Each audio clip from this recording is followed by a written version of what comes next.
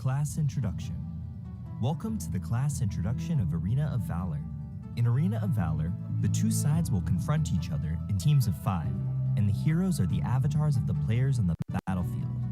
Your knowledge of your hero in class is the first step towards victory. For your convenience, heroes are divided into 6 classes in the legendary duel: Tank, Warrior, Mage, Assassin, Marksman, and Support. Due to the unique abilities of some heroes, they will have multiple classes.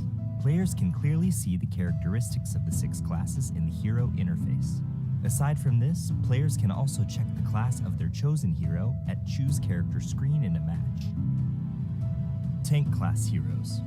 Tank class heroes fulfill the role of the meat shield of the team. If you're a fearless warrior who wishes to charge through the forefront of battle, then tank class heroes are undoubtedly the best suited for you. Disrupting the enemy's formation and drawing their fire is the core use of tank heroes.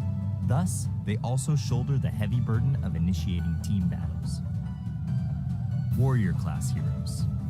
Warrior class heroes excel in close quarter melee combat, combining the ability of dealing damage and tanking.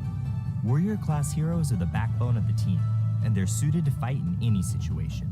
At the same time, they have multiple item sets and play styles. In a real combat situation, we will prepare item sets based on the team's composition and battle situation to balance the team's overall offensive and defensive capabilities. Mage class heroes. Mage class heroes are the core of the team's offensive capabilities, dishing out large damage via magic. Using their spells and abilities to obliterate everything in their way is what all mages desire. Normally, mage heroes all have powerful magic damage capabilities and a certain amount of control abilities to ensure that they can quickly defeat enemies with very high armor. But due to their poor survivability, they can be vulnerable targets for the enemy's attack. Assassin class heroes. Assassin class heroes are the masters of burst damage. Thus, they are quite difficult to use.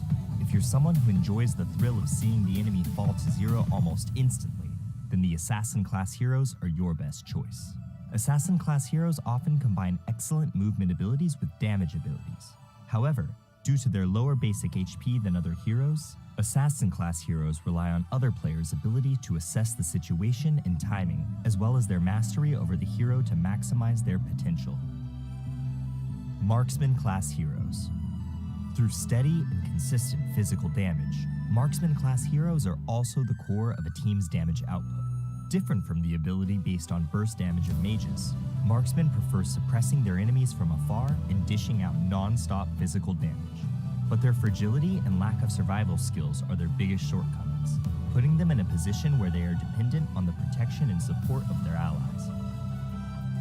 Support class heroes. Support class heroes value functionality. Normally, they are unable to deal substantial damage or have noticeable defensive abilities, but they have the important mission of protecting their allies, supporting their attacks, and guiding the initiations of team fights. Support players can also be the MVP. According to the different styles of the team, some teams require a tanker support hero who can share the burden of the tank with higher offensive capabilities, whilst other teams require a functionality-based support hero who can protect teammates in dire situations and provide buffs to control and enhance magical damage. Your choice is closely tied to the team's needs in real combat. A team will need to choose 5 out of the 6 classes above to form. Utilizing different combinations of heroes can bring forth different chemical reactions for the team, and the right mix of combinations will allow you to demonstrate your advantages. This concludes the class introduction for Arena of Valor. Good luck on the battlefield, and we will see you next time. Welcome to our video introducing the ping system in Arena of Valor.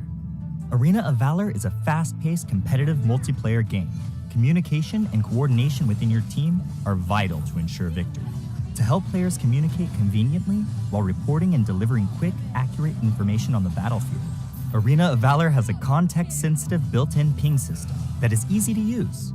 The ping button prompt is placed on the top right corner of the screen in a match. To use it, long press the ping button and point your finger to the triggerable area to send your team the corresponding ping. In addition, players can click the map button on the top right corner to expand the map and send pings by tapping the corresponding location on the map. Of course, players have the option to block ping sound effects and voiceover from other players to prevent interference during the battle. Battle alert pings. When players are on the move, they can send their estimated arrival time to teammates by tapping their location on the map. Players can request support from teammates by dragging the ping button prompt to their own hero. When the player is hidden in the grass, drag the ping button prompt to the grass to instruct teammates to hide themselves and ambush together. When a player is outside of the grass, dragging the ping button prompt towards the grass will notify teammates to be careful of an enemy ambush. Wilderness status ping. When Abyssal Dragon, Dark Slayer, or your own buff exists on the map. Players can give corresponding attack commands to their teammates by tapping the corresponding monster directly on the map or by dragging the ping button prompt to the relevant monster. If a monster has yet to respawn, dragging the ping button prompt will notify the players of the corresponding monster's respawn time. Personal status ping. Players can notify teammates their skills are ready by dragging the ping button prompt onto their hero's skills. Dragging the ping button onto a skill in cooldown will alert teammates of the cooldown timer. When a hero dies, the player can drag the ping button prompt onto the death countdown to inform their teammates how long it will take to revive. In addition, players can inform teammates that they're returning to base by dragging the ping button prompt onto the recalling button while in recall. Enemy status ping. When the enemy has disappeared from a lane, the players can send an enemy missing ping by tapping on the lane. When the enemy reappears, tapping on the lane will signify how many enemies are present. Situation alert ping. Players can prompt teammates to defend structures by tapping their defense tower on the map or by dragging the ping button to the tower. When the player is not in a mid-recall state and drags the ping button prompt to the recall button, it will remind teammates to return to base. Furthermore, players can send scores to teammates by dragging and dropping the ping button prompt onto the scoreboard. There are hundreds of different ping options in Arena of Valor. Players should use them strategically to give themselves and their team a leg up on the competition. Be aware that the ping button is only a notification. The key to victory lies in making the right informed decisions. This marks the end of our video introduction to the ping system in Arena of Valor. Tell us your favorite thing to ping in the comments. Thank you for watching. Good luck on the battlefield.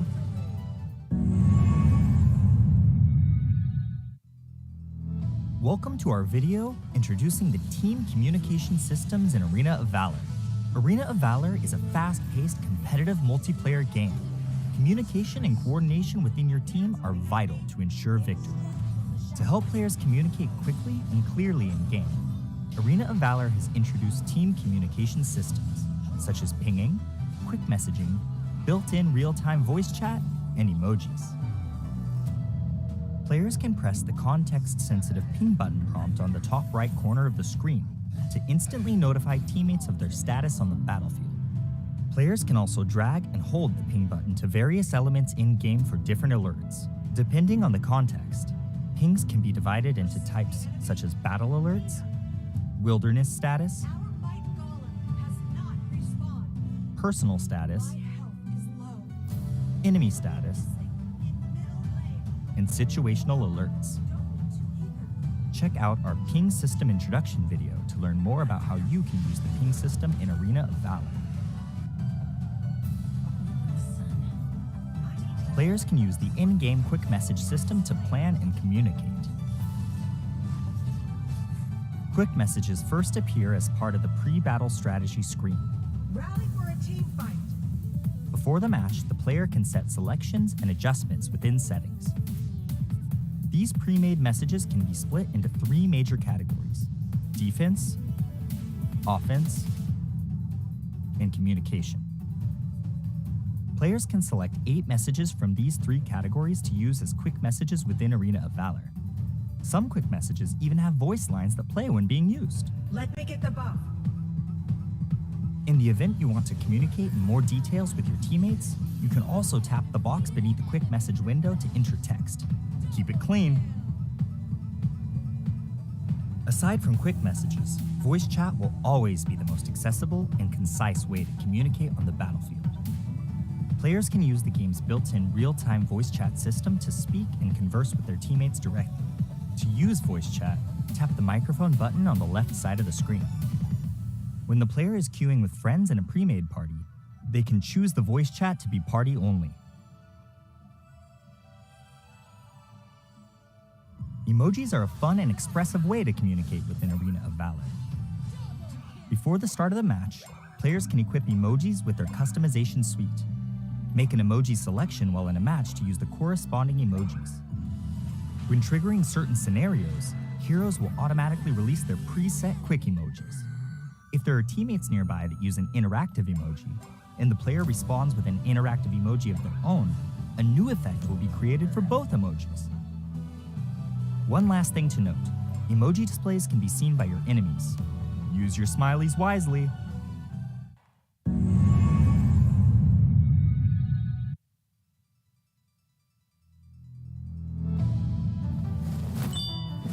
I picked Dragontail. Not the other way around. Painting genius Jan. Since his childhood, the exceptionally talented Jan has reached the pinnacle of painting as a teenager. But when inspiration dries up, causing the talented young man to fall into infinite anxiety, his master sends him on a journey to find inspiration, taking with him the Rivers and Mountains Dream Scroll and Sword of Inspiration in his path to find materials. The young man's search for a breakthrough is fraught with crisis, but this is no obstacle for the battle-savvy Yan, who will hold the brush of the Sword of Inspiration in his hand and repel the enemies that stand in his way as he paints everything in his path.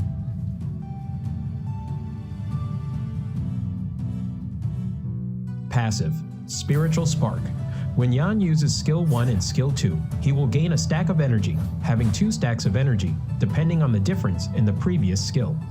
Will cause the next normal attack to gain additional boost. After using an enhanced normal attack, his attack speed will increase. Yan's skill will mark an enemy when it hits them. Dealing damage to the same target will consume the mark and trigger additional physical damage, restoring Yan's own HP in the process. Skill 1. Black Jade Sprinkle. Yan will deal damage and apply movement speed reduction to enemies in a fan shape in front of him. Passive Enhanced Normal Attack. After a short delay, deals damage to the enemy in front and knocks them away. He can move during the delay and deal additional damage to minions and wild monsters. Skill 2. Draconic Step. Yan moves forward in an arc, dealing damage to enemies along the path. Yan is untargetable while using the skill. Passive Enhanced Normal Attack. Charging towards the target enemy and dealing damage, he can use another part of Skill 2 within a short time frame. Additional Skill 2 cast has a separate cooldown calculation and does not accumulate energy. Skill 3. Hills of Dream. Yan releases his seal, entering enhanced status and dealing damage to surrounding enemies, receiving a massive physical penetration, and can use the second part of the ultimate skill. He gains super armor and reduces damage taken during the cast. Yan will enhance all of his other skills. The second part of Ultimate. Yan charges forward and deals massive damage and knocks away enemies in a massive range forward. Enhanced Skill 1. Deal 2 instances of damage to the enemy. Enhanced Skill 2. Deals even higher damage. Yan's ultimate skill buff will increase with every upgrade. When Ultimate is upgraded to level 1, the skill damage of Skill 1 and 2 increases by 50%, and the number of times the mark can be triggered also increases. When Ultimate is upgraded to level 2, Passive Enhanced Normal Attack hitting enemies will extend the enhanced status duration and can be used multiple times when under the buff from the second part of Yan's Ultimate. They aren't affected by cooldown reduction. When Ultimate is upgraded to level 3, Passive Enhanced Normal Attack will return 1 stack of energy.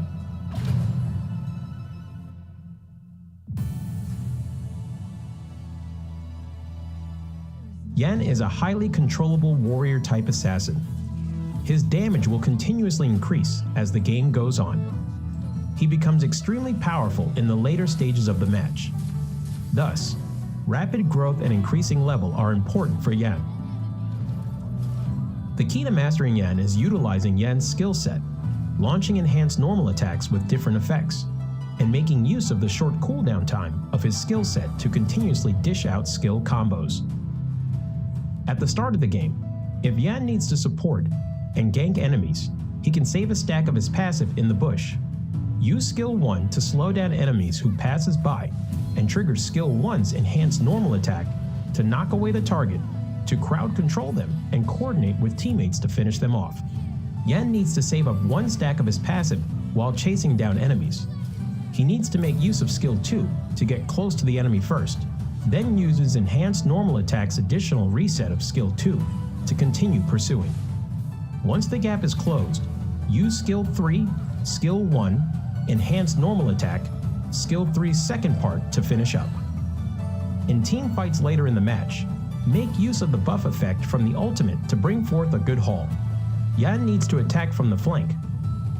Use skill 2 first to close in on the back row, followed by skill 3, normal attack, skill 1, normal attack, the second part of skill 3, skill 2, skill 1 to finish them off. When there are multiple tank type heroes in the enemy composition, due to Yan's lack of high damage before using his ultimate, he needs to watch his timing when he enters the battle. Make use of the physical penetration from the ultimate, as the bonus can deal quite substantial damage even against tank-type heroes. Due to marks being able to be triggered multiple times, while in enhanced status, coordinating with skill 2's movement and skill 1's damage, you can potentially take down tanks. Yan's passive HP Restore allows him to have decent survivability. Watch your timing on using skill 2's untargetable effect to dodge enemy damage. Yan needs to improvise in battle and requires careful observation of the situation on the battlefield to choose the right skill to cast.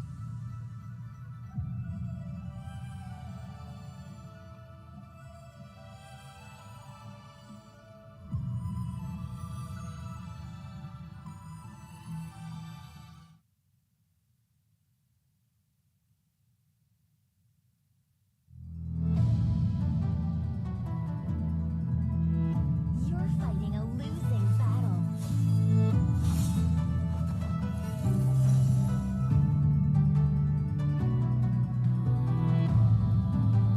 Jade Fan Beauty Yue.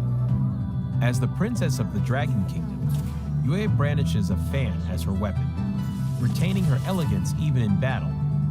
Aqua Force and Mountain Crusher allow her to easily control the whole battlefield, and Borrowed Might allows Yue to unleash endless attacks. If an enemy dares to offend Yue's grace, then they will taste the power of Rising Wind. Passive skill, Borrowed Might. Every time Yue uses Aqua Force and Mountain Crusher, she will gain a stack of Borrowed Might. When she has 2 stacks of Borrowed Might, Yue will reset the cooldown time of Aqua Force and Mountain Crusher and strengthen the next Aqua Force or Mountain Crusher. Skill 1, Aqua Force. Yue throws 2 bone fans at close range, dealing damage to enemies in their path. After strengthening, Yue will throw out 4 bone fans when using Aqua Force. Aqua Force will deal several times the damage where the bone fans converge. Skill 2, Mountain Crusher. Yue throws 2 bone fans at far range, dealing damage to enemies in their path. After strengthening, Yue will throw out 4 bone fans when using Mountain Crusher. Mountain Crusher would deal several times the damage where the bone fans converge. Skill 3, Rising Wind. Yue knocks back nearby enemies and deals damage to enemies in its path while pushing them back slightly. Yue will gain additional vision.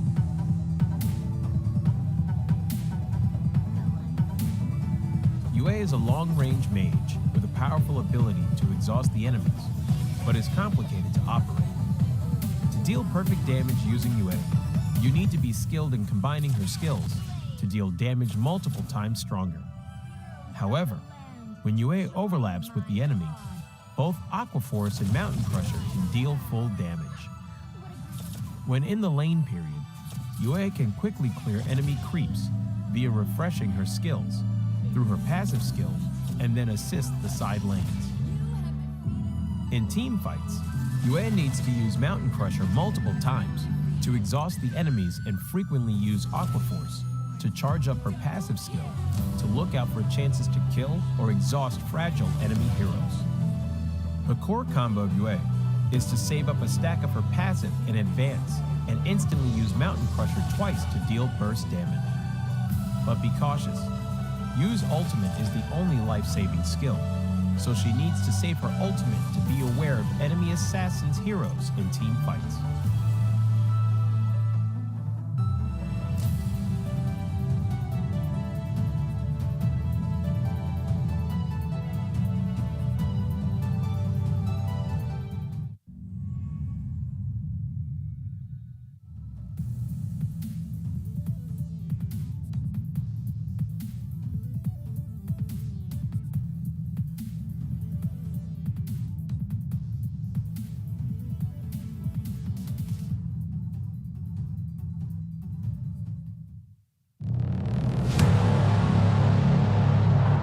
I fight for what I stand for, what I stand for. You testing me, then I go Rambo, Rambo. Hey, I taste the glory, taste the pain, I know what it takes to play. Got the kingdom on my back, I came long ways to engrave my name. Found my pride at the borderline, I will never back down till my dues are fortified. Hit him in to get a little cautious. It's part of the process. They think I'm crazy, or am I really brave? I don't let nothing faze me, there's no hold up delay.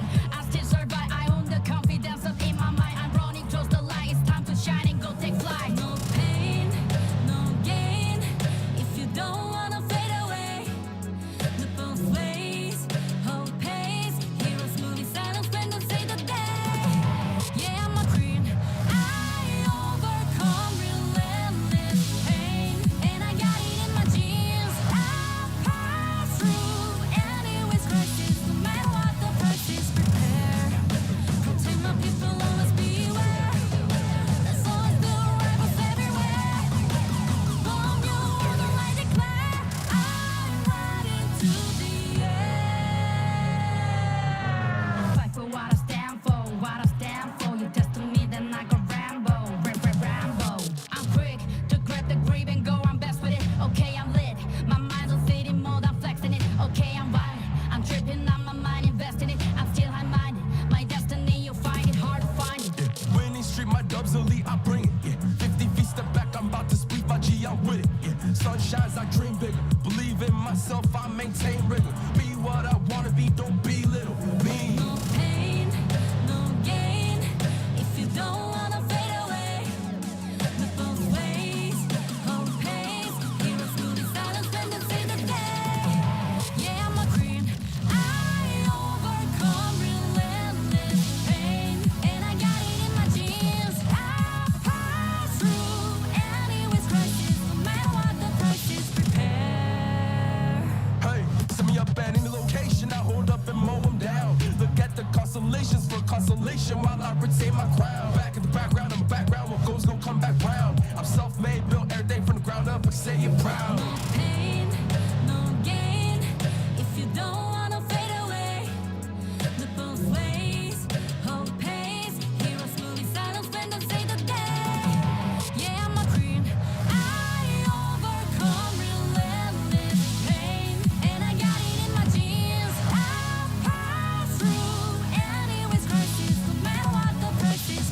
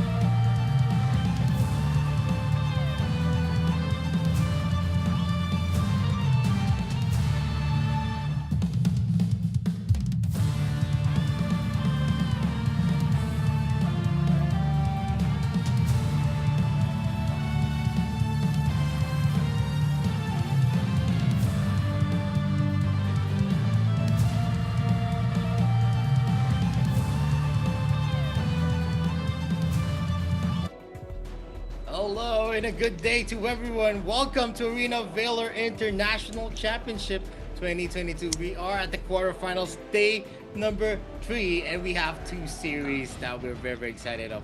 Once again, my name is Vittorio, and with me, my co-caster is Brian Giang. Yeah, Brian Gill. Yeah, Things suddenly got personal, but I think the teams are too, in a sense. For the past 2 days, we have seen dominating series 3-0, 3-1 in their respective games. But the top 4 right now that we're seeing are the following: Talon Esports, One Team, Bikertopia, V Gaming, Valencia CF, and Bacon Time. Both have managed to hold on for their dear life here in this tournament. They're not yet bidding goodbye. Only the ones of a Dope Team and Team Flash were the ones to drop out in the AIC 2022. I'm also excited, especially with the games that are gonna be happening today, especially for Talon Esports and One Team in particular. I'm looking to see whether it's gonna be a quick one or an extended series. Again, this is the schedule of AIC 2022. It's now June 25, or well, June 24, depends on where you are watching from.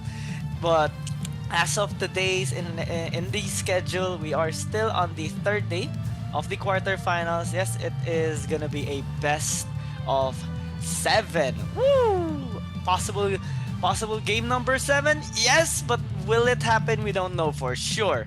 Next week, though, we are going to be having the semifinals on July 2nd and July 3rd, then the grand finals on July 10th. And definitely, I'm very excited to see if you're going to see a 4-0 sweep or maybe a dominant 5-1, probable 6, probable game 6 as well.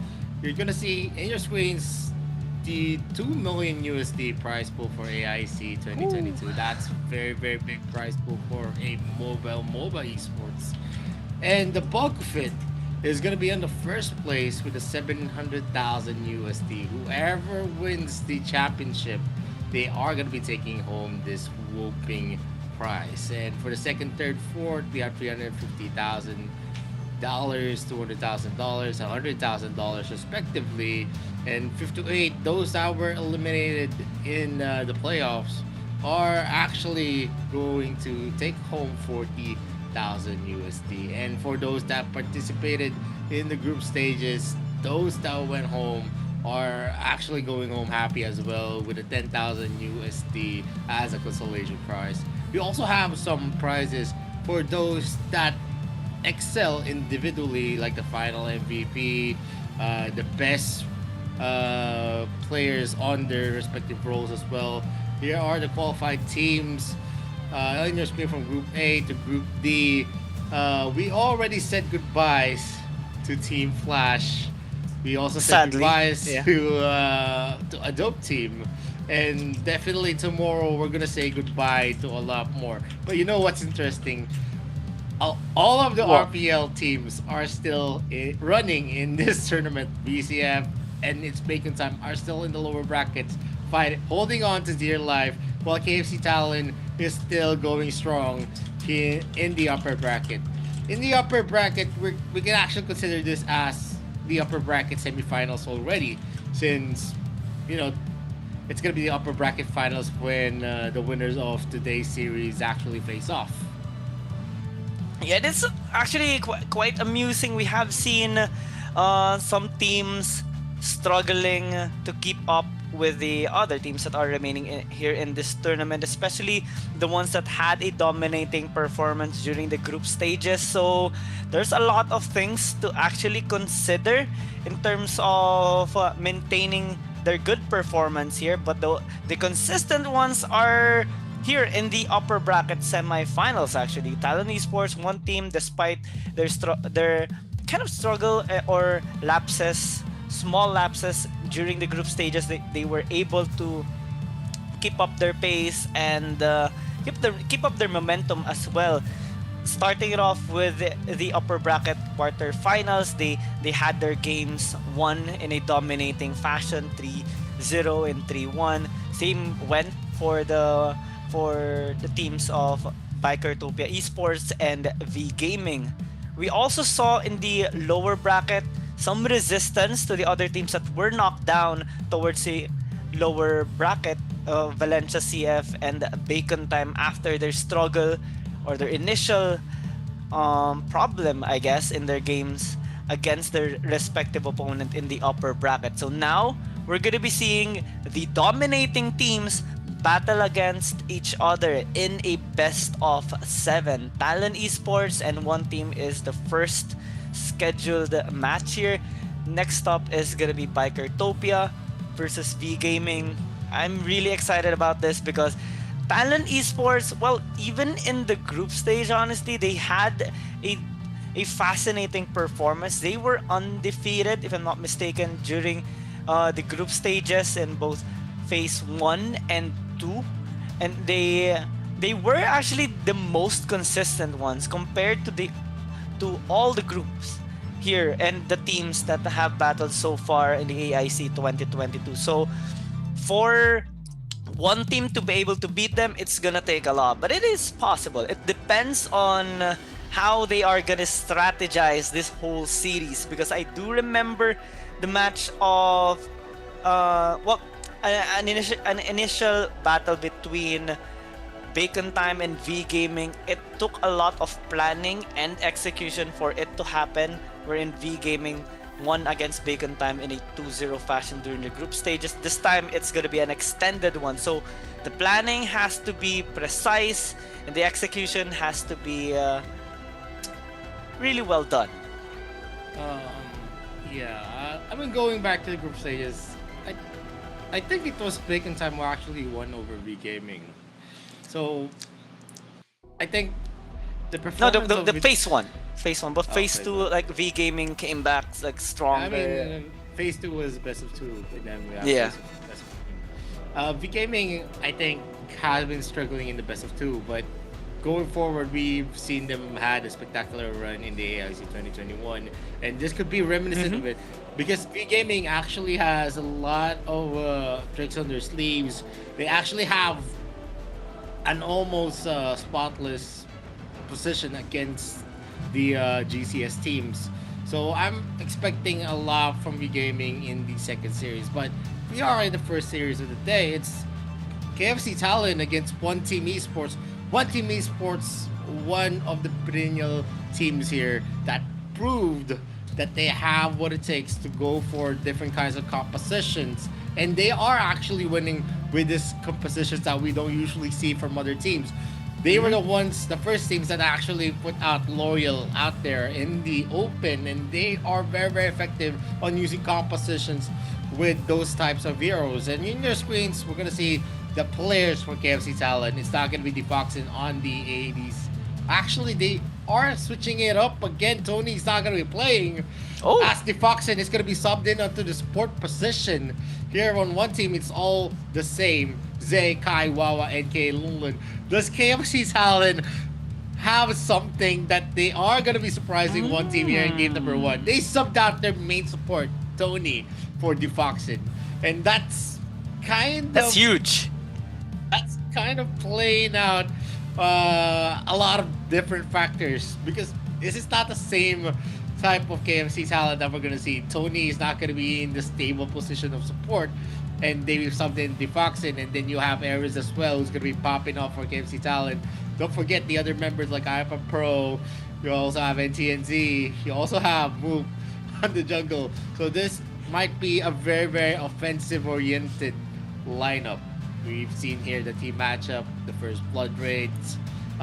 We have actually one team, whenever they get the first blood, it's actually a good thing, because one team is a team that's very, very consistent from early to late game. They don't give out free looks whenever they have the advantage. We've never seen them actually. Whenever you see the graphs, the games that they play in, the graphs always swing upward. It never swings violently into the side of their opponents. Yeah, it's like one team is the kind of team that when they get the momentum, they do not let it go.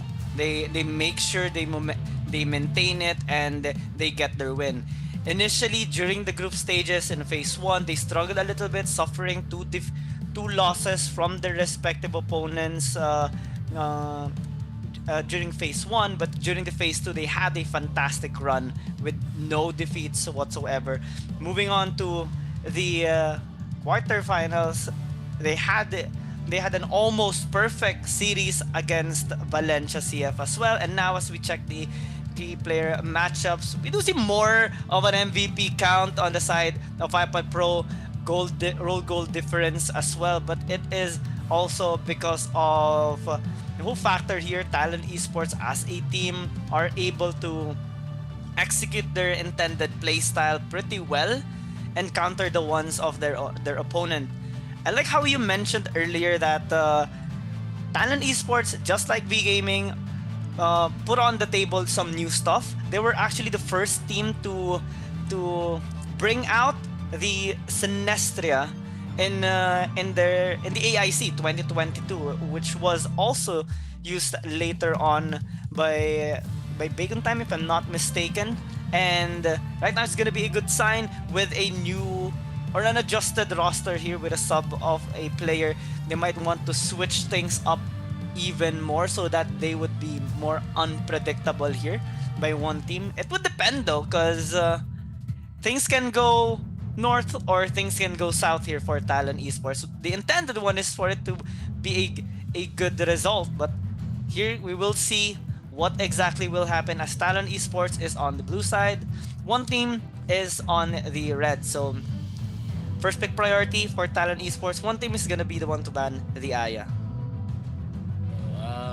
Characteristically, it's a very exciting matchup here on the mid lane. It's iPad Pro and Wawa, arguably two of the best mid laners here in AIC 2022, and them having this kind of matchup, we're actually going to see the spectrum wherein who is going to be the better mid laner. Is it going to be iPad Pro with the flashy plays, or is it going to be Wawa with a very solid footing here in the mid lane?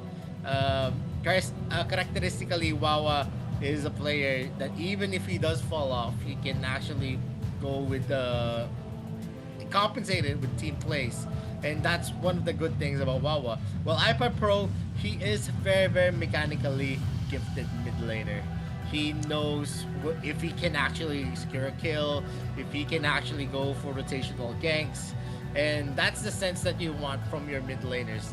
Very, very solid footing for both of them, but only one is gonna come out on top for sure, especially in this kind of matchup. We're gonna see the skills of both these players, how they're gonna be able to boost up the win rate of talent in one team.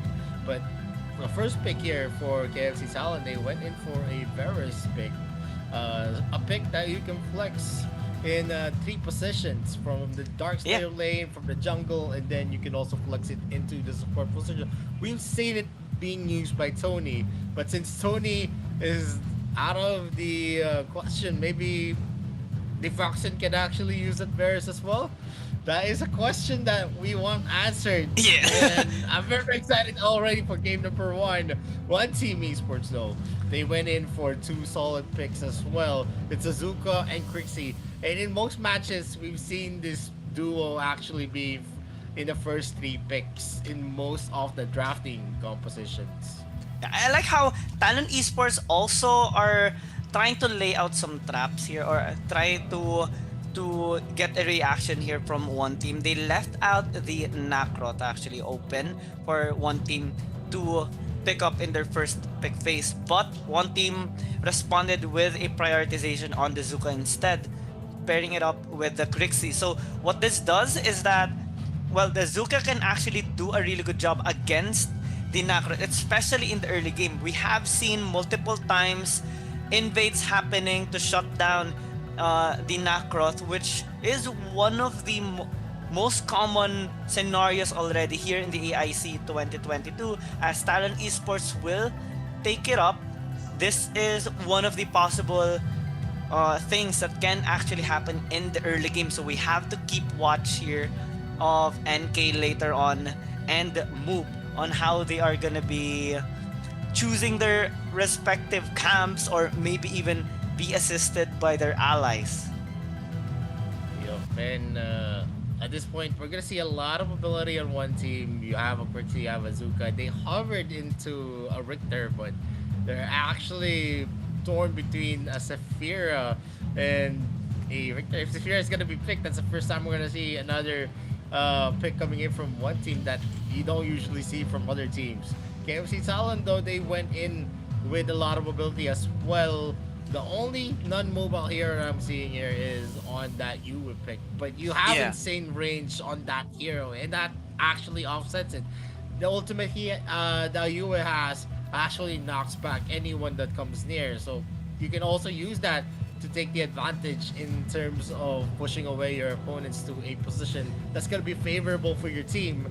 And in terms of the first three picks, I think we're going to see a lot more of the solid first three picks onto one team. They have everything on their kit, the mobility, the slows. You also have some knockups and stuns as well. And the mobility is definitely going to be insane for one team. So in terms of getting the pickups, the pickup kills that we can say, the ganking capabilities, one team is definitely going to have the advantage. But KFC Talon, if they're going to be able to zone out the members of one team, then it's going to be a different story, because the Yue is definitely a hero that's going to be menacing, especially if you are in the edge of its range. And what I like about this pick is that one team actually used this during their match against Valencia CF in their second game, and we all know how it happened. It was a really good win by one team during their match against Valencia CF. So Talon Esports are making their research as well here against their opponent, against one team. And what this provides is that, well, Talon Esports having to pick a not usual hero in the mid lane gives them a bit more assurance or options in the latter games in this series. So if Talon Esports is going to be able to get a win here, then they would have a much more solid chance in winning the next ones. One team is fully investing on high priority heroes. They're also building a lot towards the late stages of the game, with the Violet already being hovered. It has a really relatively high range and a high damage as well. So what one team is trying to say here to Talon Esports is that, okay, you might be able to catch us in some cases, but if you make a mistake, we can punish you dearly for it. With all our damage, with the Crixie, with the Violet, and with all our engage and mobility, it's easy to close the distance and make the necessary response to your objective takings. Yep, and definitely they're going to be hovering here for KFC's Talon. The Nago pick, which is kinda, I don't know, I'm torn between the effectiveness of this hero, because there's not much of a protection that you're going to be expecting from KFC Talon. Only the zone control that you're going to be expecting from the damage that the Yue is going to bring. And if Varus could actually hold down some of the heroes of one team to go in, then Laville is definitely a pick that, it's going to be a high risk factor for KFC Talon. He needs a lot of protection, a lot of items to be effective in the late game, but he is going to be a late game monster if we do reach the 20-minute mark, or if he actually gets a steamroll up as early as the early game. One team, they are still missing a support, or they're going to be using the Richter onto the support role, and they are actually going in for a over on the quick knock. Scud as well is now being over here. This might be a jungle pick. It's either going to be a Zuka or the Scud being placed into the jungle. But I think Scud is a lot more effective in the jungle, just because I think he is more of a hero that just goes for the clear whenever he is in the Dark Slayer lane, and that's already the end of the composition. In terms of mobility as well, they added Yenna to the mix, and also the Varus, but two of their backlines of KFC Talon does not have much of a mobility. There's a speed up for the Laville, but I don't know if that's gonna be enough to actually deter the gap closers of one team. They put Scud into the Darkslayer lane. They went in for a Zuka jungle, so this might be affecting one team. But in terms of a 1v1, Scud cannot be bursted that easily by the Yena. So this might have been playing into the compositions as well. So we're gonna see if KFC Talent's damage can actually out damage one team who has a very, very solid footing. They have a Violet, they have a Quixie, and a Zuka to compensate for their early to mid game. Early game is gonna be crucial here, especially for Talon Esports. We have seen many times already, especially yesterday, in Nacross being shut down quite early due to invades happening at the right place at the right time. And one team is for sure going to try that since they have put the Zuka in their jungle. So let's see how these teams are gonna be interacting with each other, as it's just the first game, but you know what they say about first game? You get your momentum from it, and it heavily impacts how you are gonna be dealing with the succeeding games you'll have in the series. It can be a fast 4-0. It can reach towards a game number 7, but let's see what's going to happen. Talon Esports on the blue side, one team onto the red, and as we see, well, a common start here for the Nacross is top side jungle. We're not gonna be seeing an invade here from one team, so this is going to be a good sign for Talon Esports. Yeah, not much as you can expect on the invading capabilities here by one team. They don't have anyone that can sustain action for them. Richter can actually parry some of the damage, but he's not gonna be able to just soak up the damage coming in from the members of KFC Talent. Remember, this is a UA that can just burst out anyone as long as the effective range is gonna be there. And they're just opening it up, going in for that Seagull take. It's gonna be a knock up here by Zay, and Kai goes in for the concussive flow, but the Foxen exchanges it up and box out his Runier. He's gonna be regenerating some of the damage being dealt here by one team. But I think that is a trade well won by one team as well, because they are going to be forcing a early recall here for Varus, and for the other members of KFC Talent, since Varus is not available to help them, they are going to be rotating back to another objective. It's a safe start, not really an aggressive start here for both teams. Just currently focusing on farming. I think they're wanting to build up their momentum towards the initial spawn of the objectives. Moop is gonna get spotted out here, but Lulun takes a bit more of the damage. One team might actually prioritize the Dragon, and Talon Esports responding with a quick take on this Slayer. So no fight for the meantime, just pure farming and sizing up each other here for both teams. They're trying to funnel in some damage into some gold into Moop. A lot more resources are going to be needed here for the Nacra to be effective. He is going to be on the preliminary builds of the Leviathan. He is going to be starting here with Ares using that double trouble, and the Foxen just getting there. Concussive shots are being used here by Kai. It's ultimate to secure that Seagull take, and additional gold is going to be falling into one team esports. They are now leading in terms of the gold. That's just 300, but that is substantial enough, because if you give a lead to one team, they're gonna make you pay. Ares is just gonna be in the back of the tower. Oh, flicker! That's a lot of damage being taken here, and Zay is gonna be safely taking away his life with that parry, not being damaged here by the turrets, and that's a good start for one team. Yeah, no hesitation whatsoever here by one team. They knew they can burst out Ares in a short amount of time, and we do see a kind of bit of a success here by one team whenever they get a first blood. 66.7% win rate whenever they get it, and it's a bit on the top 8 of all the teams that usually play here in the AIC 2022. iPod Pro might actually get caught out, forced to use the flicker just to be able to disengage, but the double trouble actually will connect. He will try to disengage successfully, but he won't be able to do so. It's a trade 1-for-1 as Moop overstepped a little bit. Is not as tanky as the other hero, so puts himself in a vulnerable spot trying to get that kill. That is something that KFC Talent actually needs. They need to get a lot more gold here. NK is going to be the jungle that is going to have a lot of time in his hands, since Moop was taken out on that trade.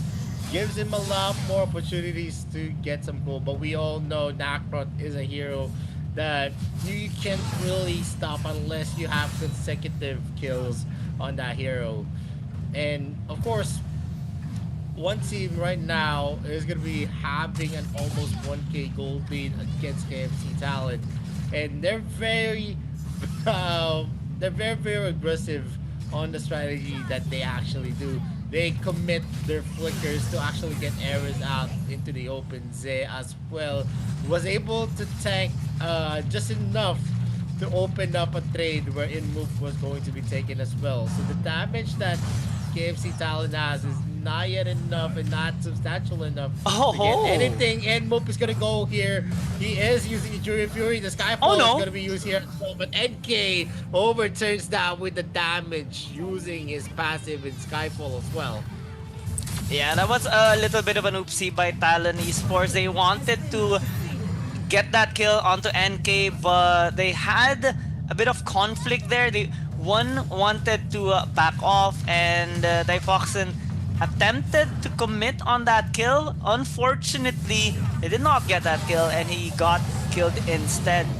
Good job though by Moop, getting an objective on the top side river to match the ones here of one team. So they're not really trailing that much behind. It's only a 1,000 gold deficit here by Talon Esports. Double trouble could have hit the third time, but it took a flicker away from Wawa. So that's one spell already mitigated. Zay is just getting some vision here on the bot side river to give safety towards Sky, as we do see one team now kind of extending their reach here across the map. We're seeing Lunlun actually overstaying or a bit overstepping here on the top side, clearing the waves here of NTNZ so that he can actually rotate faster than NTNZ. No towers yet are falling down. All the towers are relatively healthy. The most tower that actually got damaged is top side, but it's gonna survive for a bit longer here. Talon Esports and one team are just focusing on the farm. They do have a sizable amount of damage, especially in the late game, since Erez and Kai both have picked up a high scaling marksman hero here. Double trouble not gonna connect this time though, so Talon Esports are gonna back off. Yep, and Moop is just gonna be taking in some of the resources here by NK. Well, we're gonna see here Lunlun try to steal for his team as well. He is gonna be able to connect that. One team right now is gonna be equalized, almost equalized in terms of the gold that they have. And one of the biggest factors here is Zay is being pushed out in the Vision War. He's been damaged a lot in terms of the exchanges that we see. And that's going to make it difficult for one team to make a play, because if Zay is not healthy in most of the situation, they're not going to be engaging. And that's one of the key factors on the rotations of one team. Zay is one of the reasons why they always have the advantage in clashes. And if he's not gonna be ready for the clashes, they're not gonna be taking anything from KFC Talent. Now it's a 4-man rotation here. Moop is gonna be spotting out Wawa. Wawa might be in danger here, and he is not gonna be able to escape with a lot of the knockups coming in from Moop. The double trouble did not hit, but it is enough to actually deter the path for Wawa. He was not able to walk into the direction of the double trouble because he knows that it is already an easy kill for KFC Talent. Yeah. There is going to be something of a skirmish here on the mid lane, and NK almost gets taken out as well. In the bot lane, the pressure is mounting. The dragon is going to be open for the taking as well. KFC Talent starts this, and without the help of Wawa and also NK in the area, it's going to be an uncontested Holy Dragon. Yeah, I think what the Wawa wanted to do there was at least back off or sidestep away from the double trouble, but double trouble was just a bait. Moop was already able to close the distance towards Wawa, and they immediately got the kill, transition it onto a dragon. Darkslayer hasn't been taken just yet, but Moop will be able to clear it out as fast as usual. One team being on the defensive side right now. I think they're being a little bit scared, especially with the scenario here. Zay might actually be in trouble. He goes untargetable, but he will have to sacrifice Sky for it. And TNZ is not scared at all. Wawa again is dead, and NK is just too late onto the party. They will also lose this bot side tower. A while ago, one team is ahead by 1,000 gold. Now they're down 2.5k, and Talon Esports just keeps accelerating this game. They haven't picked up the Slayer just yet, but they will get the bot side here too. Yup, KFC Talent is now the one dictating the rotations. With 2 turrets down here in the bot lane, it is going to be opening up a lot of opportunities. A lot of the rotates are going to be in the top lane right now, as there's not much that they can protect in the bot lane. Most of the advantages are going one-sidedly to KFC Talon, and one of the biggest reasons here is that how big of a power spike Ares and also Ipa Pro had. They were suppressing the placements of Zay. He's not able to comfortably stay in the brushes, and if he doesn't have that comfort, he's not gonna have the knockups and crowd controls enough to actually lock down any of the members of KFC Talent. Right now, they are just being harassed. Yeah, the range of iPad Pro is, well, not as insane as an Elsu or something, but it is messing with the attempts here of one team to defend their tower in the mid lane.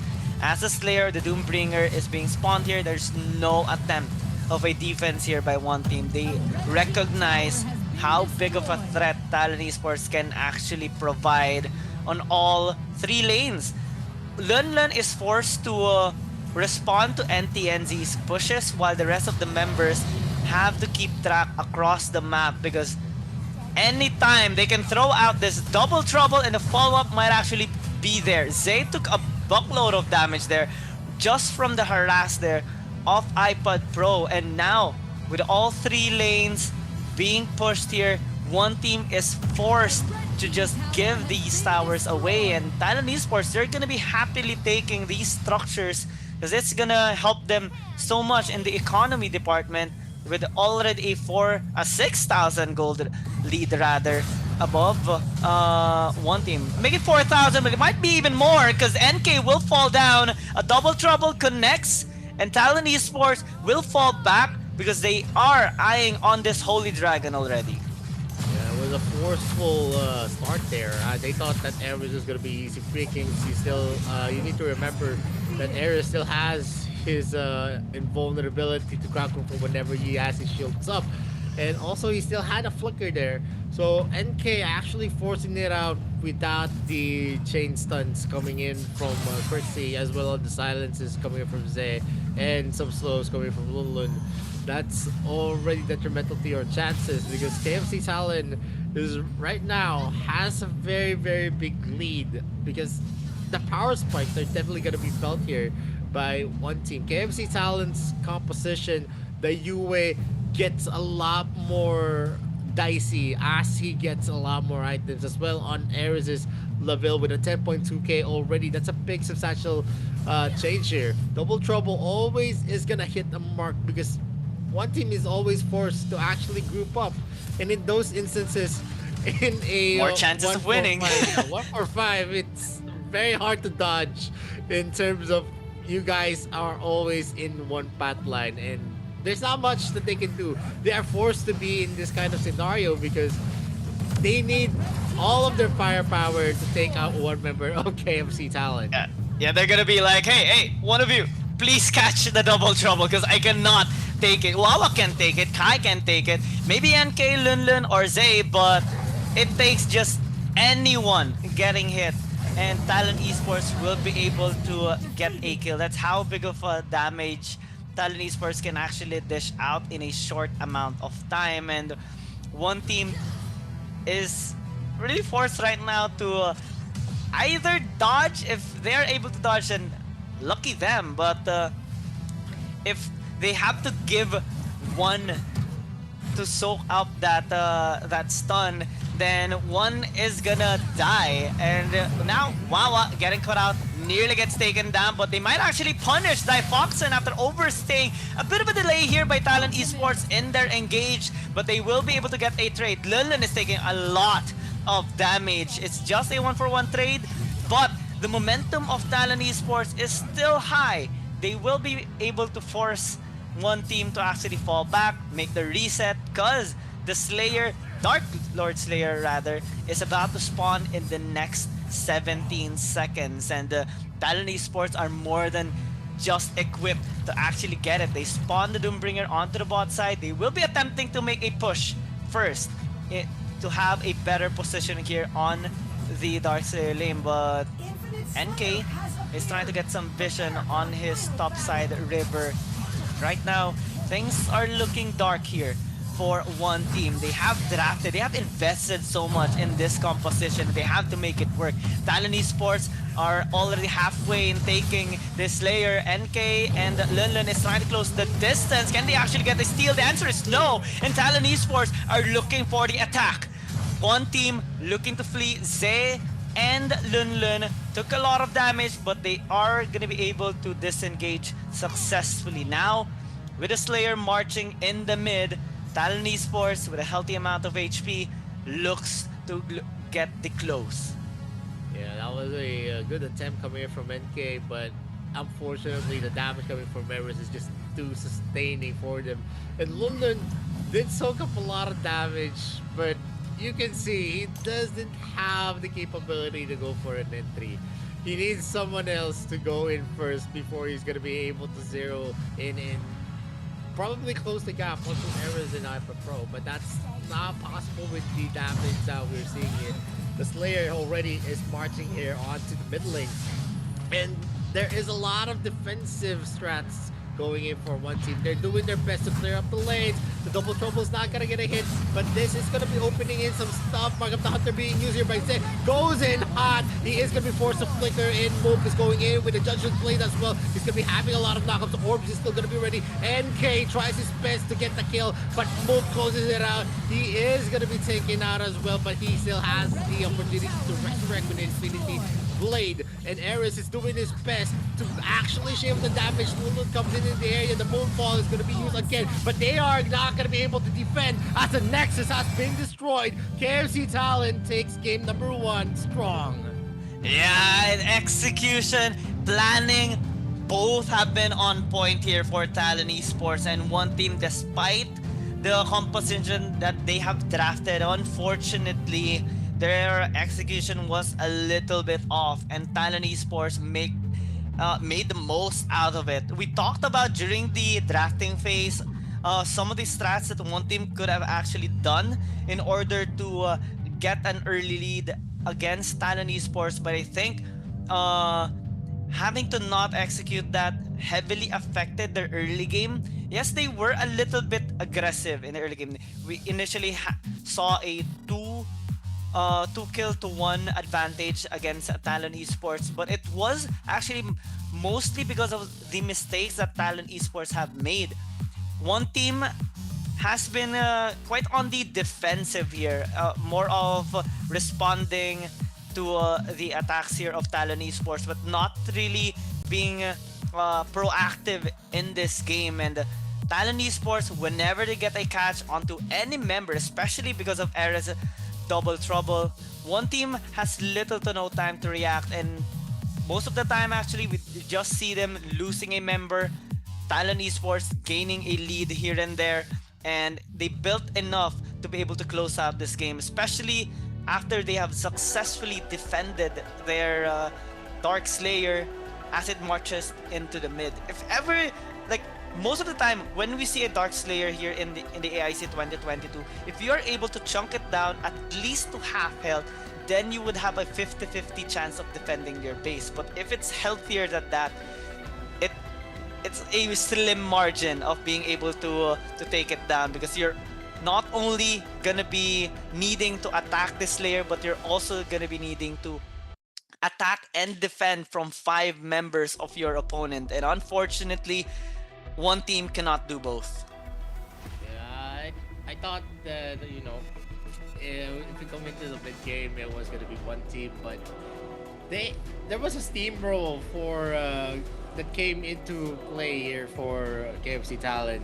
They were getting all the right looks. They were able to zone out the members of one team, and definitely i5 Pros Yue did his part. Every time there is going to be a opportunity for him to damage Lundun, who's going to be soaking up the damage, as well as Ze, he always takes it. And whenever there is going to be a possibility for a clash to start, Ze is always not ready to engage, and he is the main initiator here. They need the knockups, the slows, the silence coming in from Ze's kit. But as long as he's gonna be damaged, he's not gonna be confident enough to actually tank some of the damage, even with the parry, because the parry can actually be negated by any type of ground control. That is one of the downsides for the Richter, and it's just an amazing play wherein KFC Talon was always hitting the double trouble as well. Errors on that level was just definitely someone that can suppress you. And we always see that the double trouble actually hits Wawa, and I don't know why. It was only like 3 times where it missed the whole game. That's how. The problem here is that whenever the double trouble hits, it's not the tanks that actually take. Yeah, it was Wawa most of the time. It was Wawa, and then you're always gonna see that the double trouble, even though it did not hit, it actually prevents the the trajectory run of a lot of the heroes. They actually use it to actually zone you into a kill zone for KFC Talon, and that's what they want as well. So even if the effectivity of the double trouble does not get a hit, it doesn't really matter, because they actually zoned you into one spot, and in that one spot, that was an optimal range for the Yue to actually deal in some damage, for move to swoop as well, and then there's gonna be Defoxin with the Venom. It's just so hard with the kind of combination that we saw from KFC Talon. One team did not have any kind of protection for themselves, only the Scuds while beast charged, and that's not gonna be enough for anyone that enters, because you have immunity to crowd controls whenever the Venom gets a hit from the Varus, and then you also have the Judgment Blade that's also going to be immune to crowd control. So even if they hit the stun of the Quicksand, it's not enough, because they can't hold anyone at that moment, and the damage already being used here by KFC Talon, it was just so hard for all of the carries here for one team to survive in a minute. Probably in 5 seconds, you can see most of the members of one team are actually just going to be running instead of fighting, because they don't have the sustainability. Yes, there's a lot of help for the Scud. You also have the parry from the Richter, but all in all, it's not going to be enough for the damage composition that KFC Talon actually fielded here in game number 1. They did commit a lot, but at the same time, this is an investment that you want in a best of 7 series. Even if you commit some heroes, as long as you win it, then it is an investment well made. It doesn't matter if that's not going to be possible for game number 2, game 3, and 4. And speaking of investment, well, one team definitely has invested quite a bit more than Talon Esports, especially that Talon Esports even had the confidence of using one of the heroes that one team initially have used during their match against Valencia CF, particularly the Yui. So they would have a lot more options in the next succeeding games. Wherein for one team, they won't be able to use the following ones because of the global pick and bans. this game, if we look at the graph, well, one team, they had a bit of a lead in terms of gold. It was because of some of the kills that they were actually able to get whenever Talon Esports made a mistake. But after Talon Esports got their momentum, pretty much things skyrocketed here on the graph of the gold. And which, if we check out the damage chart as well, Erez dealt the most in this game, which is kind of uncommon actually. Most of the time, we do see the mid laners dealing a lot of damage, but Erez definitely made this level pick work, and he is going to be the MVP of this match after having an incredible amount of impact in this game. 77.8 kill participation, and almost 1/3 of the damage overall in this game was because of him. Yeah, definitely Ares one. I think he in the archer lane. I think Ares is one of the scariest that we've seen. He's an archer that even if you shut down, he's definitely gonna make some plays for himself. And he's one of the most consistent archers out there. That he's a very very aggressive archer. He always rewards himself in risky plays. Even in the 1v1 scenario, I've seen Ares allow win those kind of situations because of his aggressive mindset. It doesn't matter if his hero is someone that needs a lot of mechanical skills to actually make. And moving forward, if they're not going to be able to shut down Ares on the Archer in the Abyssal Dragon lane, I think KFC Talon has the bigger chance to move forward with how their laners are. We see a lot of the team fights for one team to be very, very calculated. But even if you do have that kind of calculation in terms of the advantages you have when you go for the decision making, sometimes mechanical plays can actually destroy any type of strategy, and that's the innate talent of the players of KFC Talent. All of them has the ability to be in an all-star, They shine very very bright when alone, and they shine a lot more brighter when they're together. And I'm very very scared here because one team needs to find the answer. How are they going to be able to win 2 lanes against KFC Talon? Because that's one of the biggest problems that they had. At game number 1, their top laner was mostly being led here by KFC Talon's Darkslayer lane.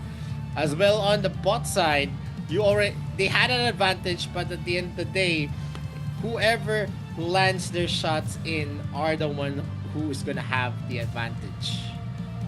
Well, I think it was just a bit of an advantage, yes, but it was primarily because of Zay as a Richter getting a lot of vision across the map, especially on the bot side, the river here for one team. But after they have lost it due to the many attempts of Talon Esports in ganking bot side, and Erez's double trouble connecting, or at least sometimes it does not connect, but it was able to actually prevent an escape route here for some of the members of one team, particularly for Wawa in one of the instances that Talon Esports ganked bot lane.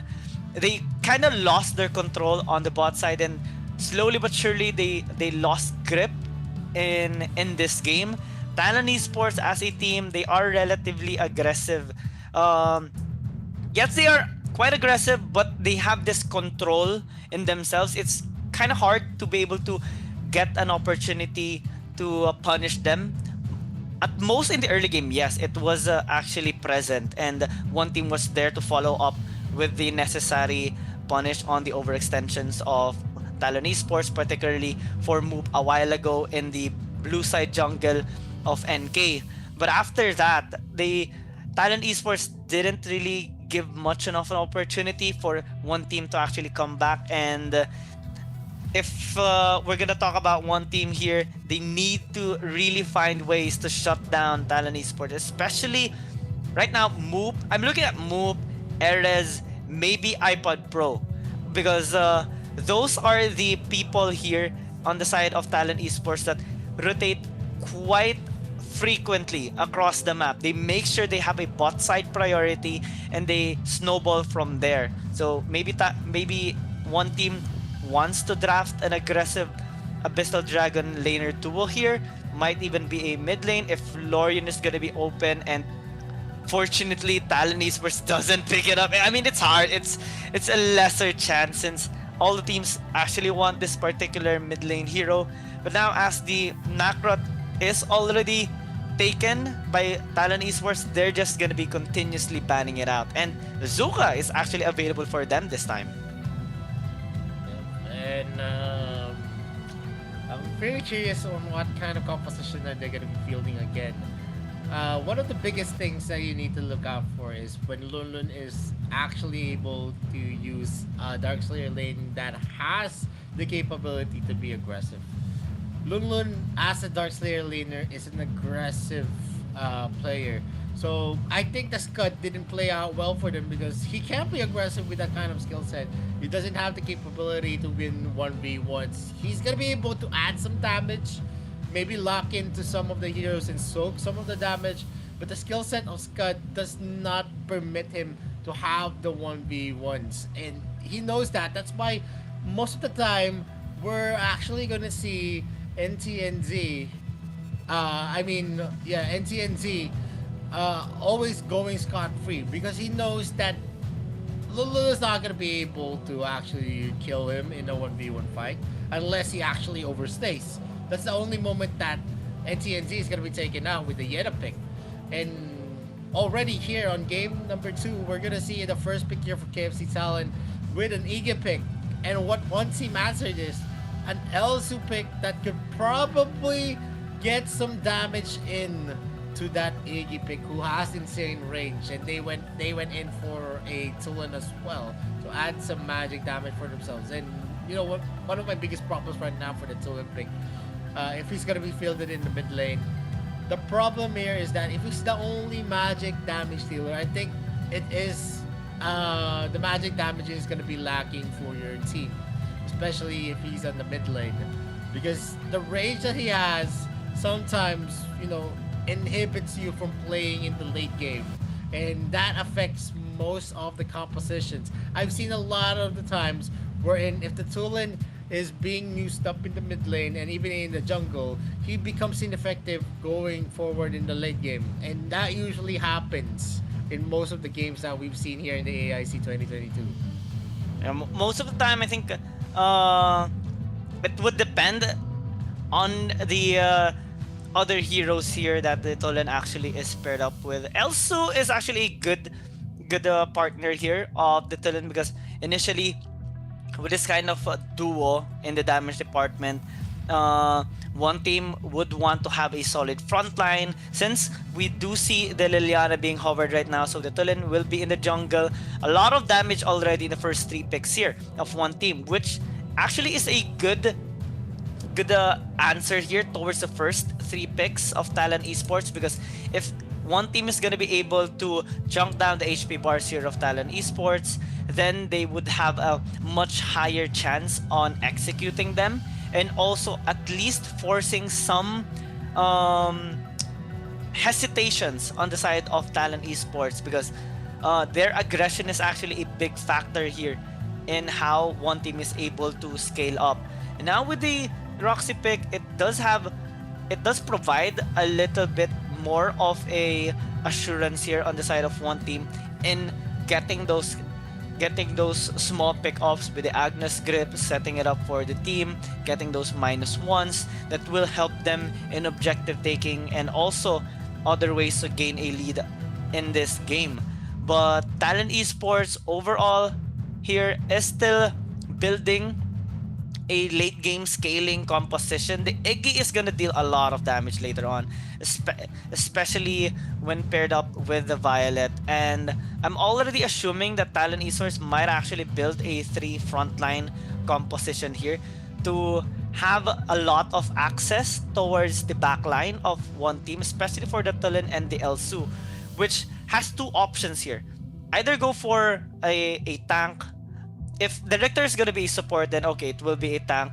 then they might add 2 more fighters, or Talon Esports can actually invest on assassins, like an Irie, or maybe if the Richter is gonna be on the Dark Slayer lane, they can pick up something like a Tachi, or maybe in the jungle they can get something like an Aoi, so that they will have a much more threat on the back line here of one team, which is relatively immobile, especially the Elsu. Yes, he does have his ultimate wherein he can create some distance from the threat, but other than that, he doesn't really have much. Right now, it's just the first 3 picks is definitely still not, it's not enough to actually give out the composition that they want to feel. Yes, you have a lot of damage on the side of KFC Talon. In terms of range, they do have something that could work against the Elsu, especially the Tulen is going to be suppressed here. Not much that you can expect from a Tulen unless he's going to be able to ambush them in the brushes. But that's also kind of difficult to execute in terms of there's a lot of vision control already on the side of KFC Talon with the Richter pick. Yes, they do have some proxy for them. We've seen Lunlun use this. We've seen Zay use it as well. But are they going to have something that could, suppress someone on the side of KFC Talon for the Agnes Grip to actually safely be used? That's one of the key things where one team needs to think about, because they need to have a secure look on whoever they're going to have. They needed something to lock down any of the heroes of KFC Talon so that the Agnes Grip will always have, an effective margin where it's gonna actually hit someone from KFC Talon. Because Proxy, I've said this a lot, is a hero that relies heavily on its ultimate. Yes, you can soak damage with the Roxy, but you don't need anyone to be a meat shield in a 5v5. If that's the only thing that you can do, then probably that's just like the Scud that we saw from game number 1. That's not gonna work anymore for one team, because KFC Talon is a team that's very, very aggressive. And you can see here, they hovered onto Izuka with a 4-second already on the clock. I think it's gonna be a lock-in. And with the damage that you're gonna be expecting from KFC Talon, just soaking up will actually backfire on you. Because for sure, you're not going to be able to last long with the kind of lineup that we're seeing here from KFC Talon. They're going to be putting the Sentinel onto the support position, and then you're going to have NTNZ use that Richter. So all in all, a lot of damage, and one team actually answered it back with a key pick, which is also going to help them actually getting a lot of zone control for their team. It's going to be difficult because if you don't have any visuals on the T-pick, you are actually going to be punished whenever you go in. And this is the thing where one team actually wants to play it out. Lunlun on that key is definitely going to be scary. He's going to be very, very aggressive, especially he has the Dragon's Bane to actually go for the stunts, as long as it's going to be pinning it up in the wall. And all in all, I think KFC Talon has the mobility in this matchup because they have the capability. All of them has gap closers. Malleus from the Foxen. You have also the jumps from the Violet. The only one that doesn't have a mobility type of skill is probably Impact Pro. He has a speed up as well though, and he can actually knock back anyone that goes near the area. But one team has a lot of gap close as well. You have the key, you have the Dragon's Claw from that Avoy pick, you have the Thunderclap for Wawa's Tulen, and you also have the speed up on that Roxy. Yeah, I actually wanted to say a while ago that KFC Talon Esports lineup actually has a lot of coverage or global presence across the map. They have the Ember's Gaze from the Iggy, they have the Angelic Splendor with the Seniel.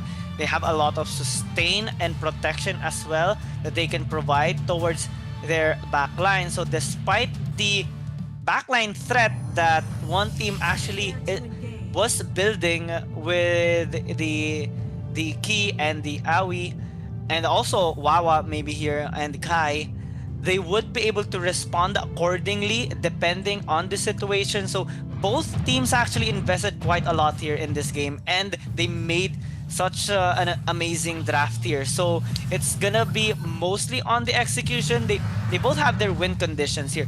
Talent Esports would want to scale up and group up in for the objective takings and for the fights. They would want to also catch out one team with numbers advantage so that they can gain a lead. But for one team, they will want to group up later on, but in a much more controlled manner, wherein they would need to poke up the members of Talon Esports first, especially iPad Pro and Erez, and then try to find a way to actually execute them through Lunlun, through NK, and through Wawa. They have Zay as well to kind of kidnap some of the members here of Talon Esports with the Agnes grip, and he does actually provide a lot of pressure as well due to his poison and his overall durability as a support tank. Yeah, and we're seeing here an advantage for Kai as they are the ones to actually have the advantage here. Wow, might be in danger. Ember's Gate is gonna be used, but the flicker is gonna be on time. Oh! And that is gonna be the Dragon Strat here by NK. Finishes off Moop in that duel here in the mid lane. They actually won that, and that's already a 400 gold lead for one team. Dragon and Slayer. Yeah, that was a bit of an outplay that Wawa and NK actually did in the mid lane. Moop got a bit confused on whether he wanted to extend fighting there in that mid side, but bot lane, Zay's actually gonna be the one to get the dragon, and Moop will get taken down. That is a huge victory that one team actually got in that bot side river. They're ahead 1k. Kai is hurting Difoxin and Erez, so Difoxin would need to go back into the base. And if you look at the gold, NK is actually ahead by 600 gold compared to Moop after suffering two deaths already here for this Zuka. So this AOE is gonna be so threatening the back laners here of Talon Esports with all those ganks that he can actually do. He can easily close the distance later on and get those executions with the Dragon's Claw. Yeah, I mean, that was an overextension from Moop yet again, and giving them that kind of advantage is definitely now the thing that you want for your team. Moop being shut down here at the 0-2 as early as the 3-minute mark says a lot on how big of an aggression you're gonna expect from one team. They are the ones on the giving end, and definitely that's gonna be affecting it. Kai is gonna be shutting down Ares yet again with the snipe, suppressing him from the lane. He's not gonna have a very spectacular time here as they're being harassed in all throughout the laning phase. Ooh, okay. Ipa Pro, well, he did not take a lot of damage there from Wawa's ultimate. But in terms of momentum, one team is actually building up quite a lot, but I'm kind of confused why they aren't trying to shut down bot side just yet. I think one team is wanting to clear out their camps and waves first and scale up a little bit more, but again, Talon Esports is going to be very, very scary as the game progresses because they're going to be a lot more tankier, they're going to be dealing a lot more damage, and not much can actually soak the damage here on the side of one team. At most, it's going to be Zay or Lunlun that can serve as a frontline, but other than that, the rest cannot actually prevent all those damage from Talon Esports. Ipa Pro getting harassed here by Wawa, while NK is actually lingering on that bot side river. Now they're pathing towards the bot lane. This is a 4-man gank, and they're gonna force out a reaction here. The Ember's Gaze is gonna be used, but Difoxin is already dead. That is how quick one team can actually obliterate someone whenever they connect that Agnes grip from Zay. Yeah, I mean, the early game advantage they have, shutting down move, definitely played it out well for the mid laner as well. Tulin is a hero that snowballs hard. If he secures a lot of the free looks, definitely he is going to be a threat here until we reach the late game. Or actually, he is going to be falling in power soon. But the dragon has not been taken here by one team, and KFC Talent is actually looking to start it here. And there is the Agnes Grip connecting here to the Foxen. Is he going to be able to live? The answer is yes. Angelic Splinter is going to be used here in the top lane. NK as well does his best. Almost gets a kill on the top lane. And KFC Talent is going to be able to secure the first dragon that they have here in the game. Perez is securing the Seagull as well. Ember's Gaze being used here in Kai to put some pressure as well. Yeah, one team is rotating quite effectively across the map here. Wawa keeps on bullying these low HP members of that Talon Esports, and now this tower might actually just fall down. First tower of the game taken out here by one team, and definitely is becoming a good sign from one team. KFC Talon Esports not really making some plays here yet. They're focusing more on just scaling up, getting some gold, and waiting till their power spikes actually happen. But these ganks are gonna keep happening, especially with Wawa dealing a lot of damage. But they have to be very careful because they can actually get punished. Zay is taking a lot of damage. The flicker was used, but Erez still was able to land that last auto attack to get that kill. So it's a nice punish here by Talon Esports. One team starting to make some mistakes. Yeah, I mean, no luck for you there, Zay. That's not going to be repetitive for you, as they're going to be taking the tower here in the bot lane. Ares is going to be hit there as well. Oh no! But Wawa goes in for the outplay, but the Foxen trades it out. He is going to be in danger. The Angelic Splendor is going to be used here on Moop, and he is going to go for the counter play as well. Lulu might be in danger here, but he is going to be tanky. The passive is going to be felt here. NK is going to be doing his best. Oh! But NTNC comes into the rescue as the cavalry arrives. They win that trade with a 2-4-2, and they get a lot of punishments on the side of one team.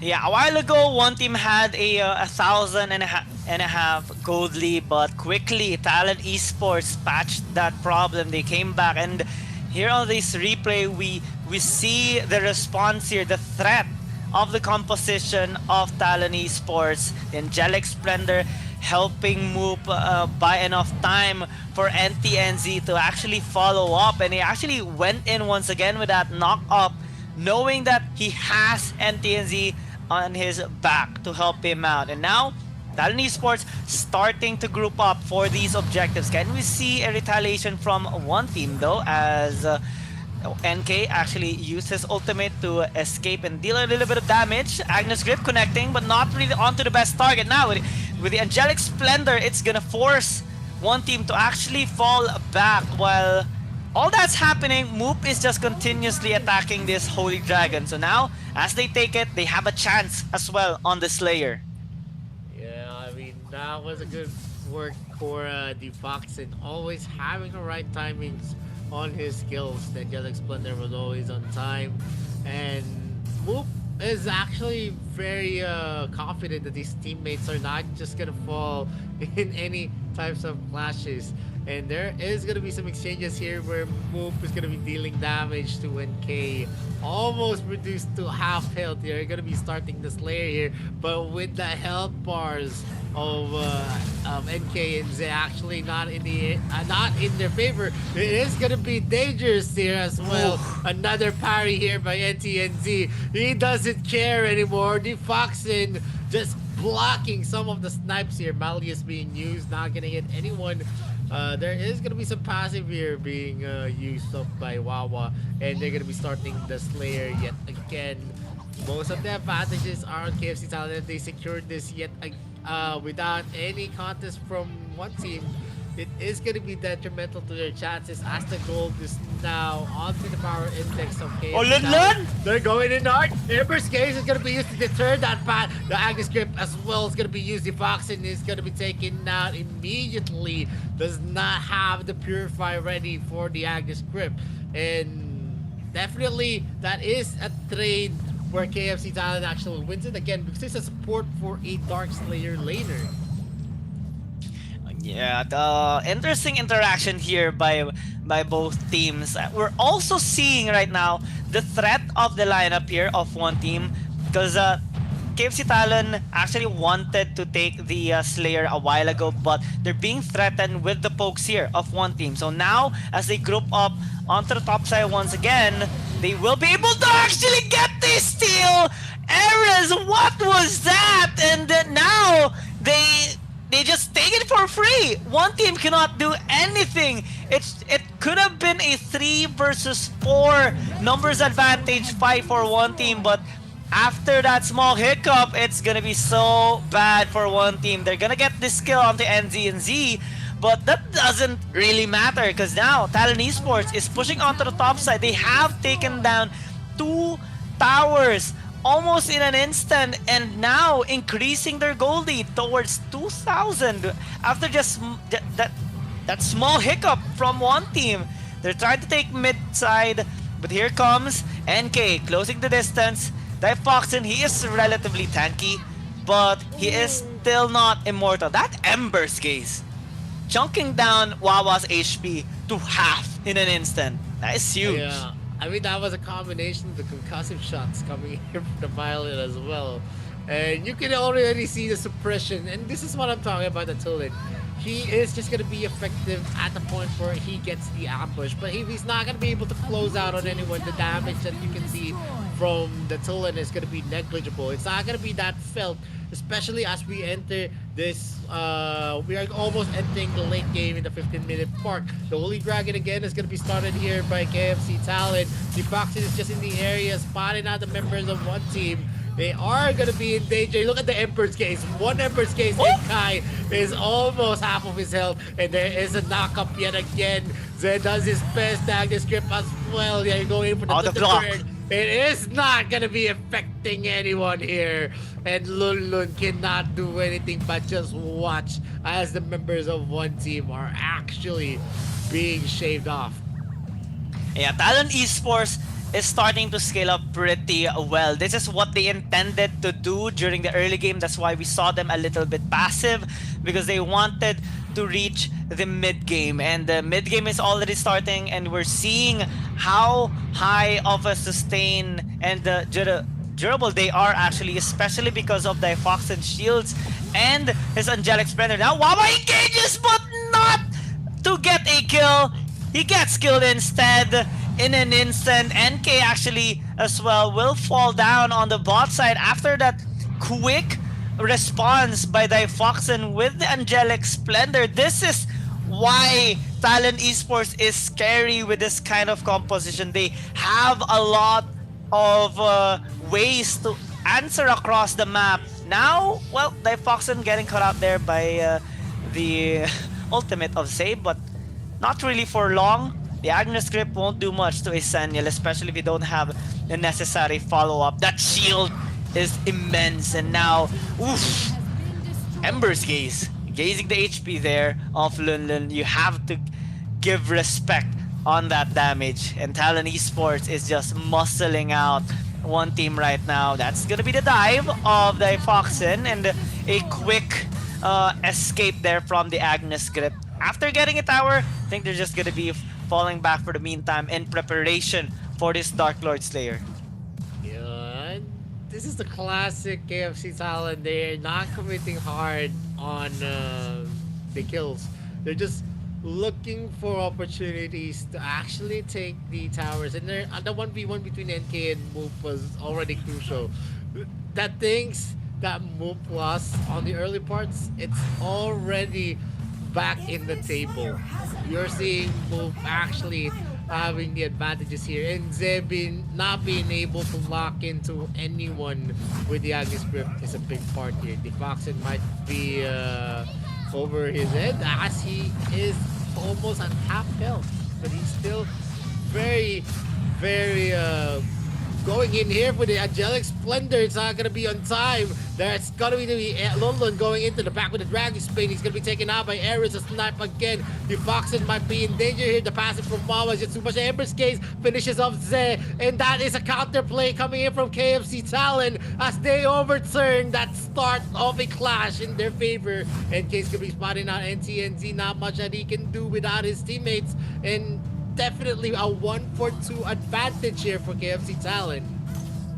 Yeah, Talon Esports now starting to build up momentum, but one team will still try to engage here with NK nearly getting that kill onto iPod Pro, but unfortunately he will die instead. And because of that scenario, Talon Esports has a free take on this Dark Lord Slayer. NK is still dead for the next 30 seconds, but we're seeing some hesitations here on the side of Talon Esports. They're just wanting to group up first, and they want to give respect to the pokes here of Kai because the snipes are hurting, especially Ares with just one snipe nearly getting the kill onto him. Now they are starting this Slayer 10 seconds before NK actually responds, but they commit onto the dive instead here onto Zay, and Zay will fall down. Wawa tries to get a tray, but NTNC soaks up a lot. Even that snipe nearly killing him. So now Lunlun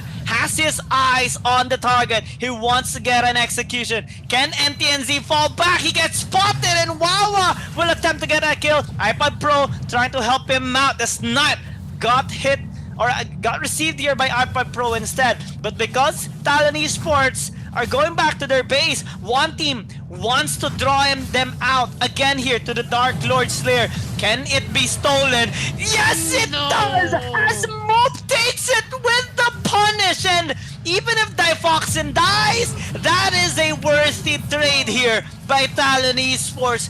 Twice in a row, Talon Esports stole that Slayer from one team.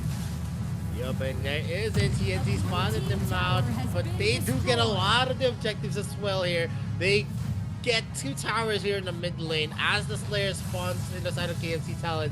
The Foxen is not yet going to be spawned, but in a 20-second mark, there's a lot of things that could happen. You can just use the Angelic Splendor as the clashes already starts, as long as it is going to be near the dead timers here. Zay is going to be spotted now. Move goes in with Dragon's Grip. Is it going to be enough? The answer is no. Dragon's Rod being used here to actually disengage iPod Pro. He's going to be caught out with a Thunderbird, but he is not going to be taken down easily. That was a good attempt coming in from Wawa. And most of the members of one team are now low in health, except for Wawa there. And with the Foxen actually adding to the mix, this might be the best chance that KFC Talon can do to get back into the game yet again, as one team zeroes in the lead of KFC Talon. They are now equal in terms of gold. Yeah, but I think the gold is starting to be irrelevant right now, since the game is already reaching towards latest parts of it. We're already 19 minutes into the game. Dark Lord Slayer has been there for like a minute and a half already. He just wanted to go to the base here of one team, but now we already talked about win conditions here earlier, even in the previous match, since the Dark Lord Slayer's already chunked down below half health. It is having a lesser chance of reaching the base already, since one team will just be able to easily kill it, and they do buy enough time right now to stall things out. A second chance on the Dark Lord Slayer once again after a few minutes. But if we check out how one team actually patched that problem earlier, they went really aggressive against Talon Esports. Despite losing the objective, they tried to force some team fights here on the top side and the mid as well. They can easily rotate across the map. They have the mobility to do so, but what they need to be very careful with is the follow-up from Talon Esports, especially from Difoxin on his Angelic Splendor. He can easily help out his teammates and provide a lot of defenses. And one team right now is trying to draw them out. They're trying to split them with a push by Lunlun on the bot side, but Talon Esports responding once again. They have to be really careful from that Ember's Gaze that iPod Pro can just easily throw at them, especially because of its damage. And now one team just gonna be eyeing on some folks here. Big responsibility here for Kai and Wawa. They're the initial burst members here of one team that will enable the follow-up of NK and Lunlun. And right now, they are just going to actually check each other at this moment. They're not giving it out. Wawa might be caught out here. He's going to be hit with the fire in the hole. The slow is there, but the damage is definitely not going to be targeted on him as he hides himself in the brush. There is going to be Zay spotting out the members here by KFC Talon, and as the game progresses, it's actually getting harder for them. Zay is going to be starting it up, and TNT is going to be maybe the casualty, and you see here Wawa use that orb. Wawa's He is going to dead! be taken there, and that is an exchange. The orb, the cell of that orb is not going to be fast enough for the Blade of Eternity, for the resurrection to pop off. And definitely KFC Talon now has the advantage there. Lunlun is in the area just gonna get watching it. each other. I'm pro to be the Emperor's Gaze. He is gonna be taken out here by NK at the moment, but Ares traces it out. Lunlun's gonna be taken out as well. NK is doing his best, but I'm Whoa. still has that resurrection ready, and definitely they are the ones who are going to have the last laugh as they get the Dark Lord Slayer with a lot of kills onto their pockets. Yeah, that was a beautiful execution by Talon Esports. There was an attempt by NK on the backside. He had the access already onto iPod Pro, but iPod Pro quickly disengages and even pops out that orb so that he can buy enough time for his allies to actually protect him. He switched onto Ares, but Ares flickers away from the Dark Lord Slayer camp, and that distance already allowed Talon Esports to close this team fight. They're attempting to end this game. Angelic Splendor for the shield. No one is unhealthy here on the side of Talon Esports because of that protection, but they need to be still very careful. They're eyeing on locking onto the core. They will attempt to end this game, and ending the game they will. 2-0 victory now for Talon Esports. Yeah, look at that victory shot coming in from KFC Talon. They closed the first part of the Best of 7 series with a 2-0. And my, I'm pretty sure one team is feeling the pressure to perform better in game number 3. Because if they lose game number 3, it's match point already. Yeah, it's match point. And KFC Talon is not going to be forgiving enough to give them a leeway to get back into the series with 4 consecutive wins. KFC Talon taking the victory here in game number 2 is going to be a big statement. If ever they close it out with a 4-0, we can already see a path for KFC Talon going into the championships. Talon Esports definitely has had a fantastic performance in this game. And coming back in a heavily deficit series is almost impossible. Even in the AIC 2021, there was no comeback from a 3-0 win. So that's how big of a pressure Talon Esports is building right now. At most, there was actually a 3-1 comeback, and it was from V Gaming and Buriram United Esports on their respective games in the grand finals, and for Buriram on their lower bracket finals against the Hong Kong Attitude. At most, it's that.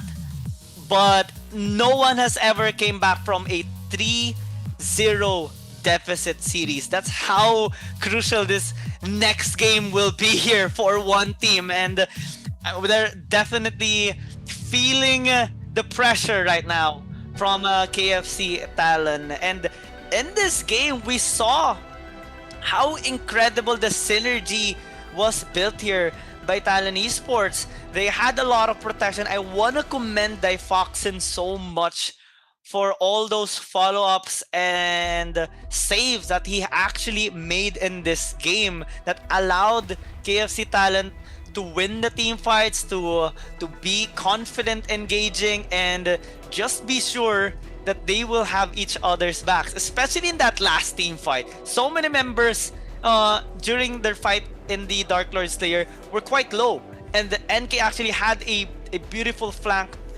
on their squishy member, which is iPod Pro, but they managed to disengage. They managed to protect one another, and they won that team fight 3-0. That's how big of a deal team fighting is for Talon Esports. I mean, it was a very, very good game for KFC Talon. They actually went in for the deficit in the early game. They had moved shut down at 0-2, and usually in those scenarios, you're gonna see the opposing team actually having the better looks, the better rotations, the better strategy, because you already shut down the jungler. You are actually dictating the game. It was a 0-3 at the early onset where one team had the advantage, but KFC Talon was able to overcome that, and in the mid game you were already feeling the heat coming in from their damage. Not much that we could expect, and it actually went through for one team. The late game wasn't the most favorable part because Wawa cannot just enter. Whenever he tried to enter in the latter part of the game, he was punished for it. If he couldn't burst down the hero in the opening 3 seconds, it was already a done deal. Wawa was going to be taken out. Yes, you have some snipes from Kai connecting a lot to a lot of the members of KFC Talon, but as long as he's not going to be in the ground, actually tussling it out in the mud, rolling down in the mud with the other members of KFC Talon, he's not going to be able to get a free kill for himself, because even if the snipes disconnect, you have walls in the front like the Foxin. You also have NTNZ who keeps on firing the Thunderbird and also the snipes as well. And that was a big part there. Them having someone to zone out the members like Wawa, like the Elsu. It was very, very crucial for KFC Talon. They always divided the work here. NK, Wawa, and also London was in the thick of it.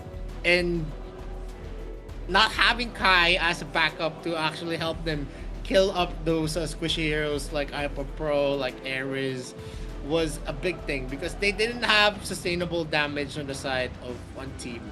The divide and conquer strategy that we saw in the clashes was, the crowning moment for KFC Talon, because of that kind of strategy that they made in the clashes. It made it hard for one team to win.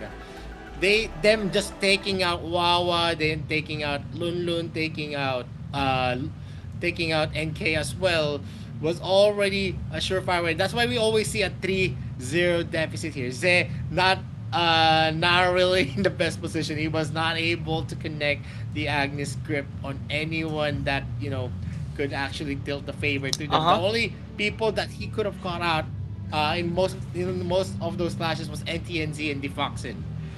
And that's basically it. He was shut down on that Roxy. If the Roxy cannot connect his Agnes grip on anyone that is going to be affecting the clashes, then that's basically it. The Roxy is going to be rendered useless. That's why I said that they needed someone to lock in.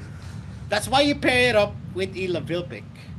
And Laville definitely isn't picked here for one team, and we saw most of the time Zay using the Agnes grip onto Difoxin instead, maybe in an attempt to prevent those assistance that Difoxin can do to his teammates. But if they couldn't get the kill, then this pick is definitely rendered useless, and we have seen it in this game. If they have picked up a different support that has a lot of crowd control, maybe a Lumbar, maybe a Baldum, it would have been a different story. But in this game, things are looking really close and threatening for one team. If they're not gonna be winning the next game, then they will have to do what is really improbable in the AIC, which is coming back on a 3-0 deficit. And the MVP is gonna be Eras. He was relatively safe in the early game and he dealt a lot of damage as well in the team fight. In the last clash that we saw in the Dark Lord Slayer team fight, we saw him being able to avoid death from NK in an interesting chase. And overall, Talon Esports, KFC Talon are a really strong team and they're looking to maybe end the series in a dominating 4-0. Let's see though if one team can come back. Yeah, definitely. And we saw on the graphs as well in the stats that it was one team being able to outpower in terms of damage the composition of KFC Talon, but stats are not always going to be there. As long as it's not going to be hitting the right targets, that damage is going to be negligible. But anyway, that concludes the first part of this series. Before we continue this best of 7 to allow the teams to rest, as we move on to game number 3, we're going to go for a short break. This is the Arena Valor International Championships 2022. My name is Vittorio. This is Kian Gaming. We'll be right back after this short break. On the confidence of in my mind, I'm running towards the light. It's time to shine and go take flight. No pain, no gain. If you don't wanna fade away, look both ways, hold pace. Heroes moving silence when they say the day. Yeah, I'm a queen. I overcome relentless pain, and I got it in my genes. I pass through anyways crisis, no matter what the price is. Prepare. Protect my people, always beware. There's always the rivals everywhere. Bomb your world and I declare I'm riding to the air. Fight for what I stand for, what I stand for. You test to me, then I go Rambo, Rambo. I'm quick to grab the grave and go. I'm best with it. Okay, I'm lit. My mind's on city mode. I'm flexing it. Okay, I'm wired. I'm tripping on my mind, investing it. I'm still high-minded. My destiny, you'll find it hard to find it. Winning streak, my dubs elite, I bring it. Yeah. 50 feet step back, I'm about to speak my G, I'm with it. Yeah. Sun shines, I dream bigger. Believe in myself, I maintain rigor. Be what I wanna be, don't be little. Me. No pain, no gain. If you don't wanna fade away, look both ways, hold pace. Heroes moving silence when they say the day. Yeah, I'm a queen. I overcome relentless pain, and I got it in my genes. I pass through anyways crisis, no matter what the price is. Prepare. Hey, send me up at any location, I hold up and mow them down. Look at the constellations for consolation while I retain my crown. Back in the background, I'm a background, what goes gon' come back round. I'm self-made, built everything from the ground up, I say it proud. No pain, no gain. If you don't wanna fade away, look both ways, hold pace. Heroes moving silence when they say the day. Yeah, I'm a queen. I overcome relentless pain, and I got it in my genes. I pass through anyways crisis, no matter what the price is.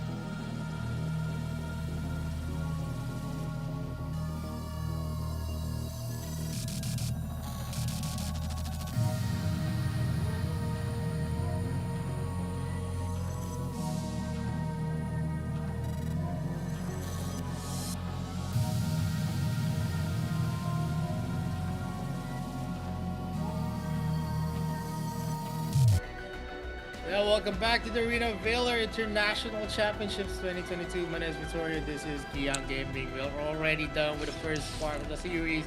It's a 2-0 in favor of KFC Talon.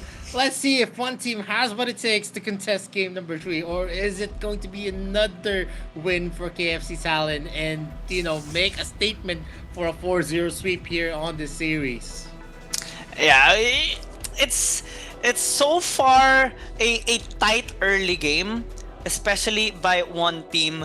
But unfortunately, they aren't really able to keep up with the momentum here of Talon Esports, especially with the aggression the controlled aggression rather that Talon Esports make during their games. In the game number 1, we saw them trailing off a little bit in terms of goal, but when Talon Esports got the momentum, they could not be stopped. Game number 2, it was actually the same. In terms of economy, we did see one team having a little bit of an upper hand, but when the members of Talon Esports were already able to get their power spikes and get their items and become fully equipped to go into team fights, one team couldn't really find a way to win it for themselves, and the small mistakes actually became a stepping ladder here or a stepping stone for Talon Esports to win the whole game.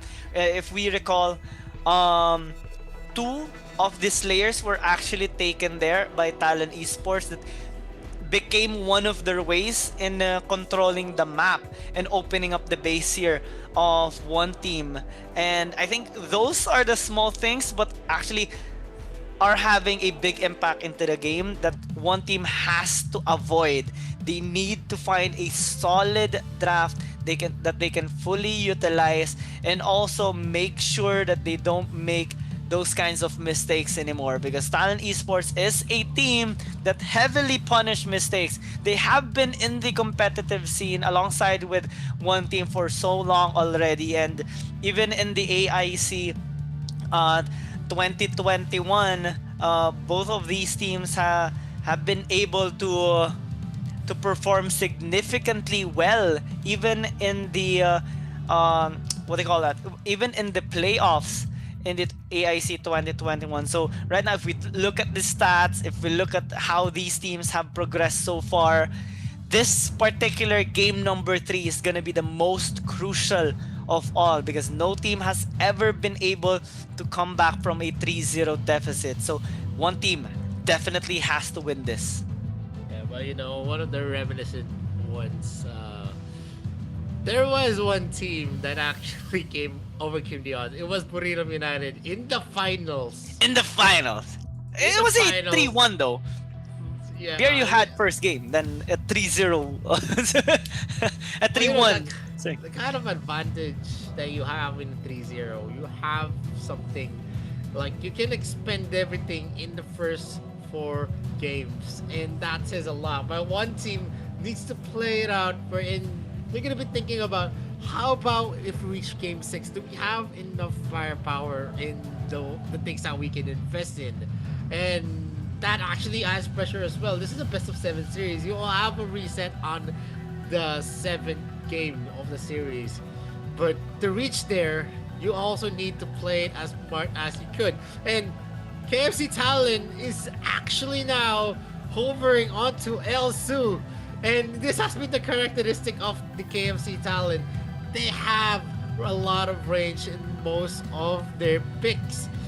At first, it was Yue. Second, it was the Violet and Iggy. Now they're adding Elsu to the mix. Ares on that Elsu is definitely going to be very, very dangerous. We've seen him land, impossible shots.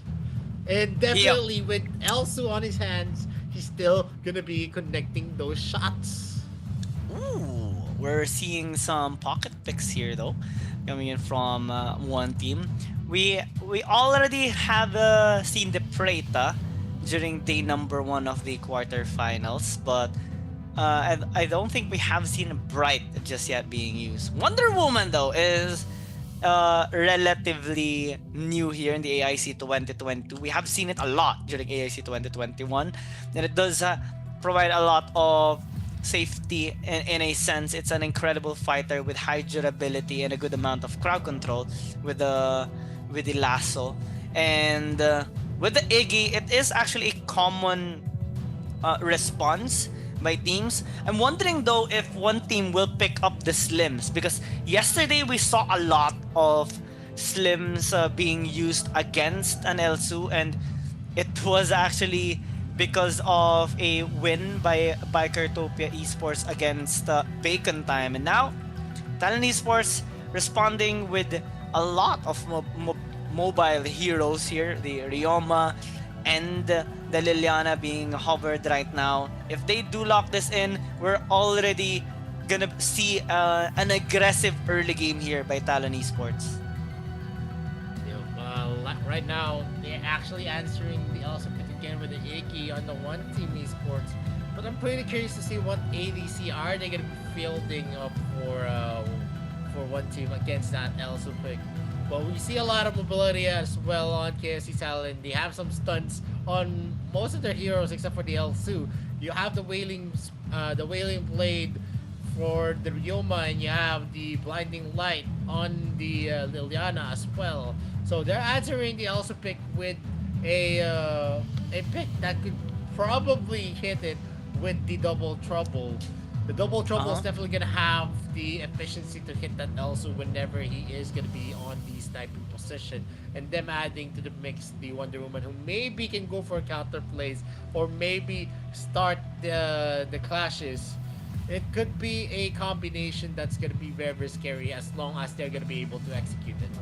Yeah, I mean, normally we see a Slim matching the Elsu, but why not use a stun that has a global range, right? So Leville definitely fits that in the category. Late game scaling is also okay or good here with the Leville pick, having a lot of synergy with a Wonder Woman, just like what you said. So one team right now, I think they are trying to remove team fighting based heroes that can actually threaten a lot with their crowd control. Mina would be a really nice ban. Since Senial has been used already, it won't be an option here for Talon Esports. They could use other heroes though, like the Lumbar or the Baldum, if ever they would want to have a lot of safety and crowd control in their lineup, which is kind of possible for a team fighting based composition. Paina is gonna be removed here. That can aid a lot of supporting abilities here for one team, given the information that the Wonder Woman can actually be not used as a support. It can be a jungler or maybe a Dark Slayer laner, which is a common thing here for the Wonder Woman in the AIC 2021. I remember us having a bit of a comment on the Wonder Woman having a lot of flexibility as a role, and it is still present in the AIC 2022. And with 4 bans now, we've seen one team actually does not want a lot of the crowd controls and AoE capabilities here. We've seen NTNT use the Mina before. The Foxen, not so much. This is the first time that we've seen him as a support, and he has been very, very effective so far. So I feel like he was able to practice a lot of the support heroes and even warriors into that position. So for now, I think one team needs to have a lot more damage on their side, and Iena is definitely a pick that could definitely help them, because in the Ryoma versus a Iena type of fight, it is always going to be the Iena, because he is going to have a lot of gap closers, a lot of silences as well, and you can count on the mini CCs that he has whenever he uses that ultimate. And well, I'm wondering how Talon Esports are gonna answer with this though, because one team is investing quite a lot on these meta picks. Same goes for Talon Esports, but with this last hover though on the Malak, we have seen it yesterday being used by V Gaming, if I'm not mistaken. Yeah, V Gaming in their second game against Team Flash in the upper bracket quarterfinals. They made it work actually with a lot of sustain and durability with this particular hero. But Thane might be the better option since it has a lot of execution, especially with his ultimate. And the overall durability, the crowd control is still present. It can disrupt the formation of one team. Let's see though, because one team is having a lot of sustain in a sense, since they do have double fighters here with the Wonder Woman and the Yena, but the Kreknak is gonna add a little bit more of a punch in their damage. So one team is building more in the damage department. They should be able to execute this in a playful manner. They have to spread across the map, try to divide Talon Esports, because it's gonna be difficult for them to charge Talon Esports head on. Yeah, definitely looking at a composition. 4 damage dealers on KFC Talon, 3 that can go in and probably deal havoc on the backline. And then you have one solid hero that can zone you out with a Thane that can soak tons of damage. This is a hero that, you know, usually punishes you if you think that you can burst him out in the opening seconds of the clash. For one team, they have the capability, but I'm not pretty sure on the sustainability. Yeah, you can probably have shields on with the bracelets of submissions coming in from that Wonder Woman, but what else do they have in a table? They don't have someone that can solidly take in the damage that you're going to be expecting from the 4 damaged lineup of KFC Talon. One team definitely has the capability in terms of the pickoffs, but in terms of the clashes, I'm pretty curious to see how they're going to be executing it, because I think they're not going to be able to last if they're the ones on the receiving end. And this is the most crucial game right now in the series. We have stated it so many times already after game number 2, and it is still present. Let's see if one team can come back in this series and put up a score in this match against Talon Esports. Early game is going to be quite crucial, since we most of the time see an aggressive start with a Wonder Woman, especially with the lasso whenever it connects. But against a Thane though, it's gonna be extra difficult due to his high durability and annoyingness overall because of that knockback. A lot of safety is gonna be provided here onto Erez, so one team needs to invest quite a lot if ever they do want to shut down the Elsu. But if you check out here on the screen, you know, first blood rate, one team most of the time gets it, as they do have 90%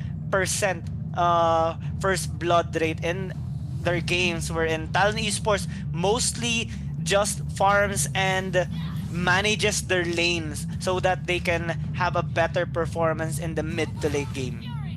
Yeah, we're seeing the suppression here done by Erez. He's gonna go for a snipe, but he is gonna be missing that up, as Kai is gonna be able to speed himself up. He still has 1 bullet on his sniper cartridge though.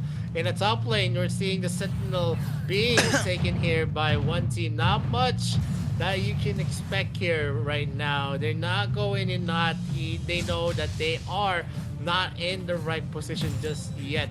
Lunlin is gonna be recalling back into the base to actually have his health and be ready for the Abyssal Dragon take, as most of the members of one team are going to be rotating here to the bot lane, while in the top lane it's already started here by Mupin and TNC. They're going fast on that clear, maybe to actually harass the members on the rotations that's gonna happen. But the Abyssal Dragon is gonna be left to the devices of one team, as Lunlin's gonna be late to the party. He is gonna miss out the creep wave here in the top lane. Ooh, double trouble connects though, and that will give a first blood here for one team. We talked about the Slims versus the Level. Definitely the Level is a better choice here. A global stun with that double trouble. with the stuns actually connecting with the Wawa in the area, he didn't have enough time to use a disengage to widen the gap. We all know him using the warp boots. He is going to be taking the brunt of the crowd control as is. No reduction with the Gilded Greaves. High risk, high reward. NK and Lulun is going to be here in the top lane. And I do agree that is a high risk, high reward. But it will pay off as the game progresses, because it is going to be harder to actually push Ares there. Defoxin wasn't in the area to help him. But if he was in the area, definitely Ares would have survived. Double Trouble is going to get a hit. And it's going to hit Defoxin here. Not much that they're going to be expecting, because without that, they're not going to be able to kill Ares if it doesn't hit Ares as the main target of the Double Trouble. Yeah, Difoxin was like, what was that? Must be my imagination. A little Skyrim reference there. With Difoxin not really getting much of that damage because he is relatively tanky. It has to be Erez or maybe iPod Pro. Maybe Moop or NTNZ, but the least you would want to target is or hit is Difoxin with a Double Trouble, because he can just sustain all or most of the damage that one team would want to provide. Lunlun is being targeted here by iPod Pro and NTNZ, but fortunately he is able to back away, and he will be able to go back to his lane before the waves actually connect. So early game pressure here by Talon Esports is not so much, as they are looking to just scale up and have a better performance in the mid to late game. So one team really needs to play this aggressively in the early game and find ways to shut down Ares even more, because earlier they were able to do it with the Double Trouble connecting, but I think they need to send out more people on the bot side. Mid though, there is a fight happening and NK is dealing a lot, forcing that orb here by Moop. Can he actually survive? The answer is yes, just for a little time before he gets taken out here by Zay. But NK manages to sweep away his life as he is able to disengage successfully. Yeah, and the surprising part here, you're seeing one team actually take the kills. But the problem here is that it's not translating in terms of the gold difference. It means that, even with the deaths happening here for KFC Talon, it doesn't really amount to much, because at the end of the day, it's about taking a lot of the resources. And TNC actually steals that blue. Yeah, that was it was like, sorry. One half, I guess. Thank you and sorry and thank you at the same time. At least I got the buff. The good thing about it though is that it wasn't stolen by the enemy team, but now they're trying to steal the life here of Zay. Can they actually do it though? Because NK is now here and Moop will fall down. Difoxin follows up on the graveyard, and Ares is all alone, forced to use the flicker just to dodge that Double Trouble. And now things are accelerating in favor of one team. This tower is gonna fall down. 25 HP to none. Yeah, I mean, that's, if you're a jungler, because It started with a blue buff steal. I mean, I'm a jungle main, and I really feel the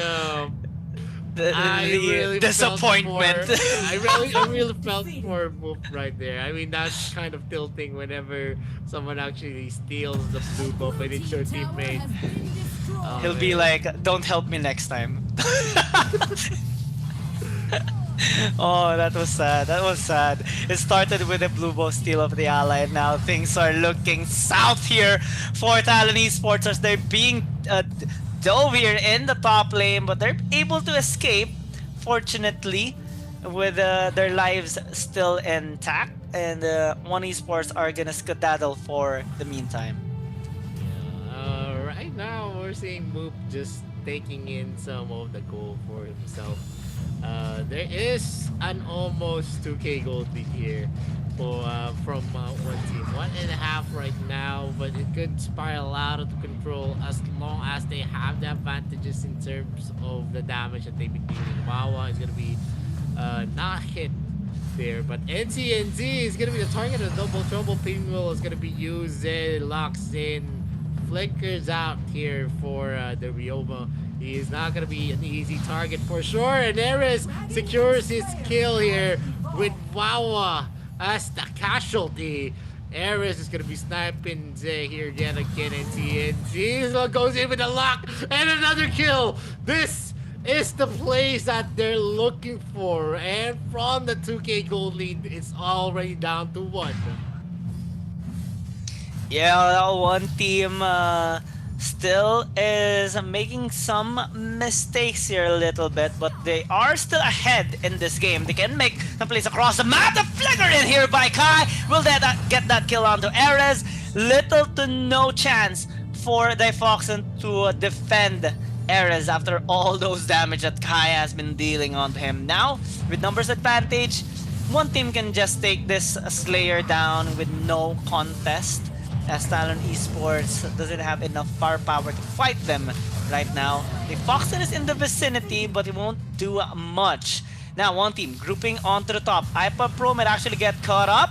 Luckily, Difoxen is there for the assistance, as one team definitely is investing quite a lot of their members on the top side, but they can also get the dragon in the bot side river. They will spawn up this Slayer and Doombringer in the top lane to get another tower, and the gold lead is actually being increased here on one team side. Now in 2K going 3,000, there's a fight in the mid, NK falls down, double trouble not connecting, but NTNZ might actually say goodbye to his allies as he falls down. Difoxen will be next, and suddenly one team with Wawa with a triple kill is just on fire right now, getting all those kills, getting all those towers, and Talon Esports cannot respond accordingly.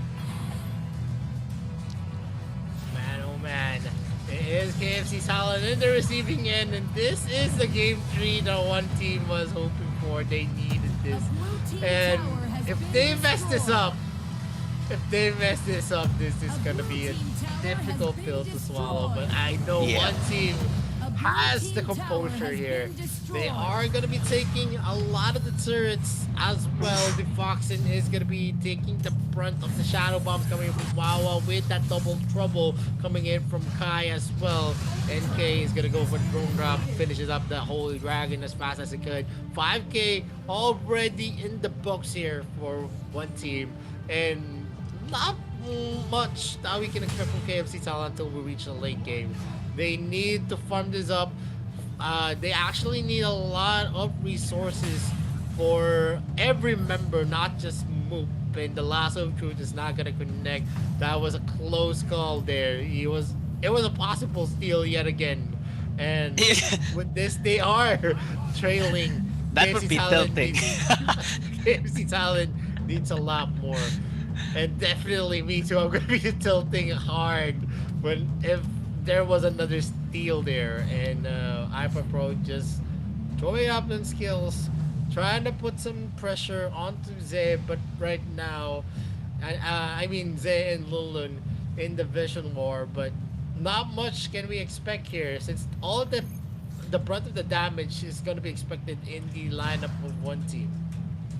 Yeah, one team definitely has the momentum right now. What we can say though is that they shouldn't let go of this lead. 4,000, 5,000 gold lead is already high, and still one team's comeback possibility is still present, and they will attempt to do so. Double Trouble will connect onto Ares, but it doesn't really bother them for the meantime. One team has one goal.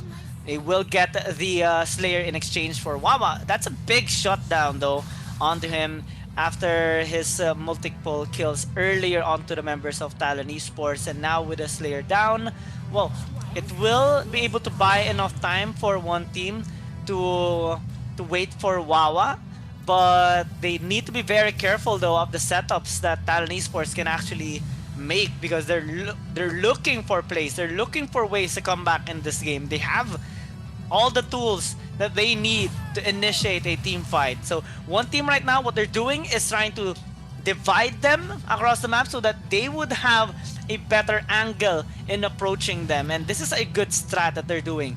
Isolated plays gives more opportunity here for NK, especially with the help of Zay and Lunlun. And they have the follow-up as well with an incredible amount of range here from Wawa's Ember's Gaze. And now they're spawning the Doombringer in the mid. Let's see how Talon Esports would respond to this.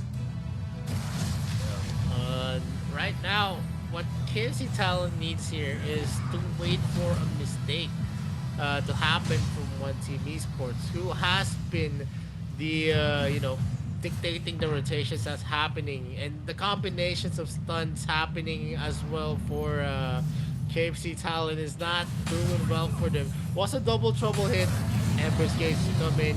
You also have the braces submission with the lasso food, and that is a serious crowd control, chains of crowd control that, even with the cleanse is not gonna help you up, because the damage is already usually being poured out here from one team. And one team can definitely set up quite well here against Talon Esports. It's gonna be up to Talon Esports on how they are gonna be approaching this, because so far in this game, well, they're trying to come back up in terms of the economy. A while ago, we were seeing 4,000 to 5,000 gold lead by one team. Now it's down to 3,000 and slowly getting mitigated here by Talon Esports. They're playing this defensively, but also control in a good amount of control. They have to wait for the Dark Lord Slayer here.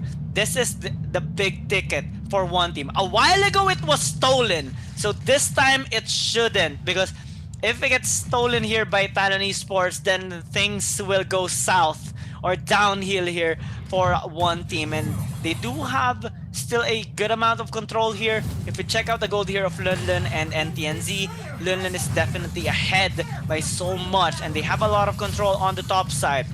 Zay is preventing them from having a good access towards this location. Double Trouble will not connect, but there might be an entry here forced out by Move. Let's see if he can actually get the steal. The Foxen is quite low. They're leaving the Slayer down to 10k HP, but the Foxen will get the steal. Oh, what is this curse that one team is experiencing right now? They just wanted the Dark Lord Slayer, man, but they could not get it for a third time in this particular series. 3 times already it has been denied. Yeah, I mean, yeah, it's gonna be a free Slayer there, but I don't know, man. It's not going hot here for one team. That's definitely for sure.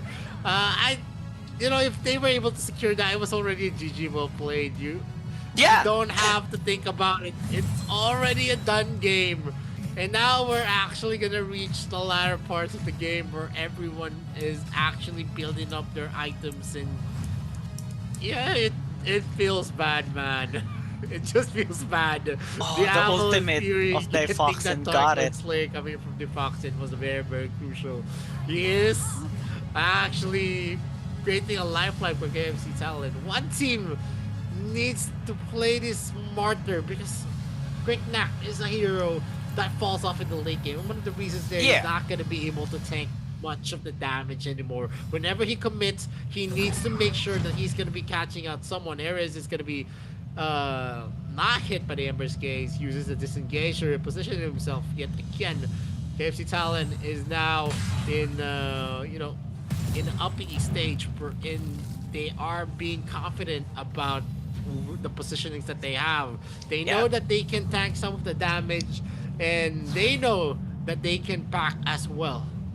Cricknack is basically similar to a Nakroth, but he looks more like a cockroach, and he is as squishy as a cockroach. He can deal a lot of damage, especially to isolated members, but if one team won't be able to land those double troubles, and Talon Esports are just gonna be able to scale up and stall this game out for them, then the chances of one team in winning this third game is just gonna keep getting slimmer and slimmer. Take note that one team already has destroyed 7 turrets of Talon Esports, and Talon Esports hasn't even gotten one. So if we look at the gold, it reflects how good Talon Esports are actually keeping up in the economy department despite not getting any towers. If they are gonna be able to get a chance with just one team fight win, they will get everything in their favor. That is how difficult it is right now for one team right now. One mistake, one crucial mistake is gonna lead to their demise. And Talon Esports is just patiently waiting for that. They're gonna get their first tower after 18 and a half minutes. And we're already seeing the gold difference here down to just 500, maybe 1,000. Let's say it's 1,000. But at this point, it's negligible. And the NZ is going to be caught out here. It's going to be a slow as well. Rock Shield has been popped off. Zay is not in the air. Lasso group is going to be used as well. NK tries his best. He's going to be sniped here. iPod Pro goes in for the unpredictable Fox form. And not much that you are going to be expecting now since Wawa and NK are damaged. They are in danger as Moop is in the area on the top lane, but it was not...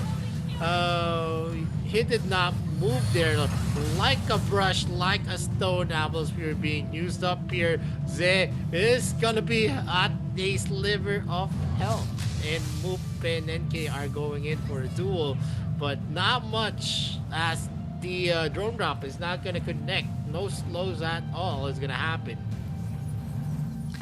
This is becoming like a game of chess here for one team and Talon Esports. They're trying to put a check against each other, trying to force out a mistake and see the reaction of their enemy team. NK is split pushing onto the top side, trying to find a way to get an isolated kill. Moop might actually be the target, but NK is recalling. They're eyeing onto a possible steal on this Dark Lord Slayer. It's gonna be tough since Talon Esports has a lot of zone control, and one vision onto the correct knock is gonna be detrimental for them. A lot of pressure being built up right now by Talon Esports after they have finally taken out a second tower into the game. Top lane is gonna be next. iPod Pro is leading the pack, while Erez is just continuously staying on stealth mode while he lands or attempts to land those snipes onto the members of one team. So this is a pretty good formation that Talon Esports is making right now on this top side, the river, in attempt to have a good positioning here on this Dark Lord Slayer.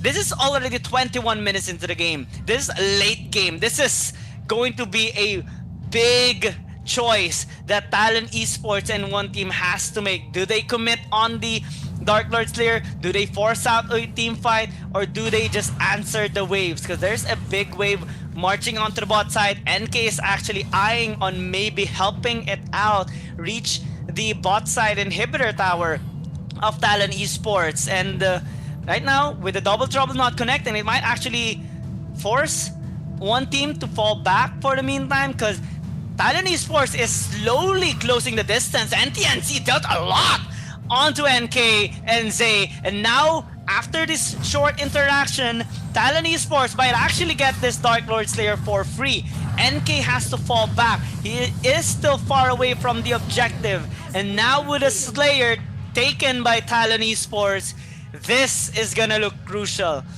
The control of Talon Esports is incredibly high, and one team has just one chance of winning a team fight here in the mid. Yeah, I mean, that is a difference on the composition here. They don't have anyone that can soak up damage. They can only take in so much. He is going to have some shields and, you know, super armors as well. But he is not the hero that can actually take in all the damage coming in from 4 of the members of KFC Talent. That's a Ryoma. You also have Akira, you have Liliana, and you have an Elso as well. And in terms of positioning, Eris is actually very, very confident to be near the clashes because he knows he's going to be protected here by Defoxing. So NK needs to play this very, very well. Are they going to be able to, you know, out-position the members of KFC Talent? That is one of the questions here. As NTNZ is going to be taken here, but he is too tanky right now. Spectral R is going to get a hit. And Kai as well is going to be sniped, so he is going to be forced back into their base as a Slayer is actually now walking here onto the mid lane. NK goes back into the fray. He is going to be helping some of his teammates on the defense here. The top lane is going to be left onto the hands of Moop. And if Moop shows himself up, maybe there is a chance for a clash to happen here. NK is going in on. Drone drop might be happening here, but he's going to be committing. The Foxen is going to be tanky. And they are going to be taking the mid lane turret here with Zé actually taking the brunt of the damage of the Fox form as well. Kai is doing his best for the defense. He is going to be dealing some damage here, but it is not going to be that fast. Wawa is going to be sniped yet again, while Moop is making a dream work here in the top lane as they push forward. And TNZ goes in and halves the health of the bottom lane turret. Zé might be in danger. Defoxing goes in with an avalanche shield charge, and TNZ is not going to be hit by the Princess submission, and more of the seesaw type of clashes are happening here, but one team is now on the receiving end. Yeah, this is definitely a seesaw battle, like what you said. With the Thailand Esports pushing, then pulling back. One team trying to push them and drawing them back for a team fight. But one thing is for sure, Thailand Esports has came back from a 4,000 gold deficit and now is ahead by 2,000 and finally breaking the first inhibitor of one team here after 6 minutes of them being able to take their first tower into the game. It took them a lot of time, but they're slowly doing it. And one team is slowly being threatened as well with the game-ending push because with the mid inhibitor down, luckily though, they were able to successfully defend their bot side inhibitor. If that was taken down, then they would lose more grip or chance to take a Dark Lord Slayer because it's just too far to answer a wave. But NTNZ is slowly building a wave though for Talon Esports that Lunlun has to answer. So there might be a 1v1 battle on the bot side. Erez is in the vicinity though, and this might be crucial. Lunlun is in a difficult spot, forced to flicker out. Erez though pops out his ult to close the distance, and this might be it. Double trouble connecting, but not on the best target. Now, a 4 versus 5 as Lunlun is dead for the next 40 seconds, and Talon Esports will attempt to get this Dark Lord Slayer. Will one team attempt to actually engage them on a numbers disadvantage scenario? Because Wawa is still on the bot side. Erez is closing the distance. Oh, he got actually surprised there with an attempt to gap close, but they will get iPod Pro on his second life. 4v5, but one team is trying to resist. That's a lot of damage that Wawa actually dishes out. So they are able to successfully stall out this game. Lunlun is now back online, and Talon Esports has no Dark Lord Slayer. Yeah, well, I mean, Talon Esports does not have the Dark Lord Slayer, but a lot of the resurrections have been used on that clash, so this could actually affect the outcome here. NTNZ has his resurrection up here. iPad Pro does not have, but he still have a dead sickle of his own, and he can actually buy out an orb as well. And on the side of one team, Kai still has his resurrection, but Zed does not have it. NK as well might be in danger here. He's going to be building up some of the defensive items, so he's not going to have the capability to burst down anyone anymore on KFC Talon, because at this moment of time, it's, you know, the clock's ticking, and the only one with the resurrection is Kai, and I don't know if, you know, he's gonna be able to last when he resurrects. Yeah, the damage is just too much coming in from both teams right now. 27 minutes, 28. This is the longest game in the AIC 2022. And well, for AIC 2021, we have witnessed longer games, but in this one, it is already a big deal. One team is trying to really hold on for dear life in this series to deny the impossible comeback.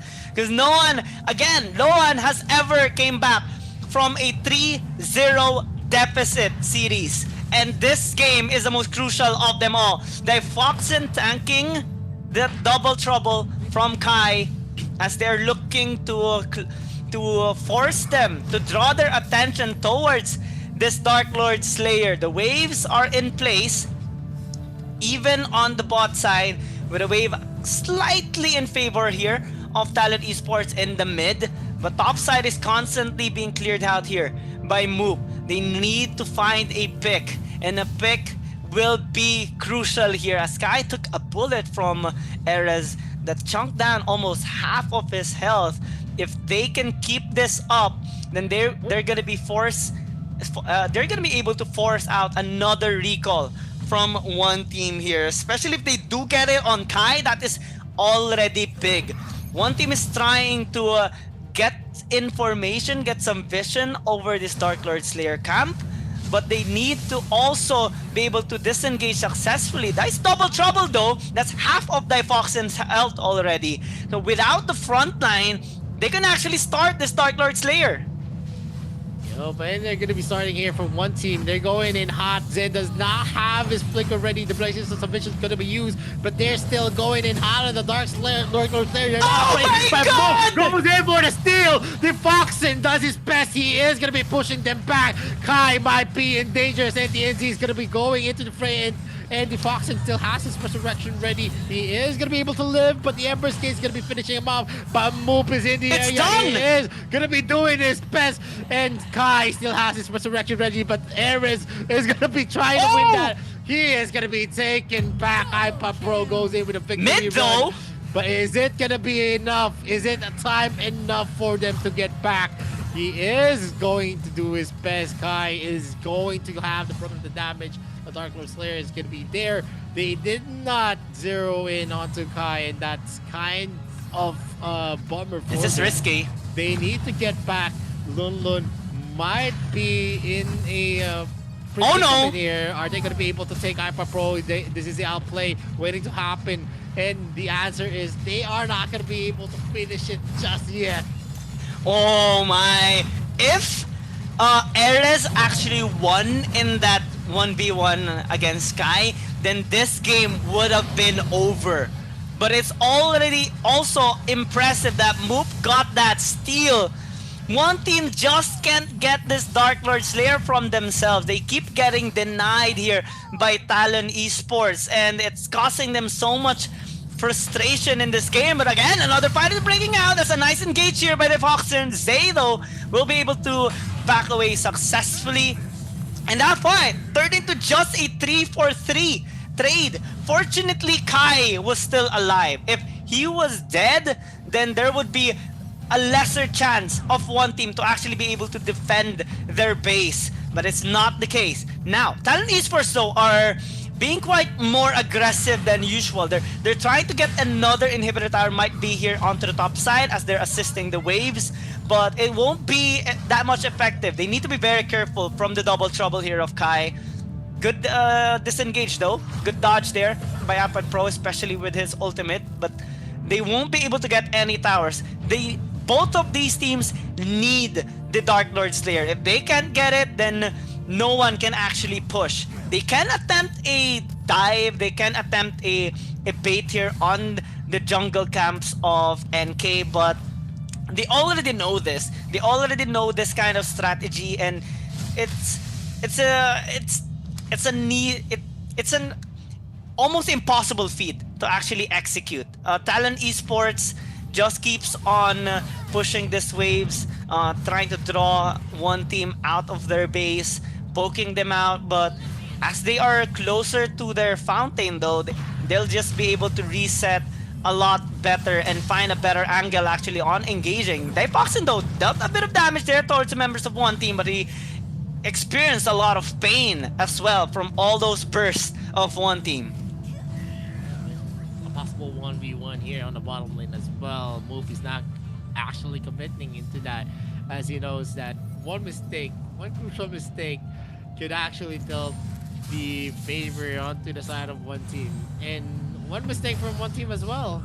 As we already have 100,000 gold for each of the teams. This is a long-standing match. We see NTNZ actually their areas as well being stunned a lot there, and Aval's Fury is going to be used to get for the slow. Moop is going to be trying to go for that kill onto Zay. The Resurrection is not going to be procced out as soon there, as Ares' damage is going to be reduced with the Medallion of Troy in tow. Not much, no commitments just yet. They know they lack the members on the side of one team. It is going to be Wawa missing, but Moop is also going to be missing for your KFC talent. I just don't know if they have the power to just, get the Slayer as soon as they could. And the Double Trouble's going to get a hit again onto the box, and he's just going to be tanking the damage. And TNC goes in with the Wailing Blade. The Aval's Fury as well. Zay might be in danger. Appa Pro is there to actually go for a commit. The Foxin is going to be taken as he oversteps his bound. Do you think that you are hard enough as a tank? Oh, with one member down, this might be the chance of one team. They're not gonna wait for the Dark Lord Slayer anymore. They want to commit onto this push. They get the inhibitor tower. They're trying to get NTNZ though. They need to check on the backside. iPod Pro might actually be dead, and he will fall down, but not without a trade. Moop is also dead. NTNZ tried to delay the impossible. Ares on a mission impossible here, but as he falls down, so does their towers, and this core is just going to get annihilated. One team, after 35 minutes, they get this victory and hold on to this tournament. No more 3-0 impossible sweep. That was a very, very long game number 3. It showed the will of one team to get back into the game. But if this is the type of games that one team has, I don't know if they're gonna have the capability to win the series, because this is a spectacular win. They had the early game advantage, they had the mid game advantage, and going to the late game it was their advantage as well. But them actually trudging through the mud to get this win says a lot about the willpower of one team. But not to say, I don't think that this is a very, very spectacular win. Not a convincing win at all. It's just that the Foxen made the last crucial mistake, and that was basically it. That was the reason why they lost, not because of any spectacular reasons. But it was still the ticket here of one team denying that third victory in the series here for Talon Esports, and they would have a much more better momentum in this game, because this was a hard-fought, hard-earned victory here by one team. Yep, Daifoxin made a mistake, but he actually was a high-impact player in this game as well. They know that he got the steal earlier with his ultimate, getting the Dark Lord Slayer with his Avalanche Fury, and it allowed Talon Esports to get momentum back in this game and allowed them to sustain a bit longer. But after he got taken down, death timers are just too low. In a 4v5 setup, Talon Esports without a front line, they cannot just resist one team's damage anymore. And despite the attempts, well, it won't. It's just inevitable. Now, one team has a better chance in coming back in this series. Yeah, definitely one team has the capability if they take game number 4, definitely they are going to be on par with KFC Talon. But it makes it harder still. If KFC Talon takes game number 4, it is a fact that it's already a match point. And on the second part of the best of 7 series, you can already feel the jitters because this is a very, very close win for one team. A lot of mistakes was actually seen on them. The steals as well from Defoxin. It was just a matter of they won because of one.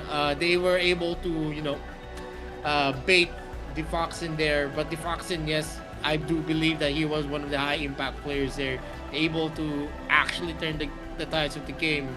It was just very, very unfortunate. I think one of the crucial there was on the second to the last. The last take on the Dark Slayer, wherein Kai actually won the duel against Eris. I think that if they actually committed to killing Kai up, Lulun wouldn't have the opportunity to get the defense for one team. And that was a decision making that actually will haunt KFC Talon. But, it was a well played game for both of them.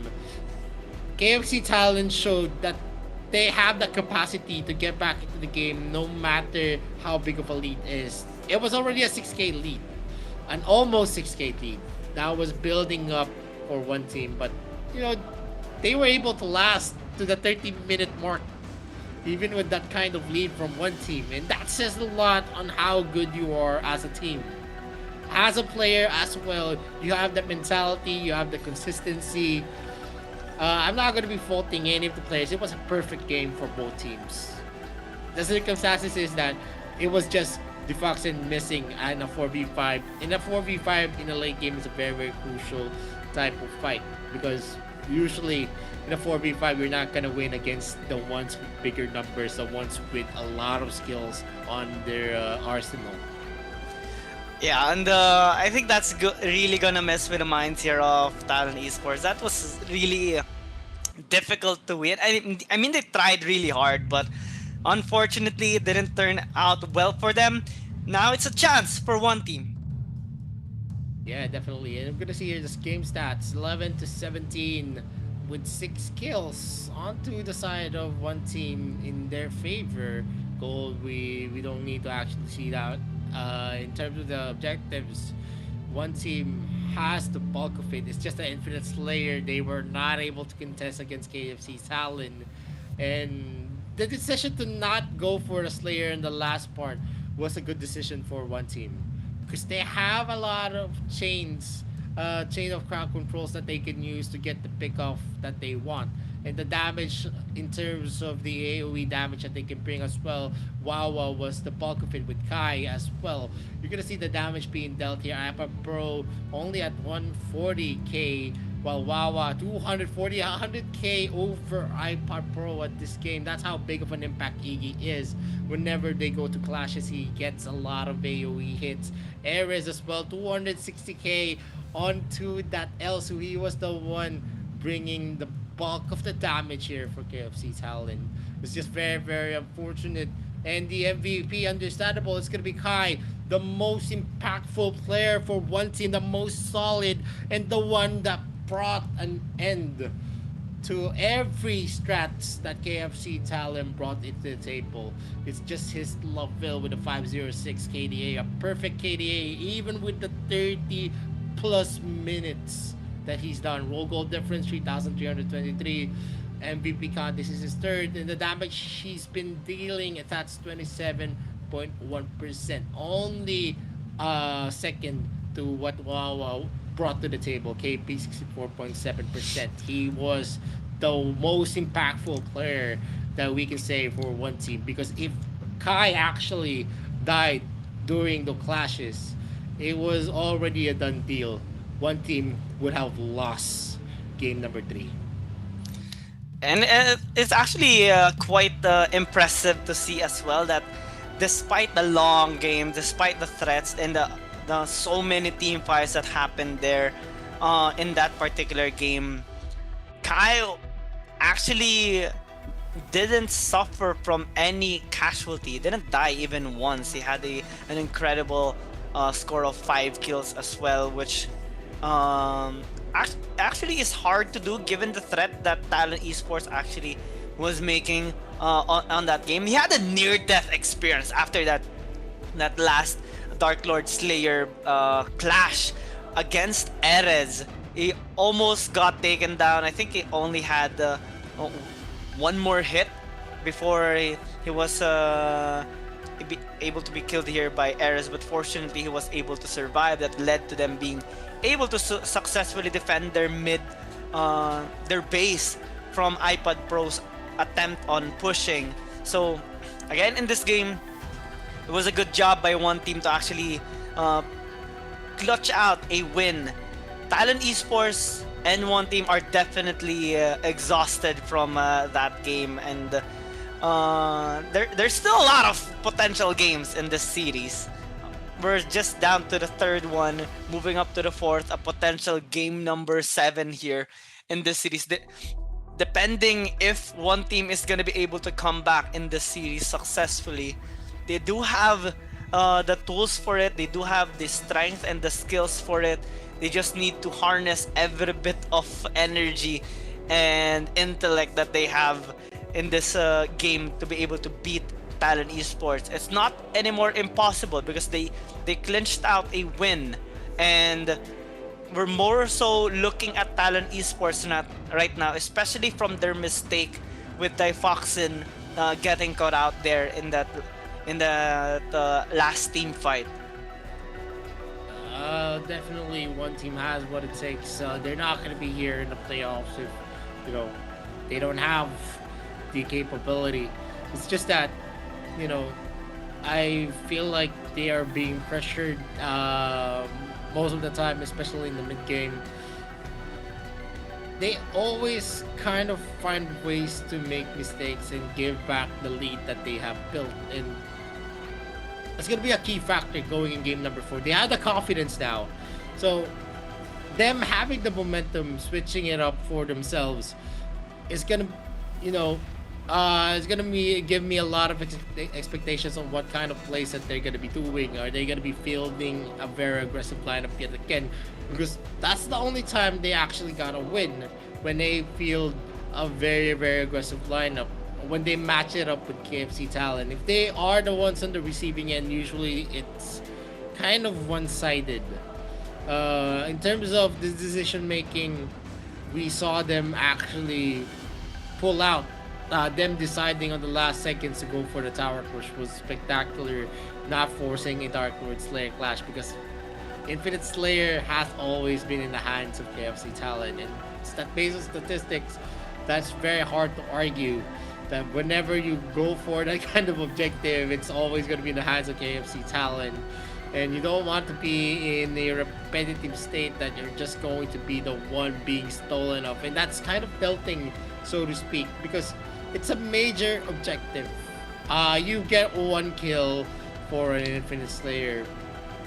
I don't know if that's a trade that's going to be, you know, that you want to be in, because I think the Infinite Slayer still has something in the table that at the first clash that the Infinite Slayer was taken by Defoxin, if they could have closed that, it was already a GG well played. There's not much of any gold leads that you are expecting from KFC Talon, and NK needs to do better as a jungler, because he has the retribution for his team. He has the capability to, you know, judge it. And even in those high tense situations, Moop and Defoxin was being able to take that says a lot on the concentration that they have during those high impact moments. Yeah, well, nothing's gonna match that steal though a while ago by NTNZ onto Move's camp. That was still the most tilting one, because it led to a series of events earlier that allowed one team to get some towers, and overall it's a bit tilting as well, but hopefully that doesn't happen anymore here for both junglers, especially that NK, multiple instances he didn't get the right last hit on the objectives that led to that extension of the game, wherein one team could have ended it earlier. I think maybe on the 21st minute mark, because they were already ahead against Talon Esports. They were up by 4,000 and they were already able to take down all the outer turrets and even a tower, an inhibitor tower in the top lane of Talon Esports. So maybe a cleaner execution in the next succeeding games, and they would be able to finally get a lead in the series against Talon Esports. Yeah, definitely. I believe that's going to be possible. Both sides, Hayate hasn't been picked up just yet. We've seen Laville being picked up. We've seen Elsu as well being picked up. I don't know. Not much show in the ADC right now. It's all about mid lane. We already have Viper Pro still Yana. We have Lorian is still open. Iggy has been taken out. We also have Yue being taken out here for the side of KFC Talon. On the other side, we already have the Iggy pick being taken out as well. They still have the L'Oreal picked out. You know, it's that characteristic of Wawa when he's very, very confident about, you know, kiting the damage, having the capacity to actually deal a lot of damage in a short amount of time. That's a kind of one team that I'm looking for here in the series, a more aggressive one, because one team is an aggressive team. They're not the team that you usually see on the receiving end, and that's why it's very, very confusing whenever they are the ones trailing, that they're actually not creating any plays for themselves. Not like here when we saw that they were the ones dictating the rotations. They were the ones that actually made a lot of plays. But, you know, in the other side of the spectrum, I think them overcoming the odds is kind of weak. Not like what we saw from KFC Talon, which was consistent. When they were in the receiving end, they just made a play for them. They try to make plays for themselves. When they are the ones leading the charge as well, they are the ones dictating most of the plays that's gonna happen in the map. I'm actually reviewing a little bit on the potential global bans as well. Both teams has invested quite a lot on the meta picks. This is a good sign, but we're already gonna be starting to witness the how exhausting it can be on the other choices, on the other heroes that they can actually pick up. I'm looking forward though to finally seeing a potential Raz Superman combination here. We have seen the Raz being picked up yesterday in one of our games during the match of Bikertopia and Bacon Time. So hopefully we do see it again, possibly here in the series. Let's see though. One team is on the blue side, Talon Esports on the red after that fantastic victory by one team. Finally, they are going to be switching sides, and one team is going to have that first pick priority. So options here for one team includes maybe the possible Lorian pick here if ever Talon Esports are not going to ban it out. They haven't picked up well, they have picked up the Elsu already, so they couldn't go with the long range pokes anymore. They can go with a possible aggressive lineup once again, since on the support department they haven't really exhausted much on the other meta picks that we have seen, like the Lumbar, like the Baldum. Senial has been picked up earlier by Talon Esports, but one team hasn't. So now with the Nacroth actually available, which they haven't used yet so far in the first 3 games, they would be able to first pick it, which is a relatively good pick coming in from them. Talon Esports cannot answer with the Zuka since they have used it already during their second match. So how are they gonna approach this time? Nacra first pick is going to be taken here by one team. Nacra so far is one of the most reliable junglers that you can actually field. He has the capability to go for split pushes. And you in your screens, you're gonna see here Tony joining Oh. KFC Talon as the support, replacing Defoxen. And now it was a really good run for Defoxen's support, but Tony is actually gonna be a solid member for KFC Talon as Ooh, well. Brunilda. This is the lineup that we are gonna be expecting from KFC Talon. This is their AWC Championship lineup: Tony, Ares, Hyperpro, Moop, Pin, and TNT. The only member that I miss in KFC Talon's side is Happy, that used to be, one of the junglers that goes for a switch with Moop whenever they need a change in scenery. But one team's first pick is definitely gonna give them a lot of mobility, a lot of capability to pressure the lanes. But what KFC Talon did, they actually went with the Brunhilde and a Roxy pick. Brunhilde, Yeah. first time that I've seen this hero being used up here in Pro Play. Yeah, this is gonna be the first Brunilda in the AIC 2022. So, quite fascinating to see as well. I don't think it has been used as well in the AIC 2021. So, kind of a big risk here by Talon Esports, but we have seen, the potential of this particular hero in dishing out a lot of damage. We might actually finally see the Azenka. This hero has been hovered quite a lot, even in the AIC 2021, but it has never been picked. Yeah, I mean, it's a hero that's kind of hard to use because he just sits down in the corner whenever you use his artillery strikes. Yes, you have some range there, but she's not gonna be mobile while she's doing it. It's a position we're in.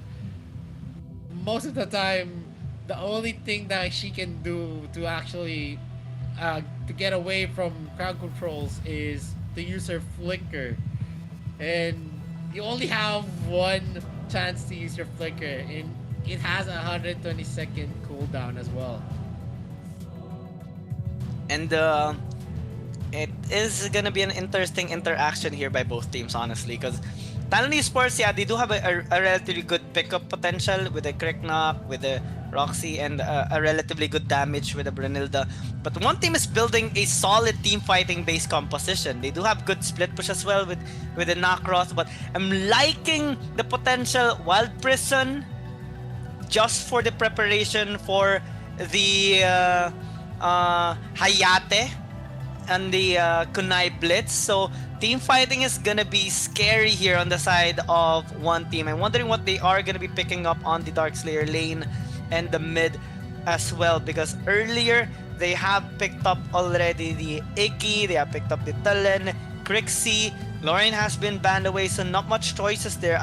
Unless they would want to go into the path here of V Gaming with a pick on the Kali, which is pretty uncommon lately here. Unless they would want to pop out something like a Vera, a Yui, or maybe go for a possible Raz Dirac here if they do want to have a solid team fighting one.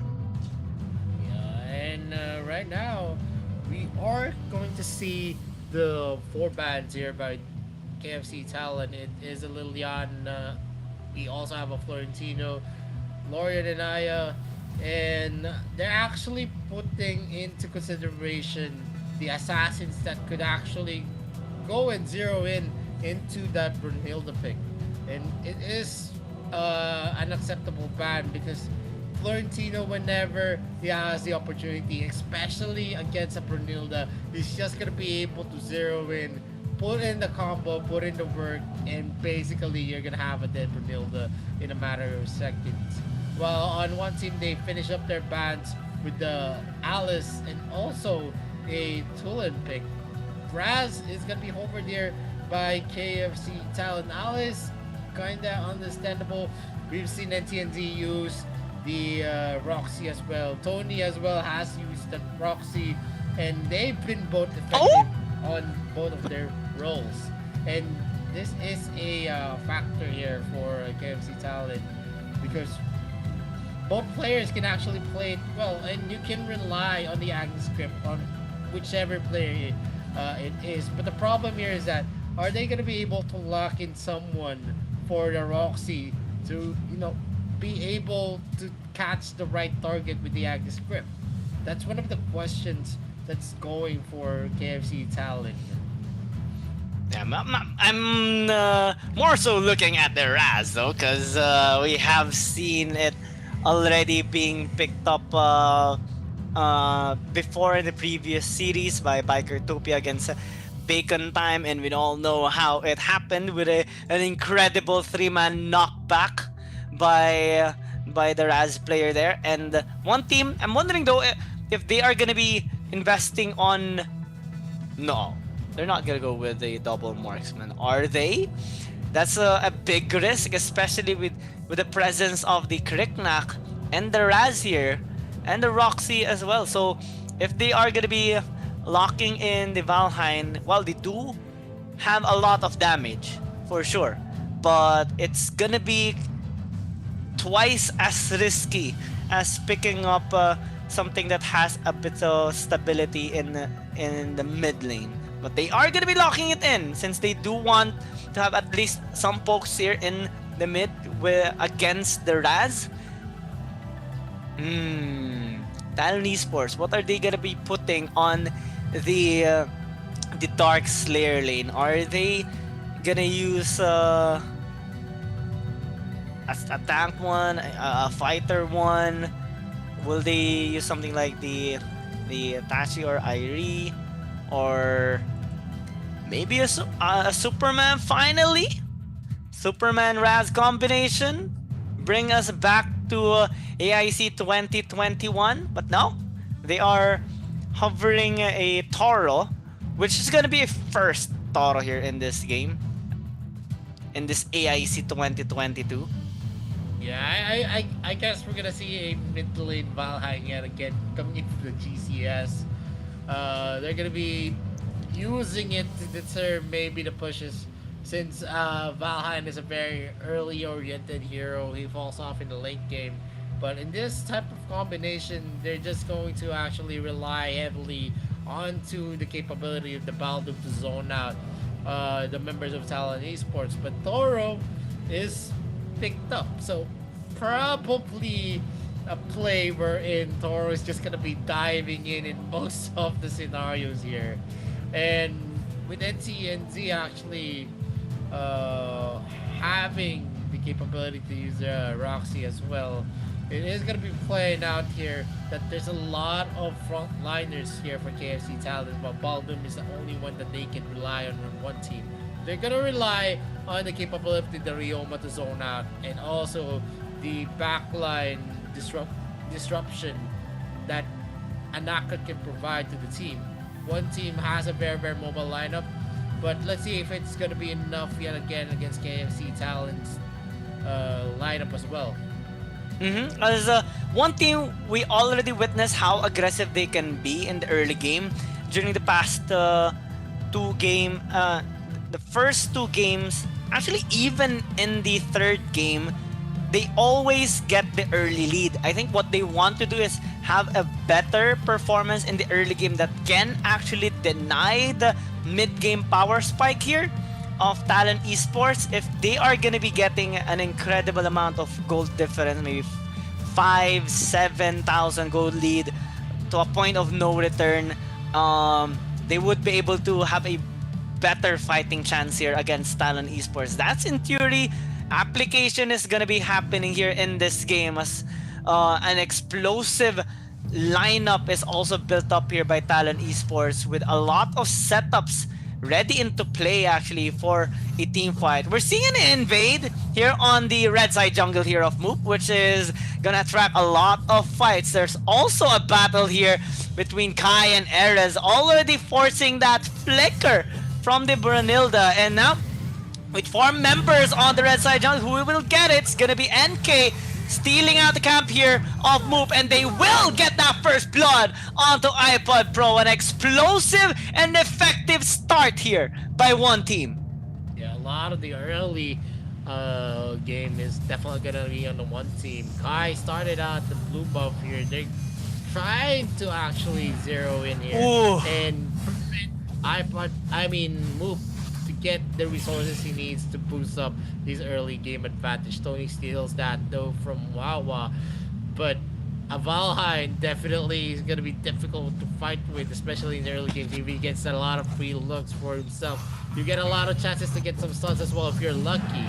And NK is just getting a lot of the resources now. They have a lot of the advantage on their side. That's 600 gold, and definitely KFC Talon is not going to be ready for the first clash to happen. Wawa deals a lot of damage in a short time. It's going to move. The wild charge is going to be used by Zay. There is going to be a charge here by Tony, and the artillery strikes have been procced out here by Eris. It is going to be hurting them down there. iPad Pro tries to secure, misses up that flash, the flash plays here, and Wawa is going to be killing off again Boop here on the mid lane. Yeah, that's 2-0 already. A big shutdown on the early game here of Talon Esports, but they are still able to make some cross-map plays. A take on the Abyssal Dragon is gonna help them a little bit recover in the economy department. One team gonna trade it out with the Slayer on the top side river, so they're gonna be able to keep up this gold lead a little bit longer. Here we check out the replay. Moop getting caught out there by Wawa, especially with the golden glaive. He will be getting that stun. Wild Prison not actually hitting anyone, but Tony is overextended. He will fall down, and one team just keeps on grouping up, and they cannot be contained here by Talon Esports. Now with a 1,500 gold lead, things are starting to look good here again for one team. Yeah, but this is the advantage that they need. Whenever they have the advantage, I've already said this, they are going to be very, very aggressive with their plays. And as long as they're going to be aggressive, they're the ones going to dictate what's going to happen here. And they're going to have a very, very soft cushion for themselves. And TNZ is going to be locking in with the Agnes grip. And Moop secures his first kill of the game, getting here Lun Lun with the Agnes grip coming in from NTNZ. That's a bit of an oopsie there by Lun Lun, and we can say that, well, there's a big risk when you're dealing with a potential Agnes grip waiting to catch you. So Lun Lun has to play this out more safely, especially that Moop can just follow up with NTNZ's setup, and you're gonna be threatened with a dive. But speaking of dive, NK is not gonna hesitate diving here onto that red buff, but he's gonna be the one to fall down. I think he did not anticipate 3 people ready to attack him. So these mistakes are gonna cost one team dearly if they keep making them, as that's a bit of a mistake that one team is making twice in a row already in a short amount of time. It will allow Talon Esports to actually recover, and it will not take long before they actually reach their power spikes. If we reach out to 12 minutes into the game, then Talon Esports would have already their second or third items already and have enough resources actually to set up a team fight. And setups are actually really high here for Talon Esports. They have the Agnes grip, they have iPod Pro with the knock-ups, and they have Tony as well ready for a possible team fight. But Tony's taking a lot of damage. He is able to soak up a lot, especially because of his passive, but it will allow one team actually to have a priority on this Abyssal Dragon. They are diverting their attention though on an attempt to push, but Erez is gonna be there to clear out the waves, so might not be the best possible option here. Just take the dragon and go. NK is there for the finish, and one team has a potential of taking 2 objectives right now. Given the lead that they do have, and how Talon Esports are positioning themselves so far in this game. Yeah, but right now we're seeing NK actually rotate here on the bottom lane. Ares might be in Ooh. danger, but that is gonna be the artillery strike again. The Oh. is gonna be used. Ultimates from Tony is gonna deter that push yet again on the ball lane, but we are seeing a sliver of that Ivan Pro. here. Lun is gonna be in danger, but he's gonna be able to flicker out. NK and WoW are gonna be rotating into this layer. They're trying to get more resources from Moop, but he was able to clear it as fast as he could. And TNZ tries to deter Lun on getting that wave, but with the mobility of Arioma, it's gonna be very, very hard. 1K, 1.5K actually, and in total on the lead of one team against KFC Talent. They're going in for the uppercut yet again, and we're gonna see here the ultimate being ready, but Zay uses up the orb. The artillery strike is gonna be catching a buff, and we're gonna see Zay fall down. No luck for his Baldum pick here in this game. That's an incredible amount of range that the Brunilda has in a wide coverage of area that one team is being threatened.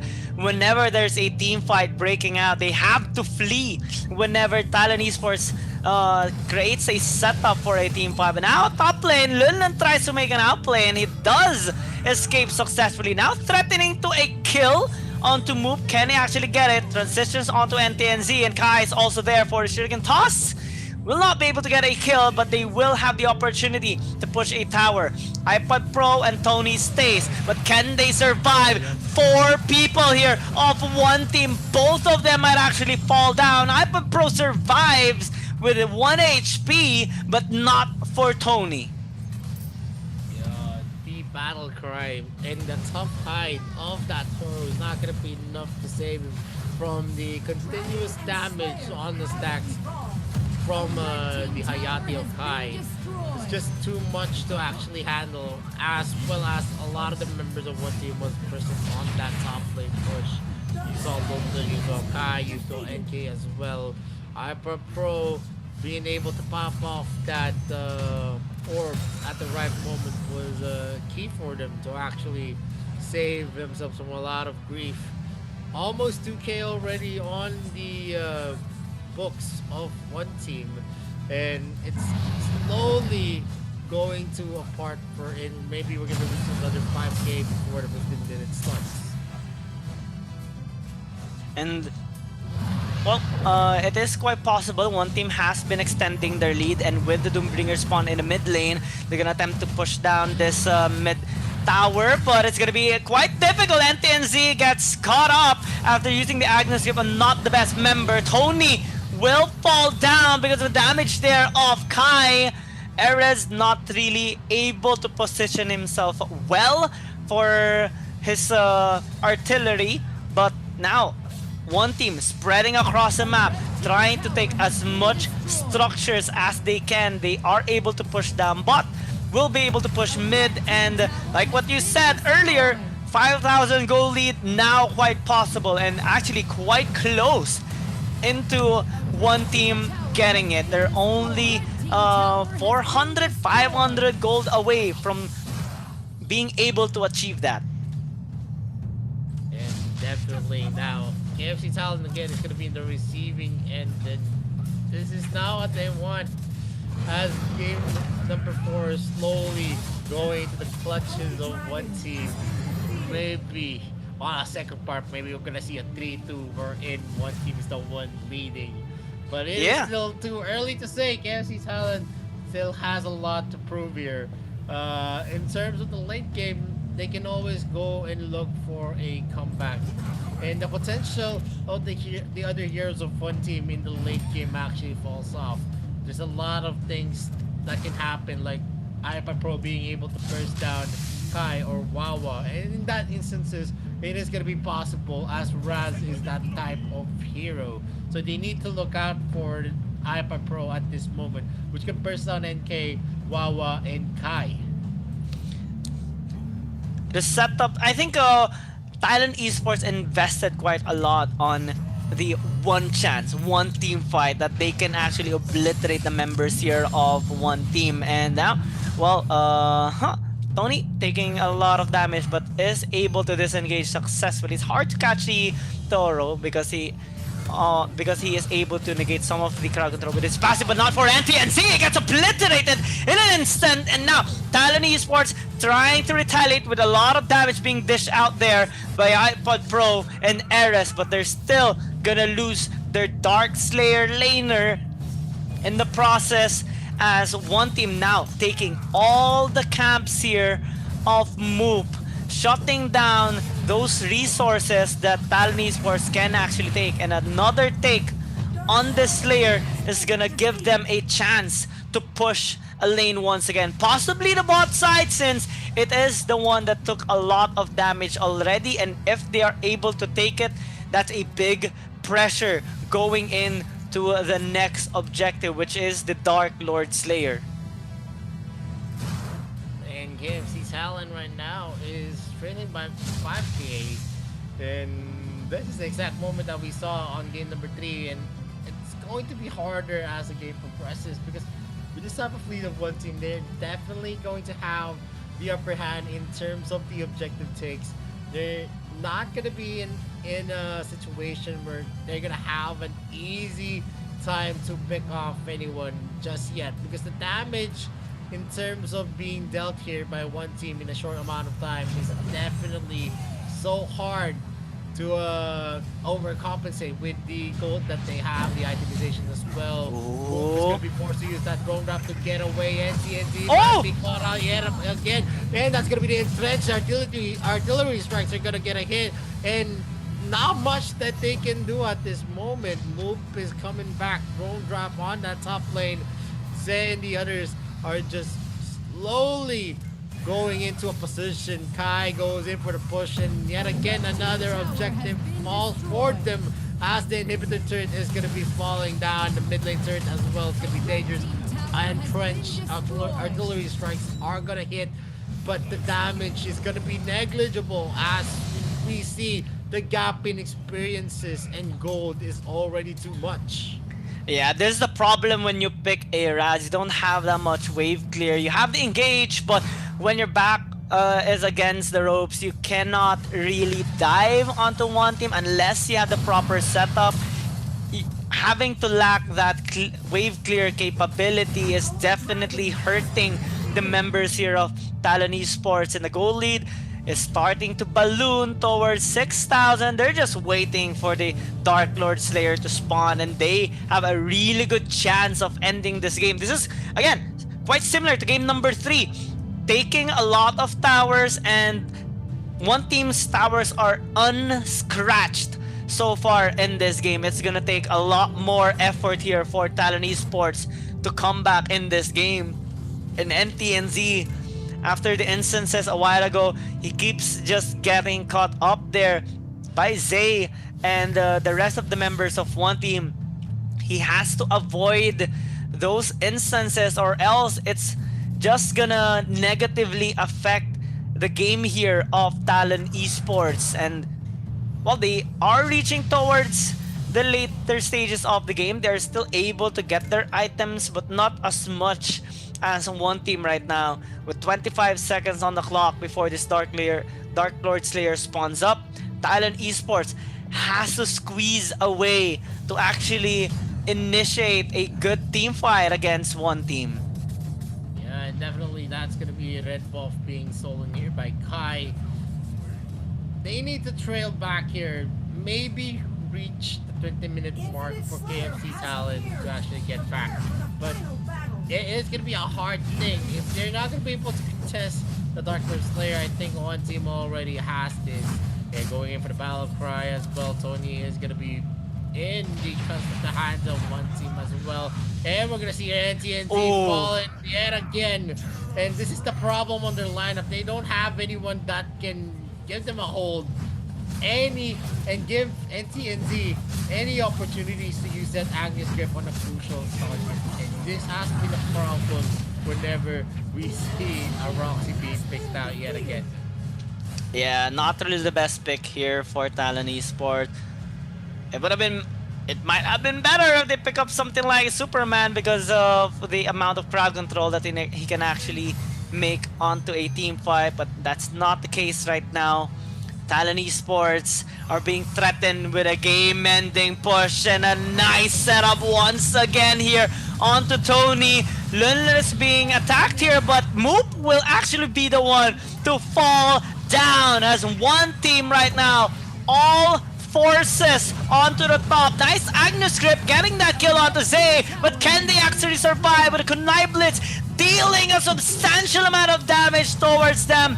No more iPod Pro, no more errors, and after that ace, one team will finally tie the score in this series against Talon Esports. Yep, and that is a very, very well played here.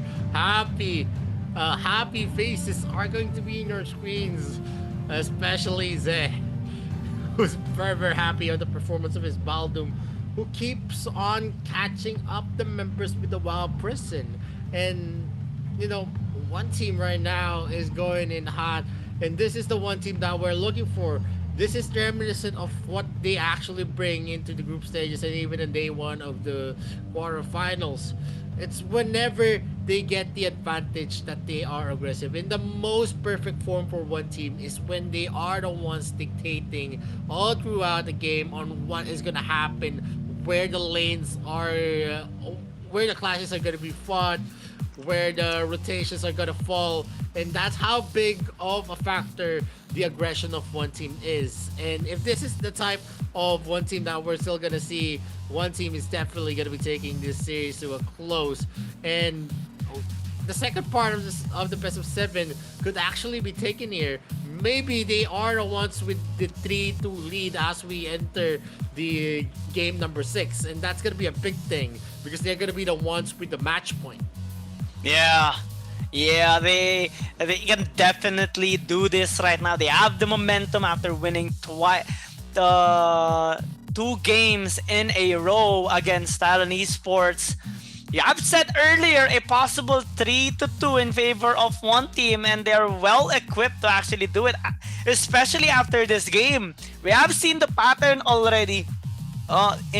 Since game number 1, one esports having the early game advantage, but this time they were able to keep it up and continue to win in this game till the very end. So KFC Talon, what are they needing to do right now? Early game is definitely something they have to patch up if ever they want to keep up with one team's momentum. Yeah, definitely. With that kind of plays that we saw, it was just more so the composition was for one team. And the reason why I say that is because they have the early game advantage, and that's where they excel. Whenever they have the advantage, and that's the kind of lineups that you want to look for one team. Because if they keep on getting this kind of compositions where they have the early game to the mid game advantage, there's not much that KFC Talon can actually do, because we know one team has a is a team that has a very, very good advantage whenever they have a strong start.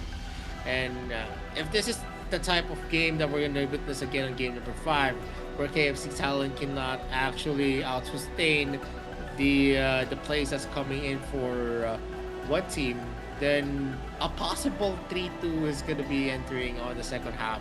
I mean, in the second part of this best of 7 series. And game 6 is definitely already there. We have a 2-2 in terms of the scoreline, and the pressure that KFC Talon actually brought to the table is already non-existent, as both these teams have the chance to close it up with a 3-2. And if KFC Talon wants to actually win game number 6, they need to win this game number 5, because for sure they still have a lot on the table, a lot of the picks that could actually make an impact into game number 6 in comparison to what one team has. I'm still wondering how Talon Esports can come back in this series, because they had a good momentum already in the first 2 games, but unfortunately one team was able to make more effective impact across the map, especially in their early game, that led to this situation right now of Talon Esports. So I'm really happy for one team right now. It's quite possible for them to win the series with the amount of aggression that they constantly put in the early game, which is kind of reminiscent to Team Flash's performance against V Gaming, because if I were to recall yesterday's games, Team Flash, they had an aggressive early game always, but it didn't help them get the win. They tried it against V Gaming. They almost got some wins in their series. They tried it again on Bacon Time, but unfortunately it wasn't enough for them to win any games as well. But for one team here, they had a similar play style, but they were able to actually back it up with a lot of resource taking against Talon Esports. Whenever they try to go for an invade, they get the jungle camps there off move. Whenever they go for a dive, whenever they go for an objective taking, they always follow it up with a lot of resources, and it can really reflect here as well on the goal difference over time. It's the same start for one team, just like any other games here in this series, but they were able to maintain it and also grow it as the game progresses. And if we check out the damage over time as well, Wawa dealt a lot here, especially in comparison here to iPod Pro, and there was little to no chances of Talon Esports coming back, especially with the amount of kills that they only gotten during that game. 4-14, not really quite a lot. Yeah, I mean, 10 kills on deficit in favor of one team now is very, very crucial, as it dictated on how aggressive these teams are, especially for one team who was able to build a 8.2k gold lead for themselves. You can see in the damage board how big of a team of an impact Wawa had using the Valheim. He was able to actually shut down iPod Pro in the mid lane, just because on the utility of a Valheim, you can't really underestimate that here. Maybe on an Archer terms, where in the late game he's not gonna be that effective, but on the mid lane, he is one of the heroes that excel in the 1v1s. And if you guys actually tune in into 1v1 tournaments, usually you see Valheim, you see Florentino as well. Raz is definitely there, but the utility of having that, but Valheim is you're just going for a point and click. You have some stunts and you have some chances to do some mini stunts as well with the passive that the Valheim has. That's how good of an early game hero Valheim is. He can deal a lot of damage in a short amount of time. Even Omen actually has the trouble in dueling that hero. 507 on Wawa, that's definitely a perfect KDA that you want to emulate in every match that's gonna happen. And in game number 5, we're still gonna see this kind of performances from one team.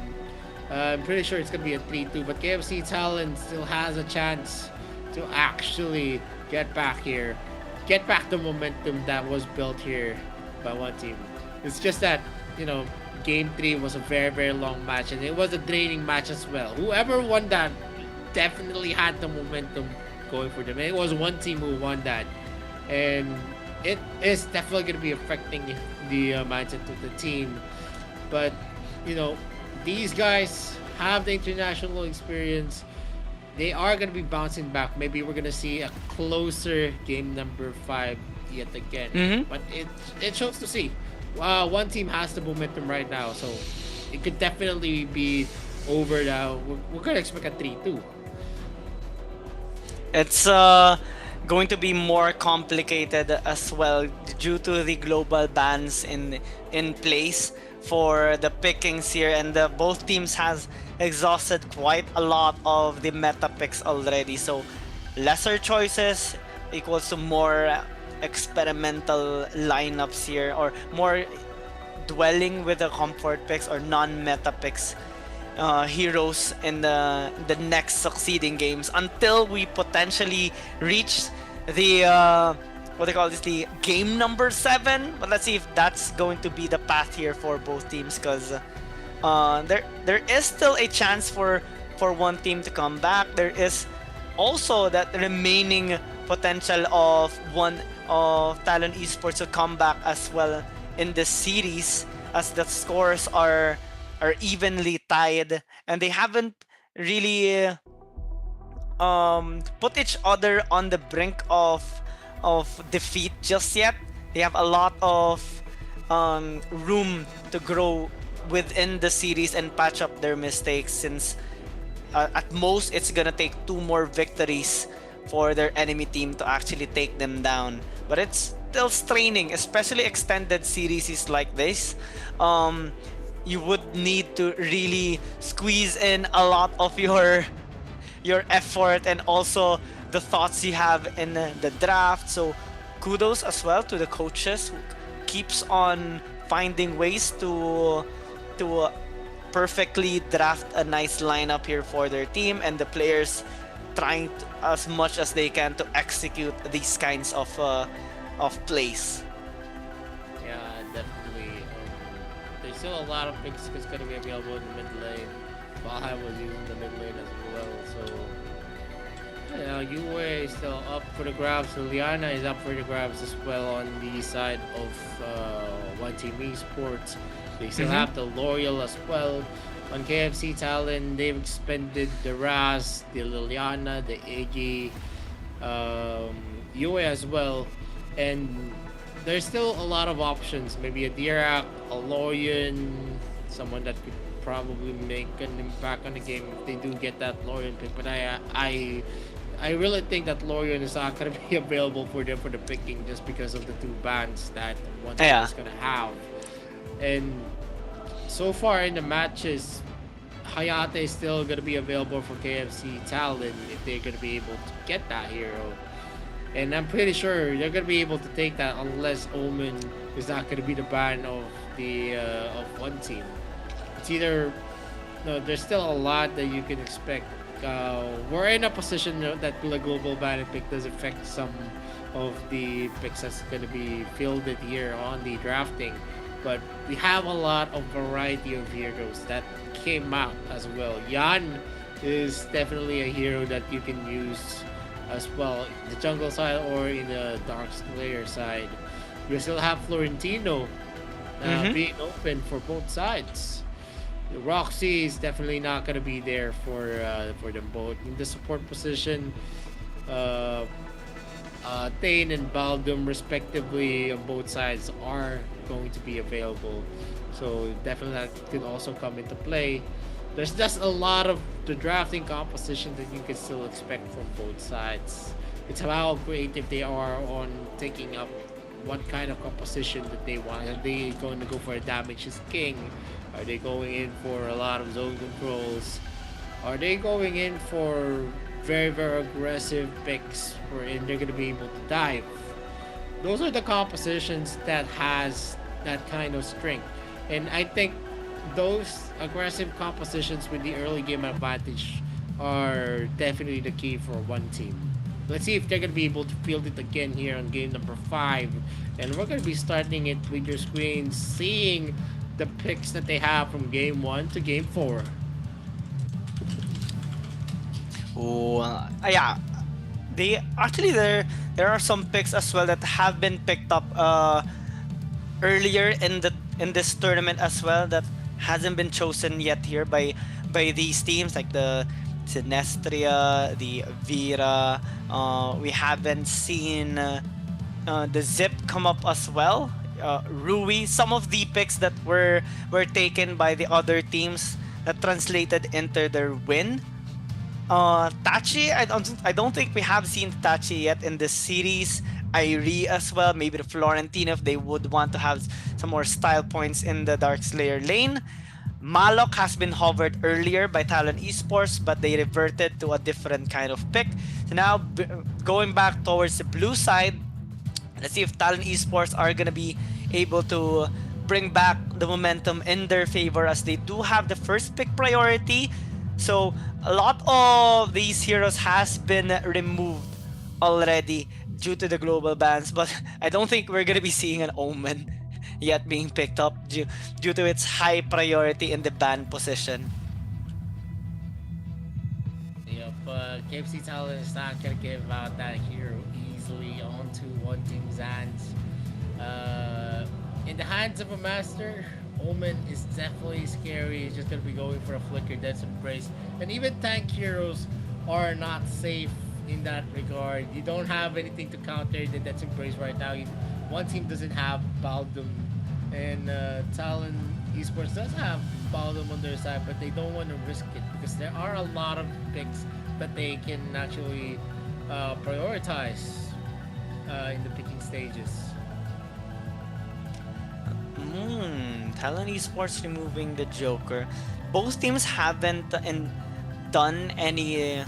One team invested on a double marksman just yet, but no Ellender yet here for both teams. So maybe that is one of the options here of Talon Esports and one team. I like how Talon Esports, despite the 2 losses that they have experienced so far, they're still keeping up the positive vibes here. Same goes for one team, given the momentum that they do have. So now with the first pick here of Talon Esports, Telanas being prioritized early. So I think Talon Esports are going to invest once again on a team fight based composition. Let's see though how they are going to be protecting this marksman later on with their other picks, because one team can threaten once again with their assassins, with their fighter picks, and a lot of damage towards the backline. Yeah, definitely the Telenos is a hero that relies heavily on his teammates, because if you're not gonna give him the free looks that you want, or you're gonna be letting the assassins or the fighters to close in on him, is usually just gonna be dead weight. So you need a lot of zone protection. You need a lot of tanks to actually give him the free looks that you want, and that's actually something that you need to think about when you are making a draft for your Telenos. But one team actually went for a Cafeni pick. It is going to be huge. Cafeni is very, very mobile, and in terms of itemizations, you just need 2 items to actually maximize the damage of a Cafeni. The Fusilade as well is a definite wave clear wherein you can just spec it to help you on the defense. And defense is gonna be the priority here for sure for Talon Esports. Good pick off here with the Crixie, with a lot of mobility in a sense, a good setup as well, and AoE damage, plus a Baldum, which we have seen earlier work quite well for one team. So Wild Prison now is gonna be available for Talon Esports that can catch up or catch the members of one team here. Maybe Wawa, maybe Kai later on, if ever they are gonna be in a vulnerable position. But one team as well, picking up the Thane is gonna add a lot of durability in their front line, plus that execution damage, especially with his ultimate, because the Avalanche Fury deals quite a lot of damage, especially when you're able to land it on the crucial members of the enemy team.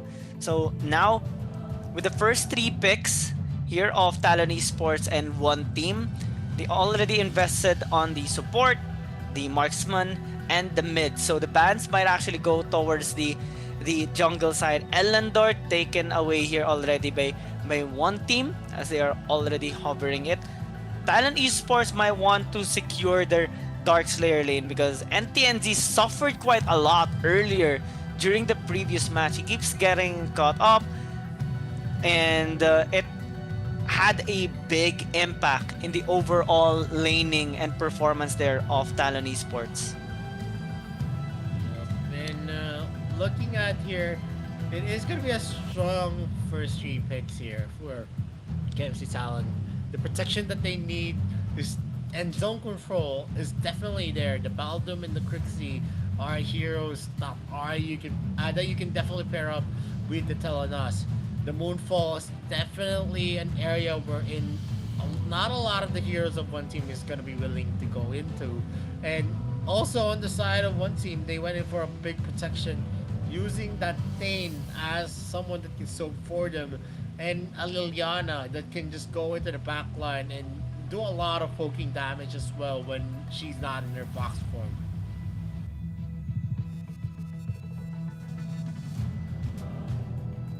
Mina is actually a good ban here by one team because team fighting based composition really is highly synergized with a Mina pick. And Talon Esports might actually eye onto that since they have banned out as well the Lubu. I'm wondering what one team is gonna opt to pick here for their potential jungle or Dark Slayer lane. They have exhausted quite a lot already, but they have a lot of options remaining. We talked about this before the match has started. They're hovering the Kira as of the moment, and it can deal a lot of damage and threaten the back line for Erez later on. So might as well just lock it in. They have unnecessary engage. They can have a good front to back team fighting here if ever they do lock in this Kira. The Kira pick is definitely gonna be a key hero here. If he's gonna be able to zero in on the Telenas or the Quixie, but it's still gonna be a hard fight since a lot of the zoning capabilities here is gonna be found on KFC Salad. And then if you add the Yan and also the Scud to the mix, this definitely is going to be difficult since Yan and Scud can actually just go into the back line and wreak havoc on not letting the Kafeni get the free looks that he wants. As long as they're going to be able to zero in, it is going to be a fact of the matter that KFC Talent is going to have the upper hand here on the clashes. But one team still has one pick left. Maybe someone that can go for a duel, someone that can actually last in fights, and definitely Varus fits that description for one team. I feel like this is going to be the last lock-in here for this match. And in terms of the composition, I think both teams has the balance. They have gap closers, they have assassins, they have tanks that can actually help them, and the ADCs are going to be one of the key points here. Is the Telenas going to be able to have the free looks that they need, or either one of them are just going to be falling and in turn will crumple the position of their teams. Let's see here in game number 5. Yeah, we have seen a lot of big Kafeni plays during the past few days, and for the Telenas, yeah, we have seen a lot of damage being dished out by this particular hero as well. I'm gonna be looking forward to these support roles because they're gonna be the ones to initiate for the teams. And Talon Esports has a lot of frontline power definitely in their lineup, and one team is gonna look to go around that later on. So big responsibility later on for Zay, Lunlun, as they're gonna serve in the front line and provide that safety net for Wawa and Kai to dish out their damage and NK to slip through the back. But for Talon Esports, it is relatively the same amount of responsibility as well, but they do have a lot of safety in their composition given the combination of the Scud and the Baldum to provide that safety net for iPod Pro and Erez. And overall, even the Grixie has a lot of safety in her kit as well and can set up as well for the team, especially with the potential knock-up of the Grixie and the Moonfall dealing a lot of damage to whoever comes close to the members of Talon Esports here. So early game might not be as aggressive anymore here for one team, but they do have a lot of investment towards late game. one team has that capability. They have a lot of split pushing potential on their side as well. So it is going to be a fact of the matter on how they're going to be able to play this. And whoever gets the ADC, I swear, this is going to be crucial. Whoever Yeah. gets the ADC on both sides is the team that's gonna win. It's gonna win the lottery. Yeah, yeah, definitely. It's just a no-brainer because most of the damage that you're gonna be expecting, definitely is going on the ADCs. If they're gonna need the sustainable damage, definitely. Although NK's Kira is also gonna make some plays here for sure. He's gonna have his hands full on the Yan and Scud as well.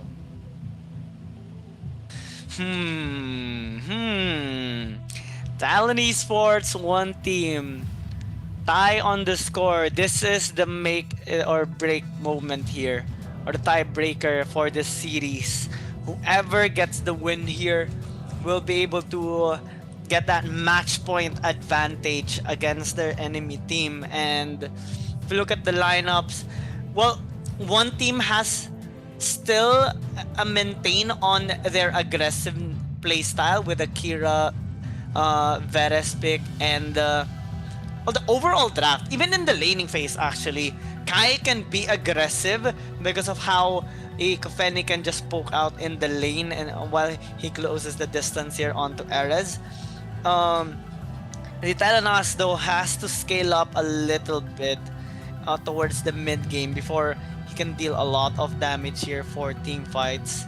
So Tony will have a big responsibility in protecting Erez for the meantime, because there is a potential, again, a potential 4-man dive that one team can do on the bot side, on the Abyssal Dragon lane, to get that advantage for Kai later on. And Talon Esports in this lineup will have to wait a little bit longer to reach their power spikes, especially for NTNZ. But what I like about this though is that NTNZ without the... I pretty much don't like the Roxy pick for NTNZ.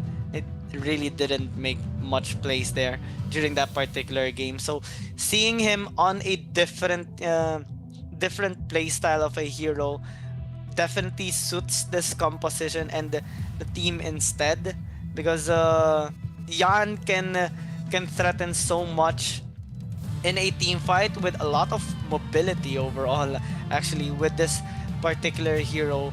If he's gonna be able to reach the back line, maybe onto Wawa or Kai, then he's gonna be a big star of a player here for Talon Esports.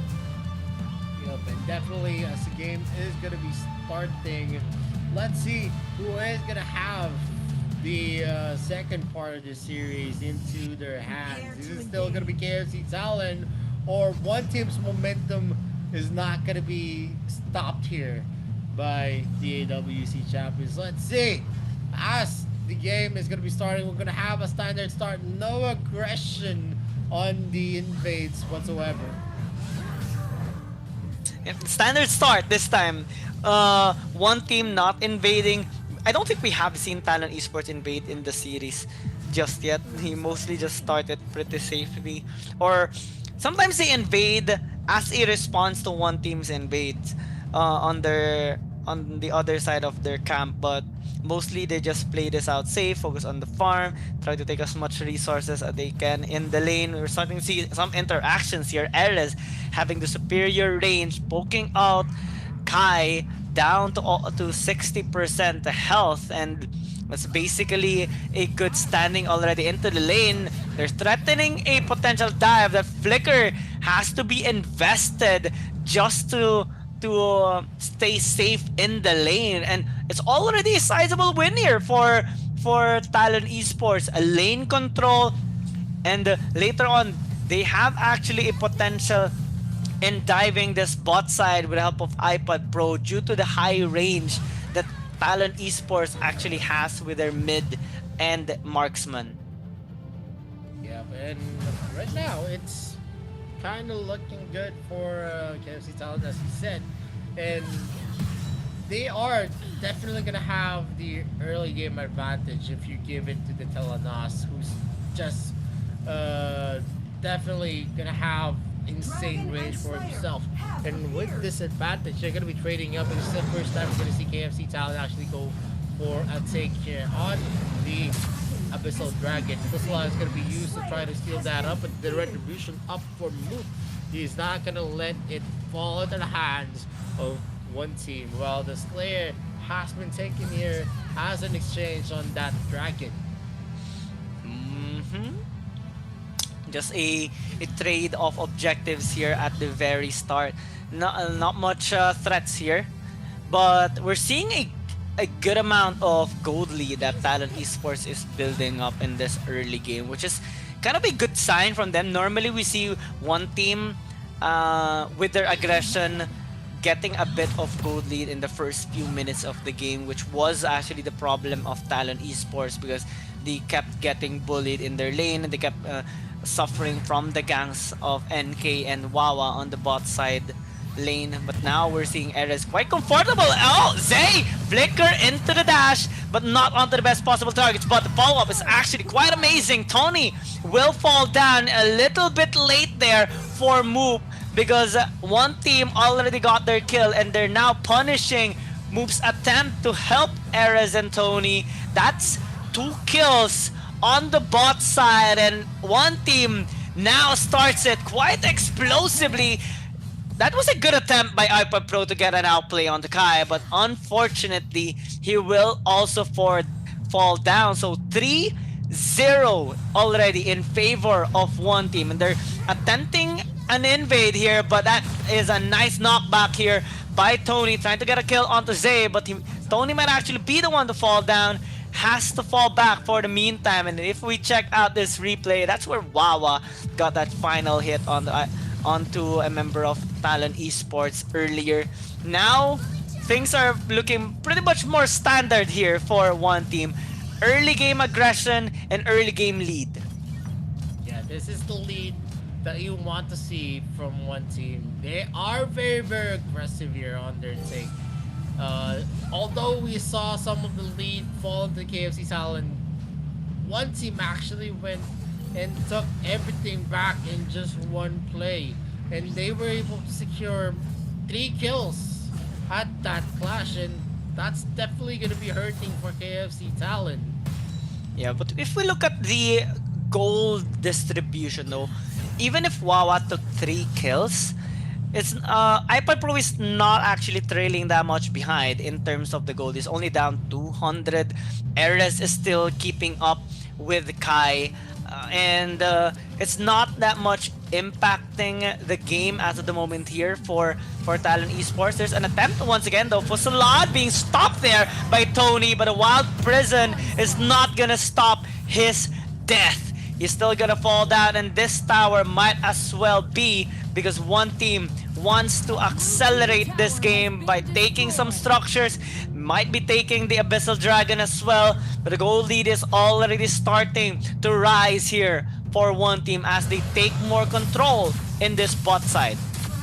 And one of the key factors here is we always see Wawa on the attempt on shutting down the bottom lane of KFC Talon, and that is definitely hurting the chances here of KFC Talon.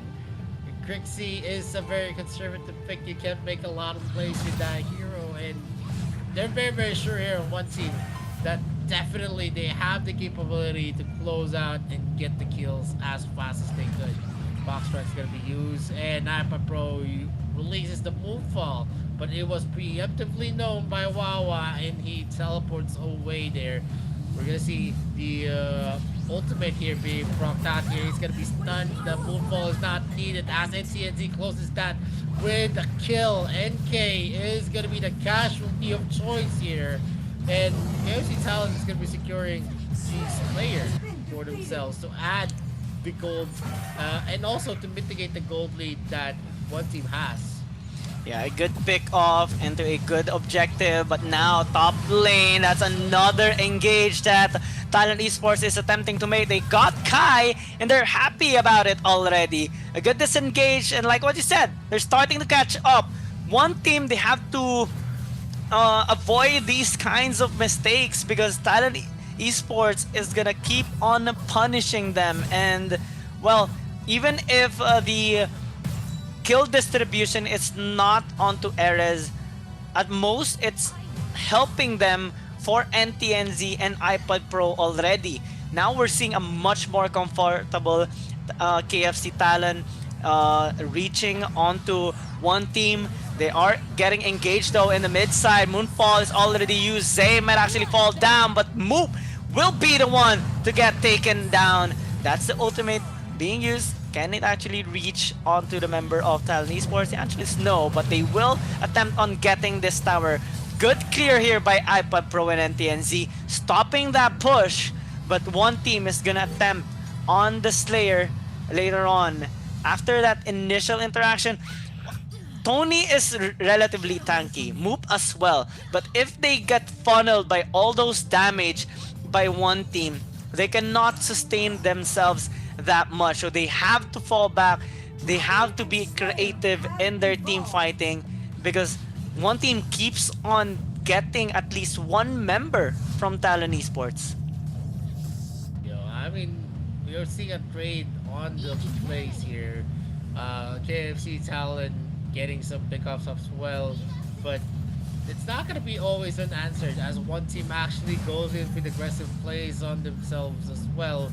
And this is the kind of action that we want. Wawa actually on that Liliana is a thing of beauty, as he is able to use 5-0. yeah, able to use that hero effectively, and the bulk of the kills is on his book.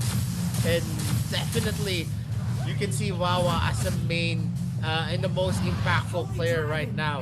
Whichever lane he ganks, whichever clash it starts where Wawa is actually in, it always ends up in the hands of one team. And one team is looking to get more picks.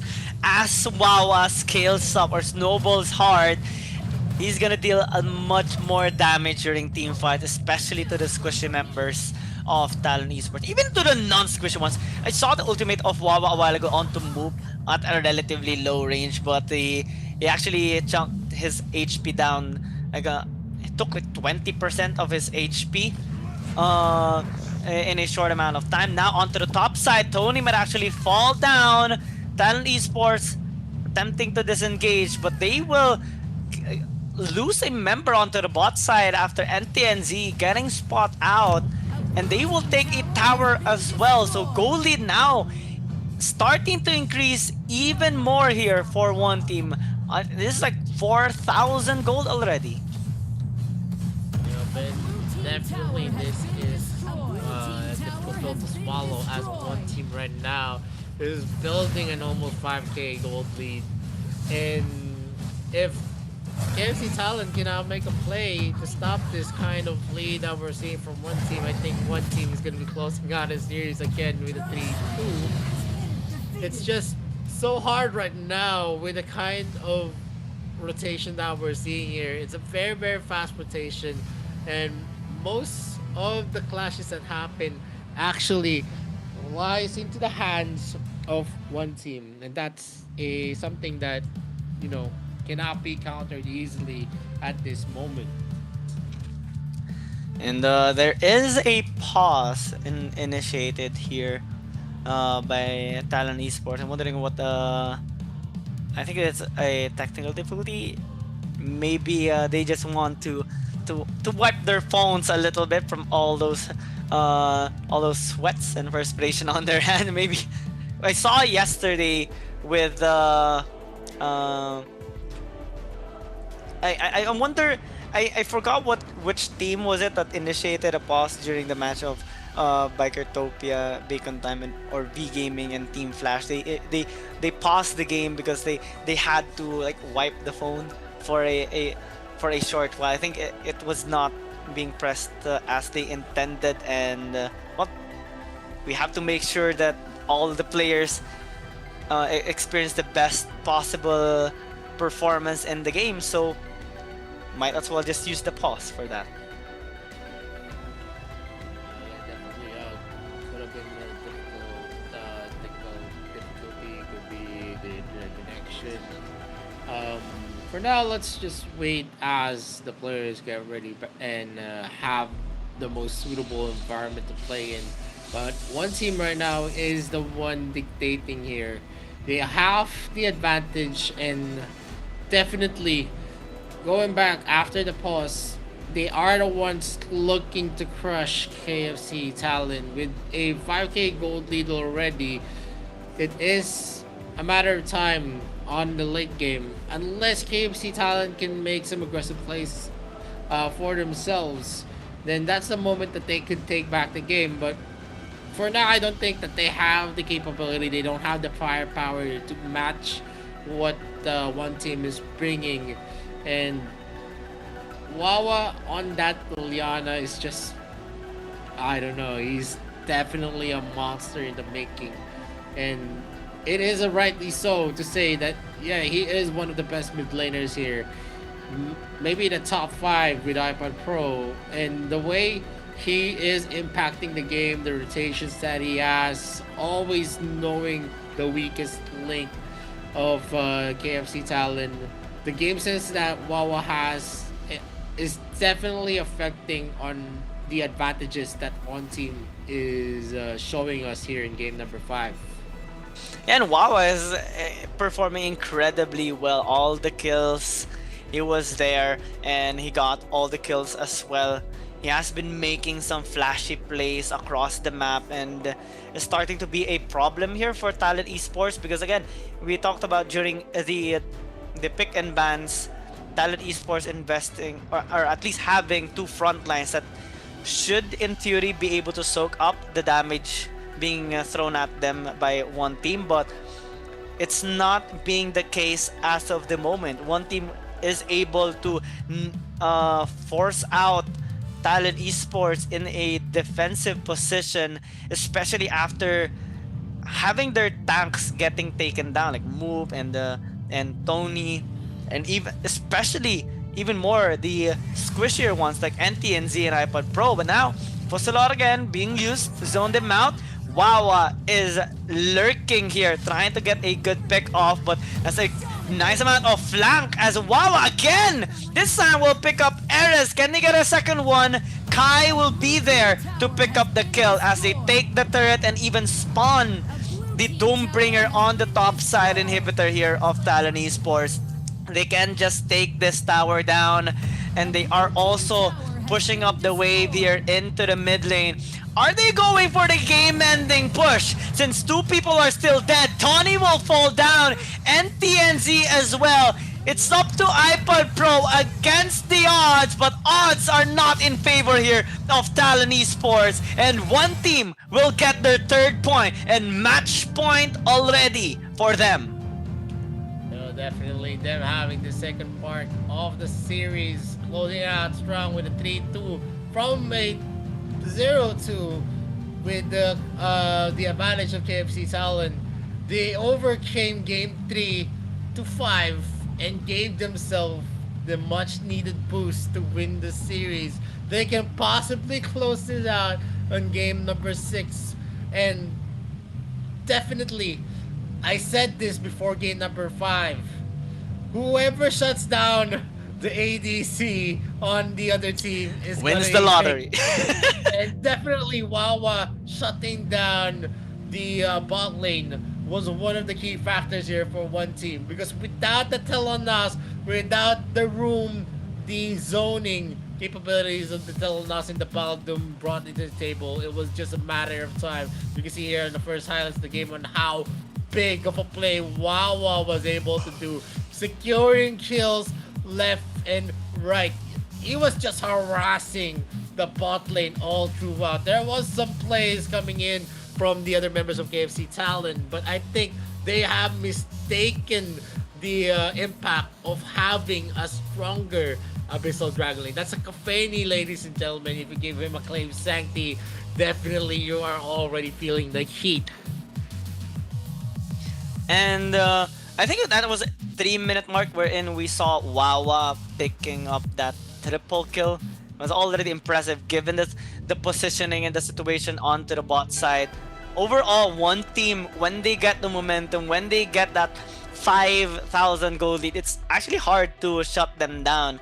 Talon Esports attempted to do it during the previous games. They attempted to do it in this particular game as well, but unfortunately, one miscalculation, especially not being able to anticipate how Wawa is incredibly good with this Liliana, led to the demise here of Talon Esports. And similar to what you said earlier as well, Kai on the Kafeni having to be able to snowball, especially with the help there of Wawa, aided one team to win the bot side, which allowed them to win on the other lanes as well.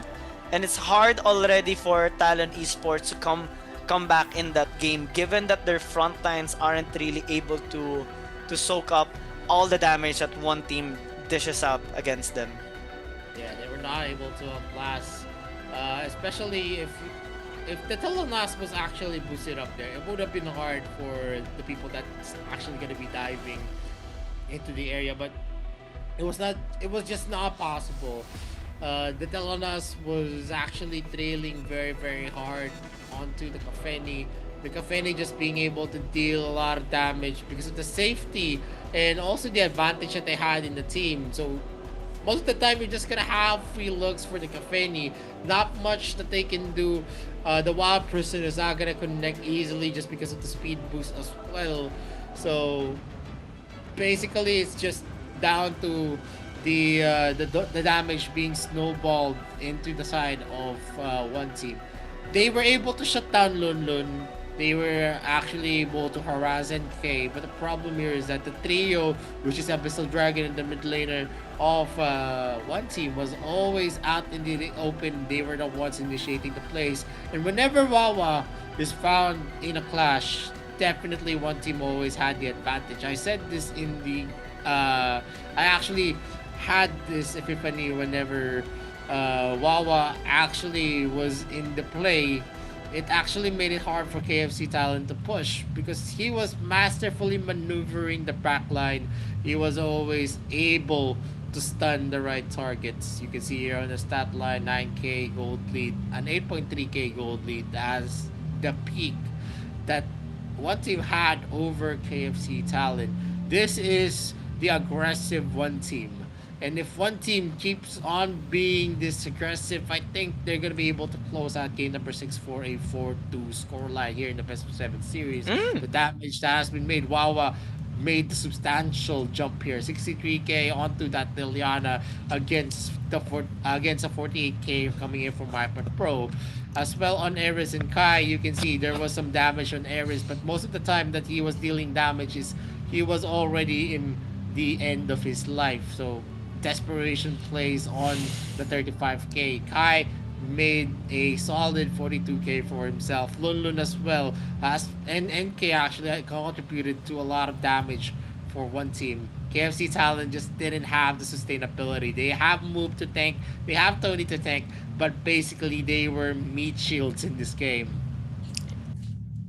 Meat shields. That's the best best description of what happened there, especially for both jungle and support role there of Talon Esports. MVP is gonna be Wawa for sure. I mean, he had an incredible performance, 100% kill participation even. He was there, he was hungry for kills all throughout the game, looking for not only any other play, but flashy plays even. There was a time where he dove under the tower and he was able to escape as well and picking up yet another kill from that short amount of time.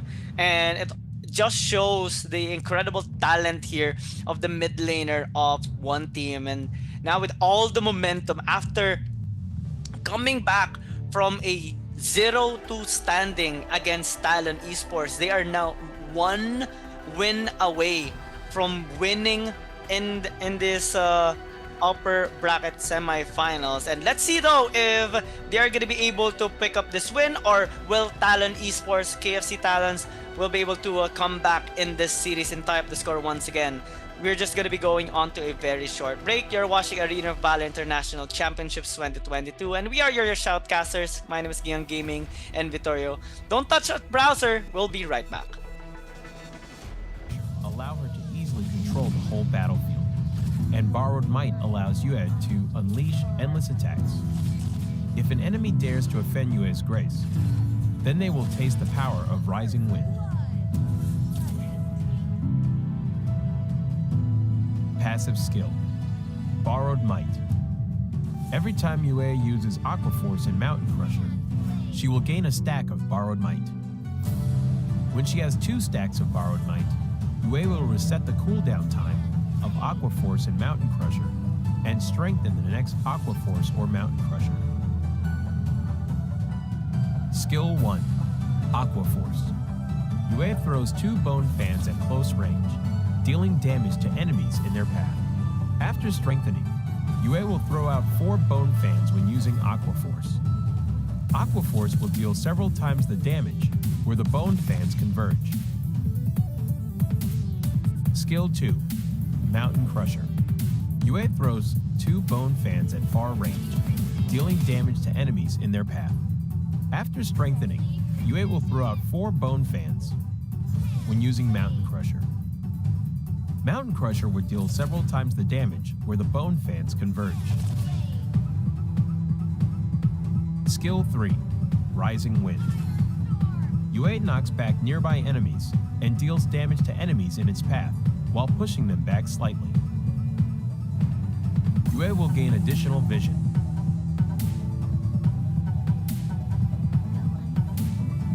Yue is a long-range mage with a powerful ability to exhaust the enemies, but is complicated to operate. To deal perfect damage using Yue, you need to be skilled in combining her skills to deal damage multiple times stronger. However, when Yue overlaps with the enemy, both Aqua Force and Mountain Crusher can deal full damage. When in the lane period, Yue can quickly clear enemy creeps via refreshing her skills through her passive skill and then assist the side lanes. In team fights, Yue needs to use Mountain Crusher multiple times to exhaust the enemies and frequently use Aqua Force to charge up her passive skill to look out for chances to kill or exhaust fragile enemy heroes. The core combo of Yue is to save up a stack of her passive in advance and instantly use Mountain Crusher twice to deal burst damage. But be cautious. Yu's ultimate is the only life-saving skill, so she needs to save her ultimate to be aware of enemy assassins' heroes in team fights.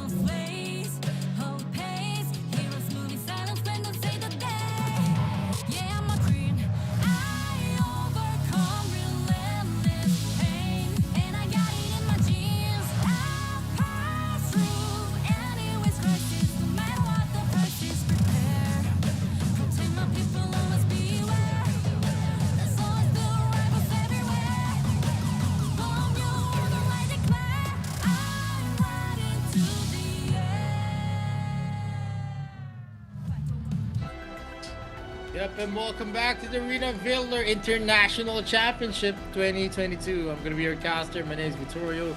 This is Kiyang Gaming. We're down to the third part of this best of 7 series. There is already a 3-2 scoreline in favor of one team, KFC Talon. They have what it takes to actually force a game number 7 where all picks are gonna be ready. And game number 6 is definitely going to be a decider here.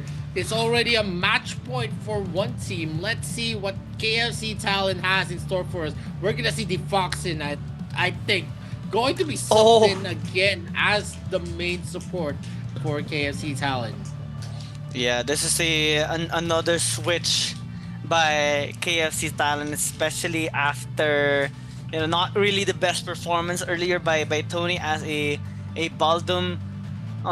Dave Foxen, well, he had an incredible performance, especially in the first 2 games of KFC Talon against one team, and it led to the 2-0 victory by them against one team. But now, as we do check the global picks and bans here for both teams, a lot of heroes has been exhausted already.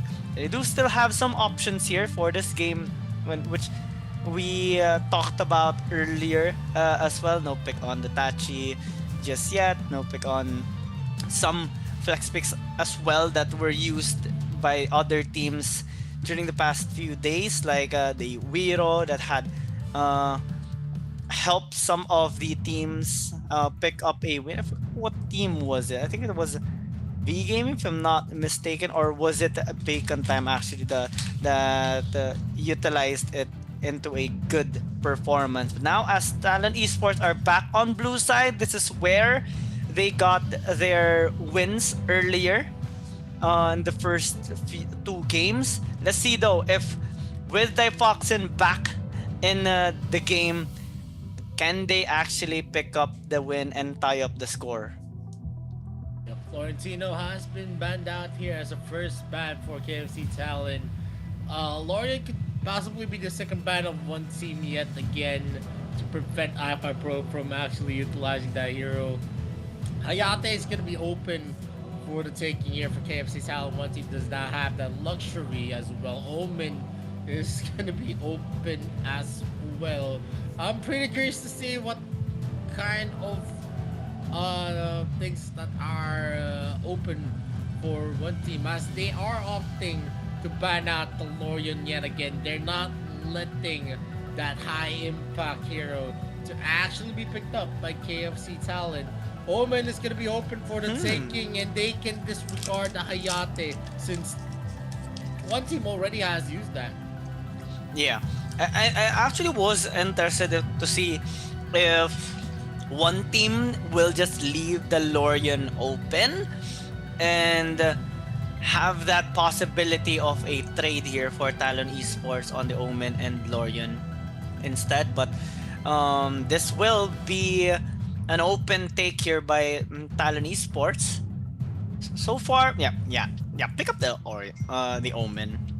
You have not banned it up, so might as well just take it for yourself. And one team, I'm wondering how they are gonna respond to this.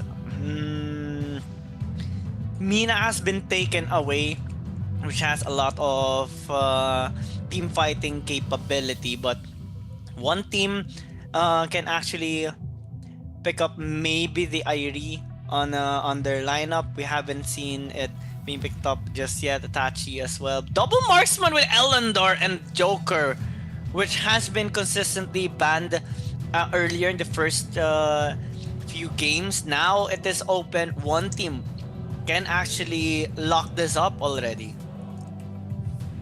Yup, and right now we're seeing an Omen first pick here. One team is going hard with the first 2 picks. Double marksman already in the table. They know that this picks are definitely going to be affecting. These 2 picks can actually counter out the Hayate pick. And what KFC Talon did is they're actually hovering onto Kofeni instead of using the Hayate and Atulin to pair it up with, that you can actually see be used on the jungle and also on the mid lane side. Let's see where that tooling is gonna be placed in. It's, I'm pretty stoked to what to see on the mid laner of one team though. Amelie as well being hovered right now by one team. Given the performance of Wawa with the Liliana in the mid lane, I'm really looking forward to this particular pick as well, due to the aggressive play style that the Wawa actually has as a player. So I'm kind of eyeing on Talon Esports though. If this Talon goes into the jungle, then yeah, it would add a lot of damage in their lineup. But what are they gonna put in the mid lane? However, they one of the options, maybe if they would want to zone away the members of one team, since most double marksman composition often has the downside of um, being squishy, of course. And if Talon Esports can pick up something like maybe a Kali that B Gaming had a good success with, they would be able to zone them away or at least deal some damage from a relatively high range, and it has a good amount of safety as well when paired up with the Kafene. So you can throw out the Ethereal Pulse in synergy with the Fussalot here by Ereds. So right now one team is removing one of the not really used heroes yet, but whenever it was actually used, it transitions into a win. So far in the AIC 2020 to Sinestria has a 100% win rate, and it can actually be used here by Talon Esports. D-Rack gonna be removed here by Talon Esports. Too bad. I was looking forward to seeing this hero already. Yeah, and at this moment, first three picks, we're seeing a lot of damage from both sides. It's just how they're gonna be able to play the Omen as well. That hero, the difference between the Roxy and an Omen is an Omen can be effective in split pushing, and definitely the ultimate that he has can be a game changer wherein they're gonna be able to lock into high priority targets, maybe like the Elder or the Joker. And one of the big things here, if they catch up the Elder, you're gonna be able to counter most of the skills of the Elder, which he uses to teleport away from danger. Tachi as well, a pretty good ban here by Talon Esports, and it will force one team to actually be a bit more creative for their support role. This is gonna be an interesting pick here by one team.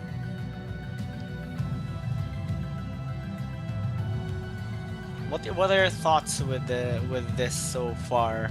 Because one team, they have drafted a double marksman composition, and squishiness is already a bit of a problem for them.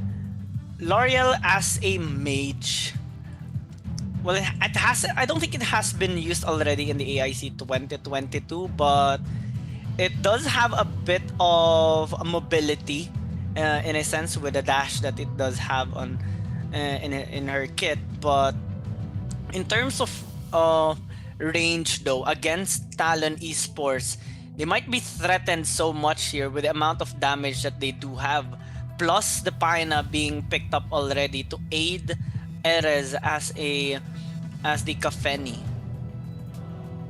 Oh, oh, Rui? If ever they go for a Roe pick, that's gonna be very, very risky. As we saw a lot of the plays here, you're gonna be relying heavily onto that utility, and you want someone that can last in the clashes instead of someone that might be a double-edged sword because yeah, you can teleport back easily, but you have some speed ups, you have some silences, but you want to have the crowd control ready for your team, and Rowie does not fit the bill at the moment. But KFC Talon is porting something big. They're gonna be boosting the damage of Kafeni with that Pina pick, and if they're not gonna be able to zero in and shut down the Kafeni with the Pina, it's gonna be a difficult match here for one team. Let's see what's gonna happen. Is one team's composition with a lot of damage on the Loyal, the Joker, and also the Elner be able to get the right placements, the right looks into the clashes that's gonna happen. Match number 6 is what's gonna dictate it, as one team only needs one more win to close this out, and KFC Talon still has an arduous path as they're going to need 2 consecutive wins to take this series up. Bennett as well. A lot of new heroes, or well, not really new, but new to the AIC 2022, being picked up here by one team. This is a big risk that they are taking, but it can be a good thing by them because they have the advantage already. They are match point against Talon Esports.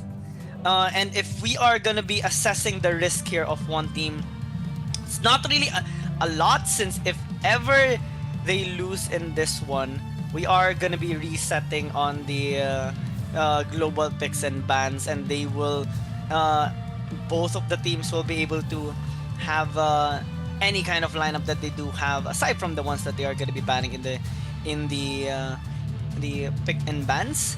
And now Talon Esports looking to tie the score. Can they actually do it? They have invested quite a lot in this game, having to squeeze through a lot of meta picks like the Omen, the Awi Talon, the Kafeni, and the Paina.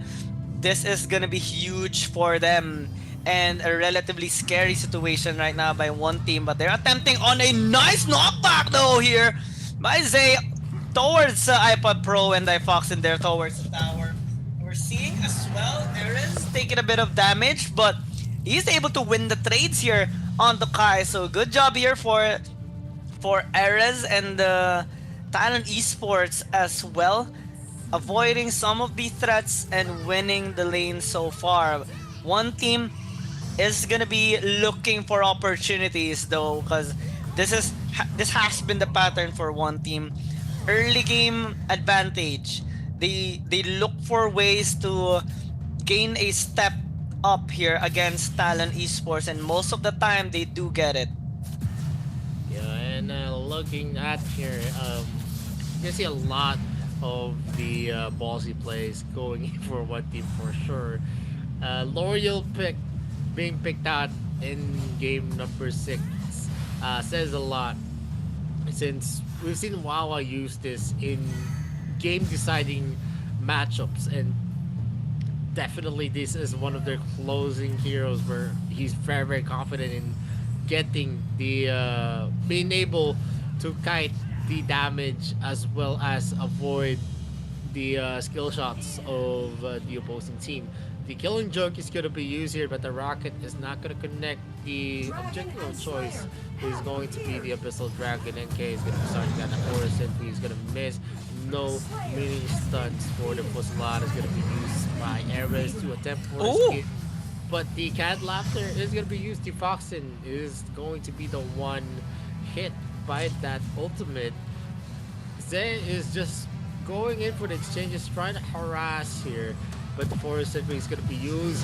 Zay is going to be using here the Nature's Realm, the Nature's Rally by the Foxen is going to be in turn there. And Zay is just going to be regenerating the damage. Both of these duos are just actually trading blows and healing each other with their skill sets.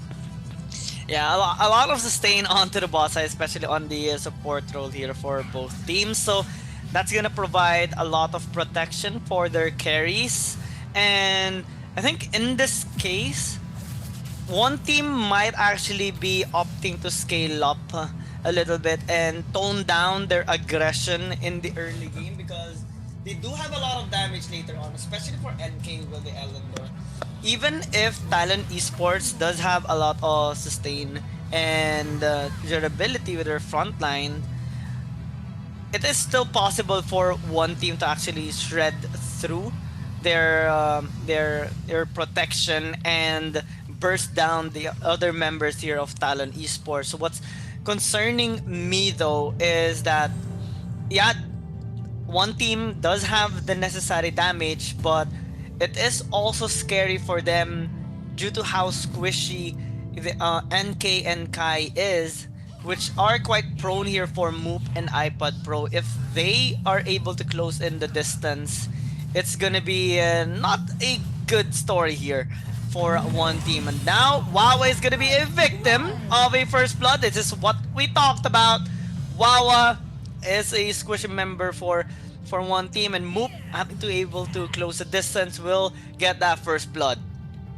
Yeah, I mean, it was an overextension for himself. He does not have the capability to go for the 1v1s just yet. The cooldowns are definitely not there for Wawa, and that's definitely going to be affecting them. Although that is just going to be a kill being secured here by Moop and also iPad Pro. I feel like it is way too early to say that it is going to be game changing, and the impact is definitely going to be there, but not substantial enough to affect the rotations that's going to happen. NK and Wawa are just here in the middle lane. They're not going in for aggression just yet, and for now I think it is going to be difficult for KFC Talon, since they don't have a lot of crowd controls to hold people down.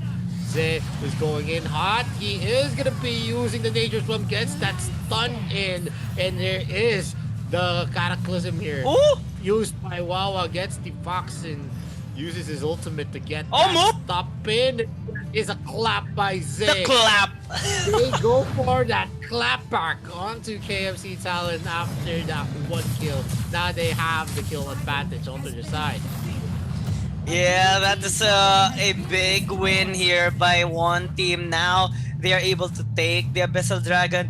They're also able to take a tower on the bot lane that is helping them in the economy department. Now they're looking for a possible pick here onto the mid lane, or at least attempting a push here, but it's being stopped by Talon Esports. So now they transition towards the Dark Slayer. Maybe not so. I'm wondering why they don't want it. They maybe want to get a pick off onto the top side or draw the attention of Talon Esports out, as Lunlun is split pushing onto the bot lane. Talon Esports though are still playing this by the book, playing this defensively and waiting for them to scale up better towards this game, because they do have a pretty good lineup built up here in this game, and since they're not being threatened that much for dives, they're just gonna be playing this as safe as they can. But Wawa will dive. iPod Pro tries to disengage, but he will also get that kill onto NK. A fadeaway shot right into the face of that Elender. And even if they get that kill though, one team is still gonna be able to push the tower on the top side. So gold is still favoring one team as of the moment. Yeah, I mean, that was an overextension, and an overextension that we're gonna see NK pay. While Lunlun is in the area, the death Specken is not gonna connect, and still not much here. NKB paying the price there. Actually, would have been a win already when you force Hyper Pro going back to the base, but him actually going hard there made the kill possible. We know that Elender deals a lot of damage, but the problem here is that Elender is also very, very squishy as well. Yeah, and if you would to face a Talon straight on, it's not gonna look good for you. Ooh, good dodge there by Wawa. But the fight is already breaking out. Talon Esports has to pay good respect towards the damage here of one team for the moment. They're now closing the distance. Pussalat now trying to zone them out. Wawa still commits Foxen is taking a bit of damage there, but I think one team has to disengage right now. They already are successful in taking that mid tier 1, but if they are gonna be giving away a couple of kills, it's not gonna be worth it. So good call coming from them. NK is also split pushing into the top to draw the attention of Talon Esports, but they're not getting shaken by it as of the moment. They respond with a take on the Holy Dragon, while NK is soloing this Infinite Slayer. It will be just a trade of objectives for now.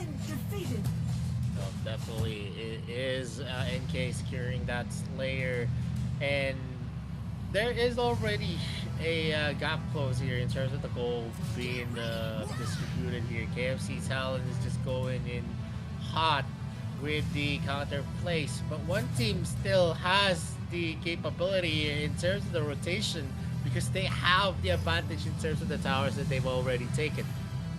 What's going to be scary here is that if KFC Talon actually wins a clash, they're going to be ranking up a lot of gold because they're going to be able to zero in on those first tier turrets, and this will be a decider here. Even with the turrets being secured here by one team, they are just in par with the gold of KFC Talon. So if we put it into perspective, one mistake from one team could actually be very, very detrimental.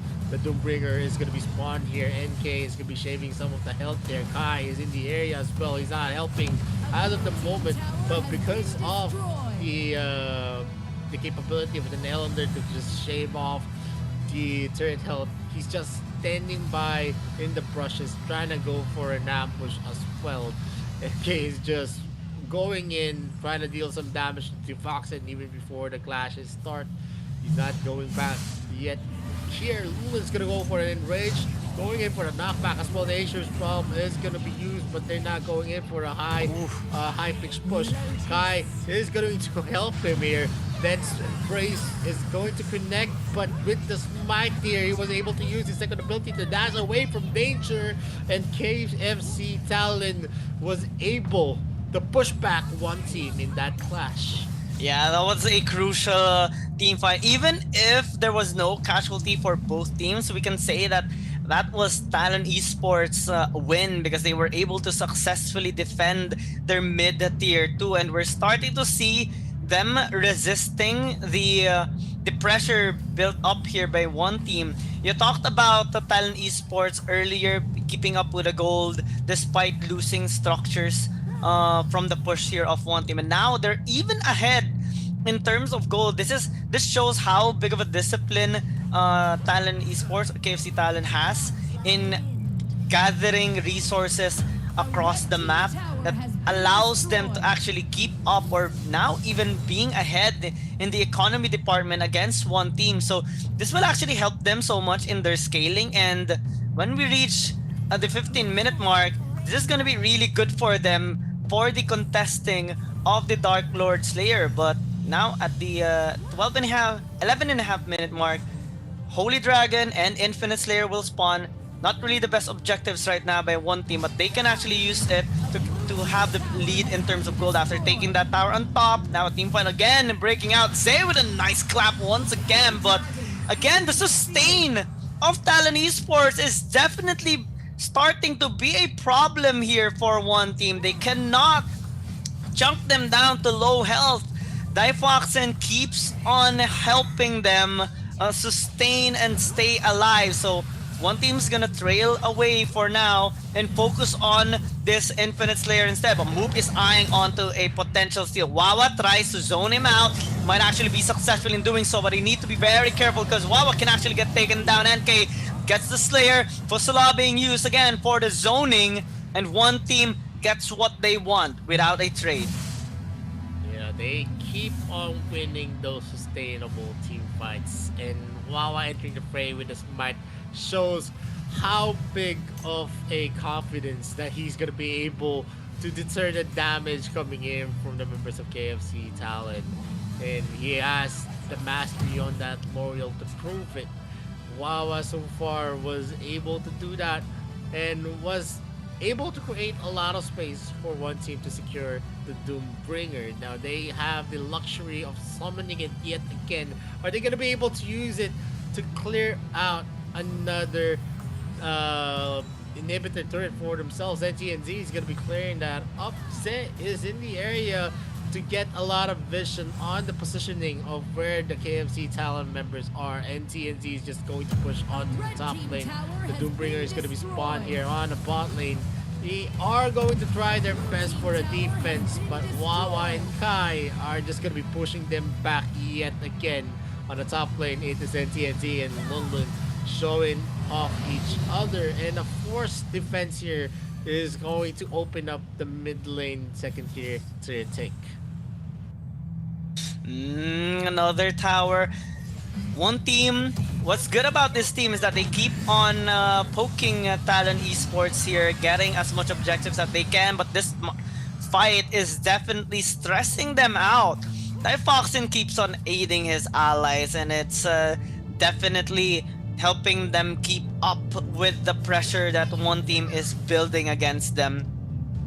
With the damage increasing as well from iPod Pro, Erez, and Moop, it's gonna be quite scary later on, because if they are gonna be able to catch the members of one team, it's not gonna look good here for Wawa, NK, and Kai, as we're seeing some rotations being initiated right now by the members of Talon Esports. And now with 20 seconds on the clock before the Dark Lord Slayer spawns, this is not gonna be an objective that Talon Esports want to give for free. They're gonna contest for this. They're actually looking for a potential pick onto the bot side, but one team spots them out, and this is not.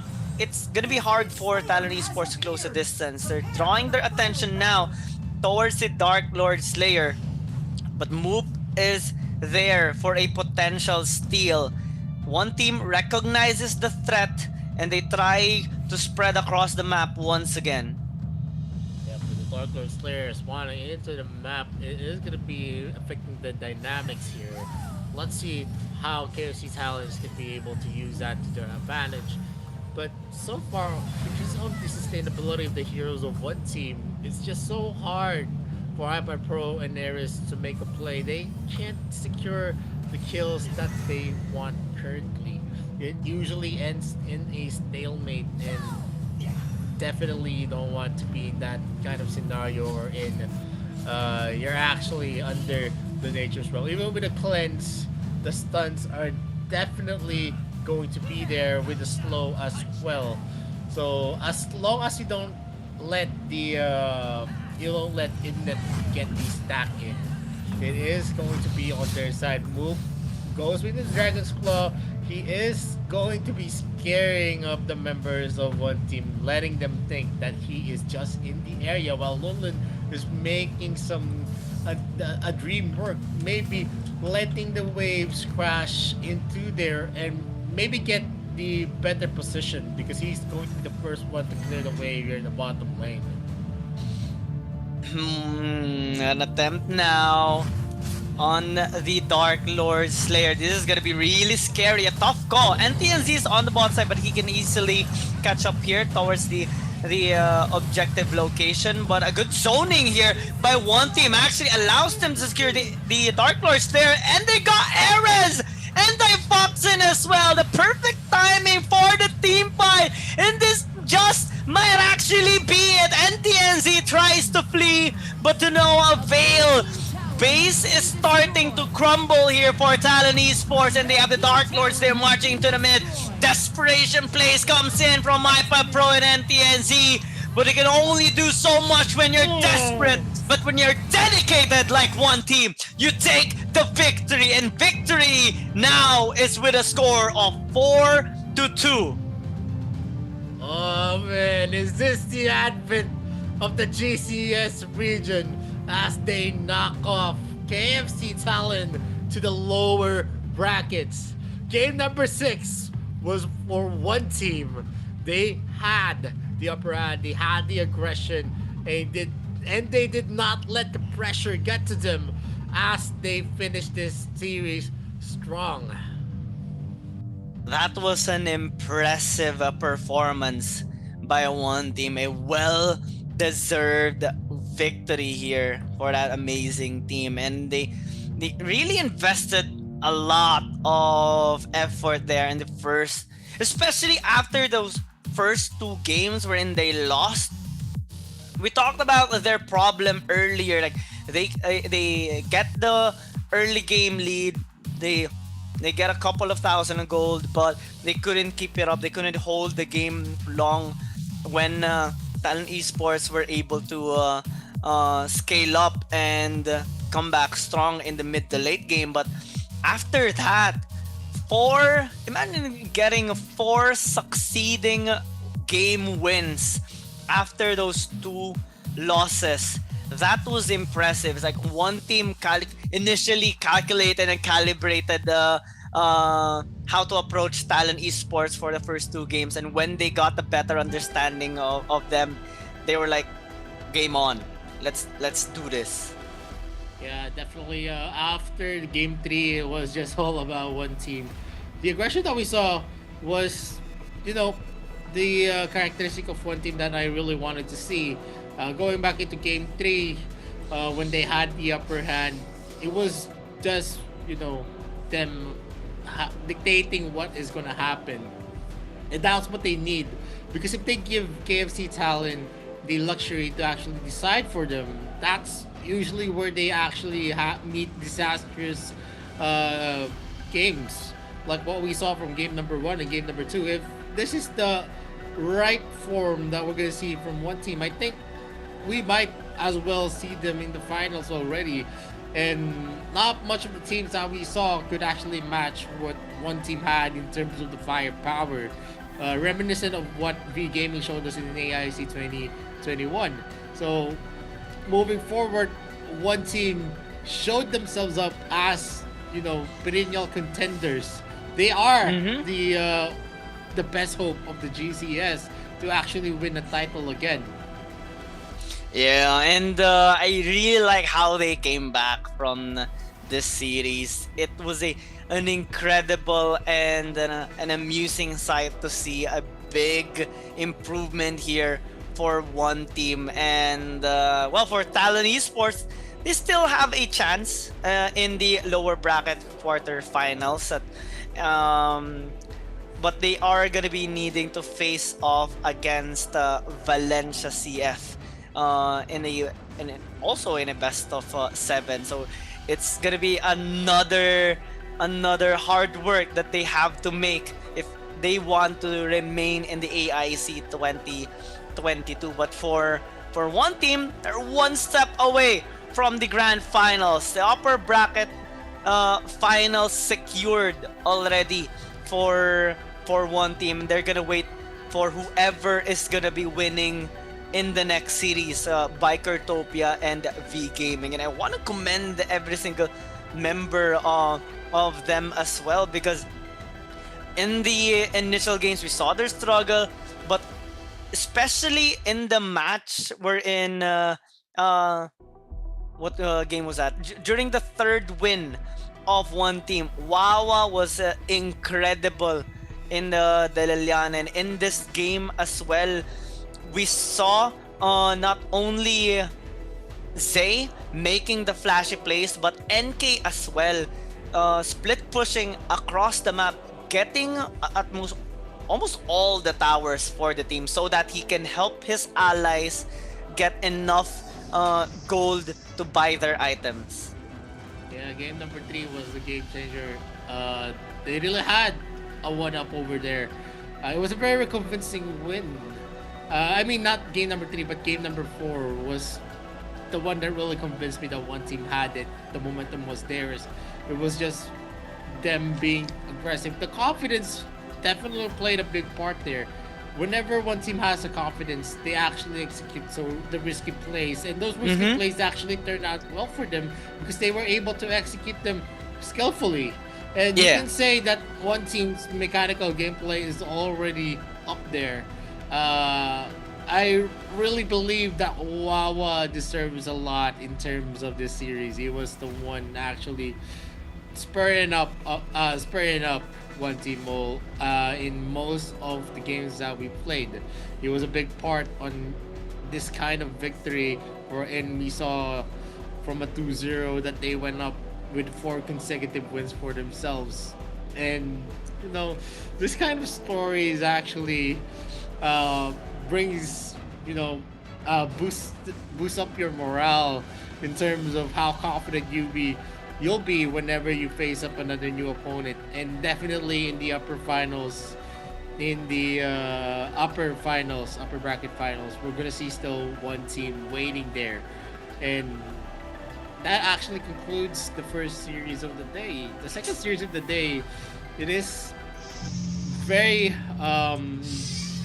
very interesting as well. It's Bikertopia against V Gaming, which we'll see who is going to be facing up the GCS champions. But looking at the stat line, we're going to see a lot of wide swings in the graph. That says a lot on how good these players are, because usually if it's a one-sided match, you don't see the leads for both sides to actually change. But in this game, it actually changed in different hands from the onset from one team, and then we're gonna see KFC Talon, and then it's again one team, and then KFC Talon yet again. And in terms of the damage being dealt here, iPad Pro and Wawa are actually neck and neck. So in the mid lane fight, you can see how big of a deal these guys are. Eris and Kai as well are almost in equal. What the difference is that NK was able to contribute more than what Moop could hope for. Because we all know, in terms of the capability to deal damage in the early and the mid game, it is always going to be the Elder who's going to have the advantage. In the late game, it could fall down because he's going to be squishy enough for the away to actually zero in and just burst down with the Dragon's Wrath and a few combos of the Dragon's Claw. But at the end of the day, it is all about the composition and rotations, where one team actually excelled.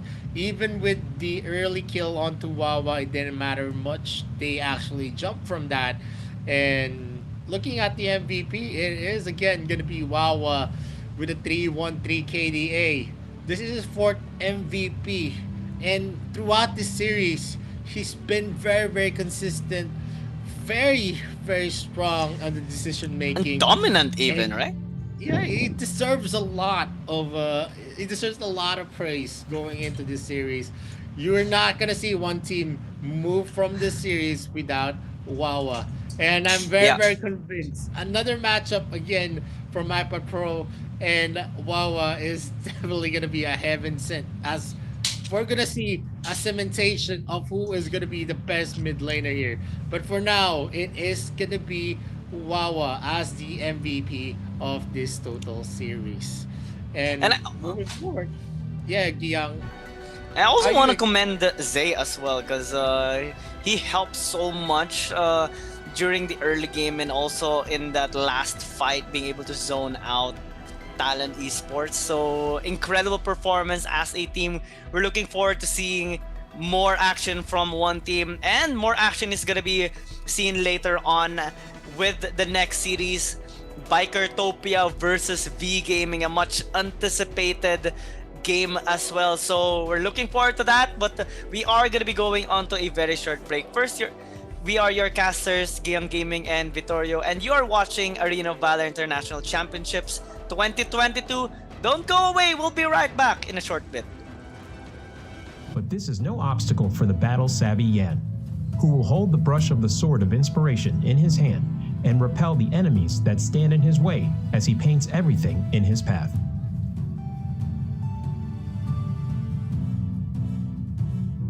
Passive, Spiritual Spark. When Yan uses Skill 1 and Skill 2, he will gain a stack of energy, having 2 stacks of energy, depending on the difference in the previous skill. Will cause the next normal attack to gain additional boost. After using an enhanced normal attack, his attack speed will increase. Yan's skill will mark an enemy when it hits them. Dealing damage to the same target will consume the mark and trigger additional physical damage, restoring Yan's own HP in the process. Skill 1, Black Jade Sprinkle. Yan will deal damage and apply movement speed reduction to enemies in a fan shape in front of him. Passive enhanced normal attack. After a short delay, deals damage to the enemy in front and knocks them away. He can move during the delay and deal additional damage to minions and wild monsters. Skill 2. Draconic Step. Yan moves forward in an arc, dealing damage to enemies along the path. Yan is untargetable while using the skill. Passive enhanced normal attack. Charging towards the target enemy and dealing damage, he can use another part of skill 2 within a short time frame. Additional skill 2 cast has a separate cooldown calculation and does not accumulate energy. Skill 3. Hills of Dream. Yan releases his seal, entering enhanced status and dealing damage to surrounding enemies, receiving a massive physical penetration, and can use the second part of the ultimate skill. He gains super armor and reduces damage taken during the cast.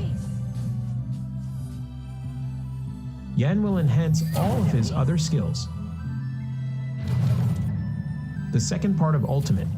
Yan charges forward and deals massive damage and knocks away enemies in a massive range forward. Enhanced skill 1. Deal 2 instances of damage to the enemy. Enhanced skill 2. Deals even higher damage. Yan's ultimate skill buff will increase with every upgrade. When ultimate is upgraded to level 1, the skill damage of skill 1 and 2 increases by 50%, and the number of times the mark can be triggered also increases. When ultimate is upgraded to level 2, passive enhanced normal attack hitting enemies will extend the enhanced status duration and can be used multiple times when under the buff from the second part of Yan's ultimate. They aren't affected by cooldown reduction.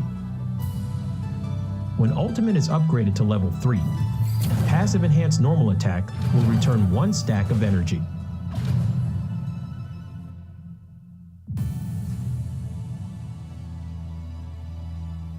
Yan is a highly controllable warrior type assassin.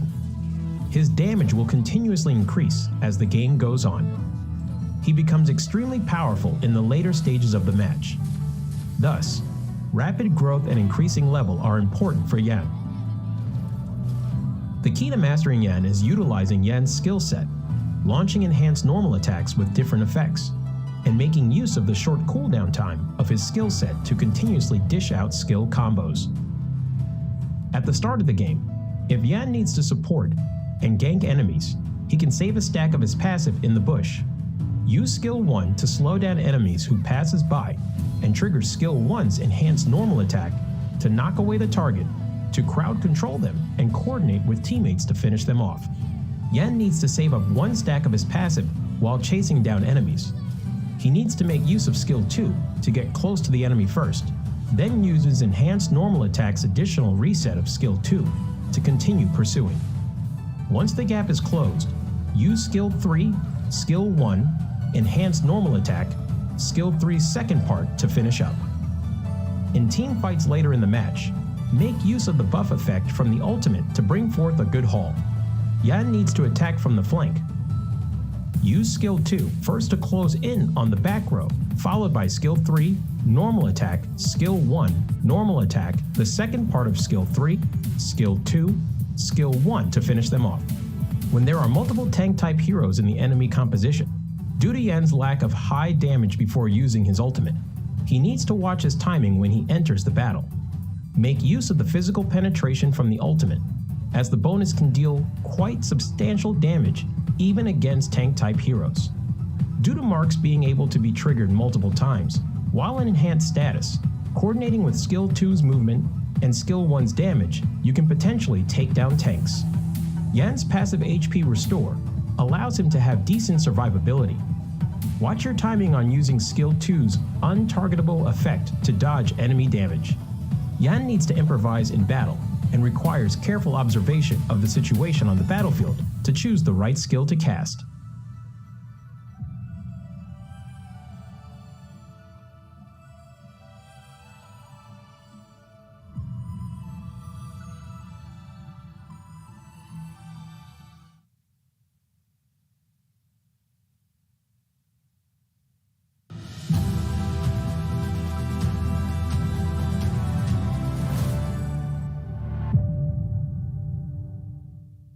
there, rookie. Welcome to Arena of Valor. This is a multiplayer online battle arena mobile game. This may be your first time with a MOBA game, and you're at a loss about fighting with real players.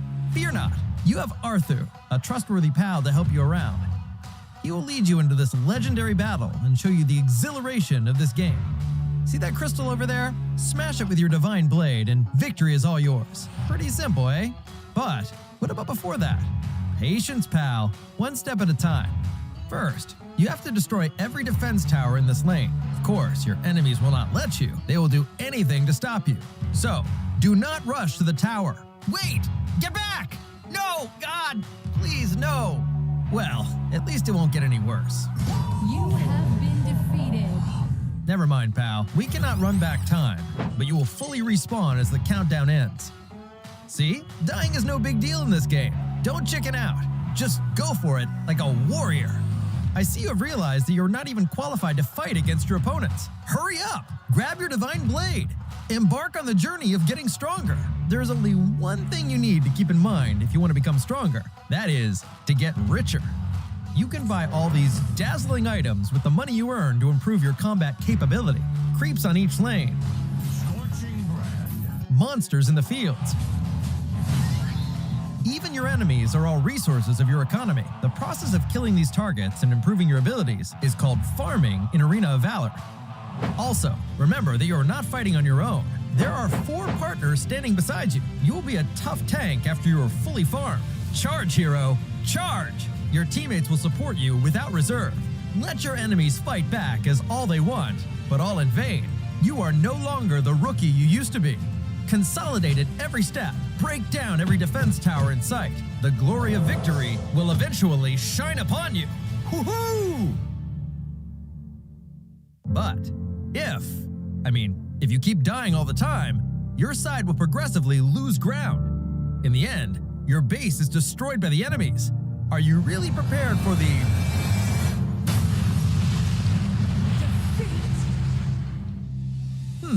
So what? Just take another round. In AOV, failure is just the experience you need to grow stronger. Come on, rookie. What are you waiting for? Let's go!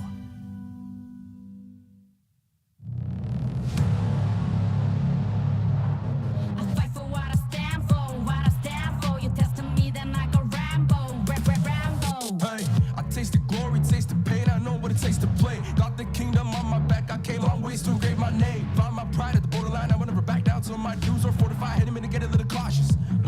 It's part of the process. They think I'm crazy, or am I really brave? I don't let nothing faze me, there's no hold up delay. I still survive, I own the confidence up in my mind. I'm running close the light, it's time to shine and go take flight. No pain, no gain, if you don't wanna fade away. The both ways, hope pays. And welcome back to the Arena of Valor International Championships 2022. My name is Vittorio. This is Kiyang Gaming. We're now down to the second series of the day. After a breathtaking series win for one team, we're now going to be able to witness V Gaming against Bikertopia. Yeah, one exciting series once again here in the AIC 2022. After Bikertopia 3-0 Bacon Time in an incredible fashion, V Gaming as well took down Team Flash in a 3-0-1. So it's gonna be a clash here in the upper bracket semifinals. I'm looking forward to see how they are gonna be facing off each other though, because Bikertopia, they had an incredible amount of performance and improvement as well over the past few days. And them having to be able to defeat Bacon Time in a dominating fashion proves that they are willing, or at least they are gonna be trying to be able to do that as well against V Gaming, because Bacon Time defeated V Gaming during the first few days as well, before V Gaming kind of got their shangle and defeated them as well. And now coming into the upper bracket semifinals, it's gonna take more than just 2 games or 3 games. It can extend towards a 7th game right now, which we have seen earlier between Talon Esports and One Team. Congratulations to One Team, by the way, after that initial struggle and a good closeout. So Bikertopia versus V Gaming. Aside from their incredible performance in the upper bracket quarterfinals, how do you think they would interact in the series?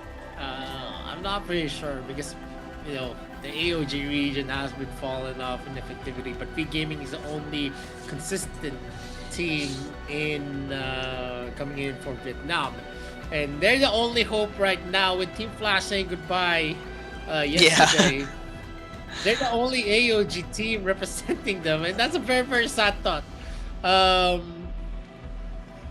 The hopes are pinned down onto V Gaming, and I know this is definitely going to be pressuring for them as they need to perform very very well. But this might actually spur them actually forward in terms of they're the only hope of the region, and they need to shoulder it high as the performance that they showed us against Team Flash is a significant view of how V Gaming is.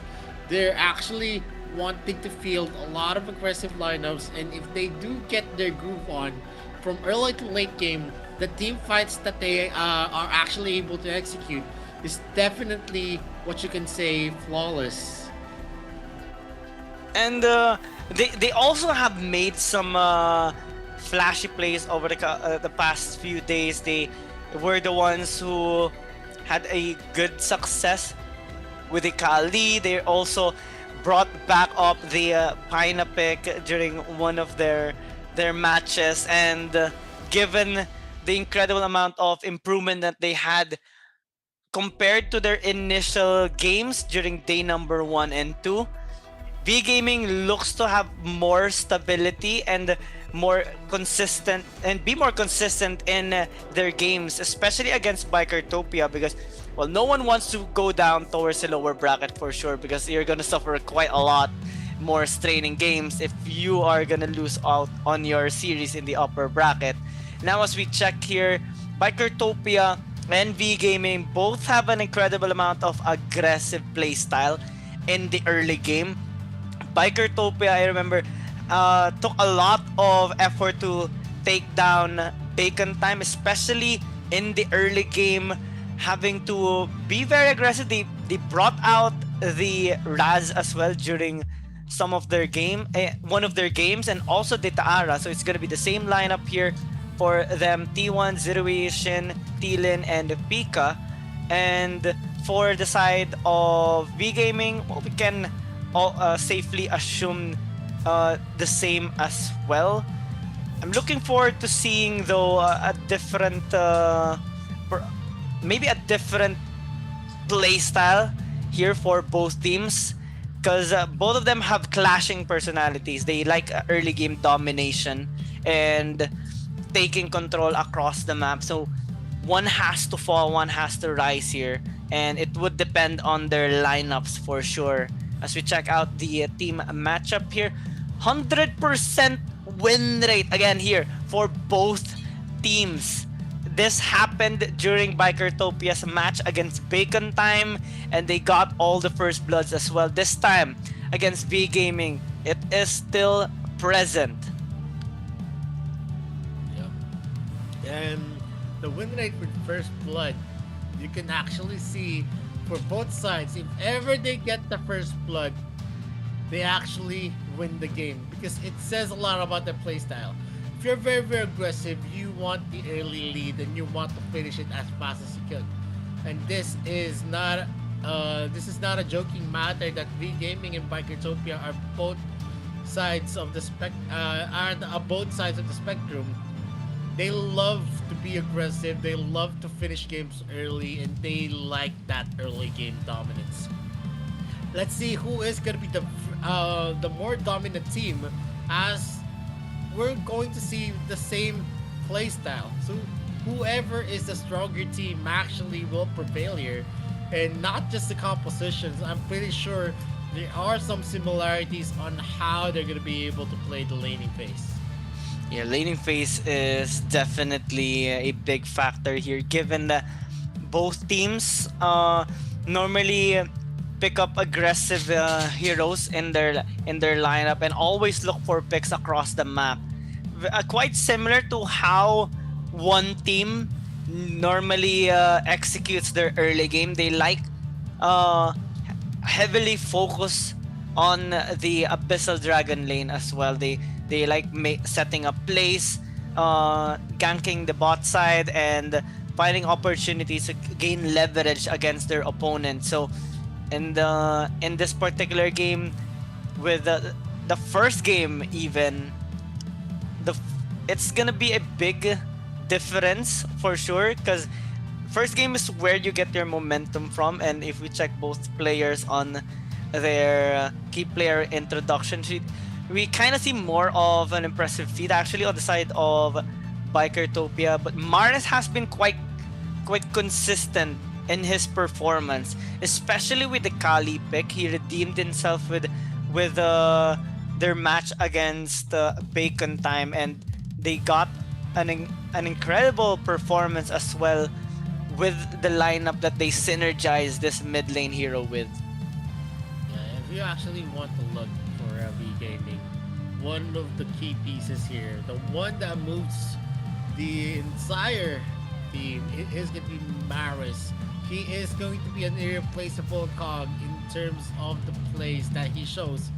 If Maris doesn't perform well, V Gaming doesn't perform well, and that's a fact of the matter. And the consistency of Maris all throughout AIC 2022 is evident on the play and also on the stats that he has. He is one.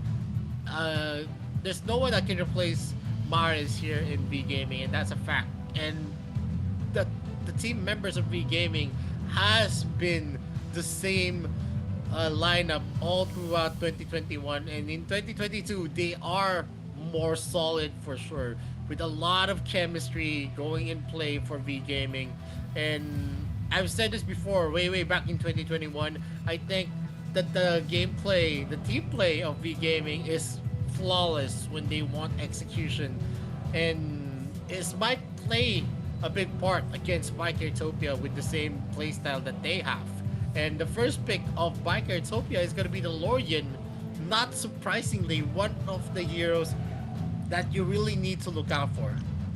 I'm kind of wondering why V Gaming let this open. I think maybe they want to have, they want to trade it out with the Nakroth, since they can use the Crixie in the mid lane, and they have an incredible amount of trust to Maris being able to match Shin in the mid lane in this instance.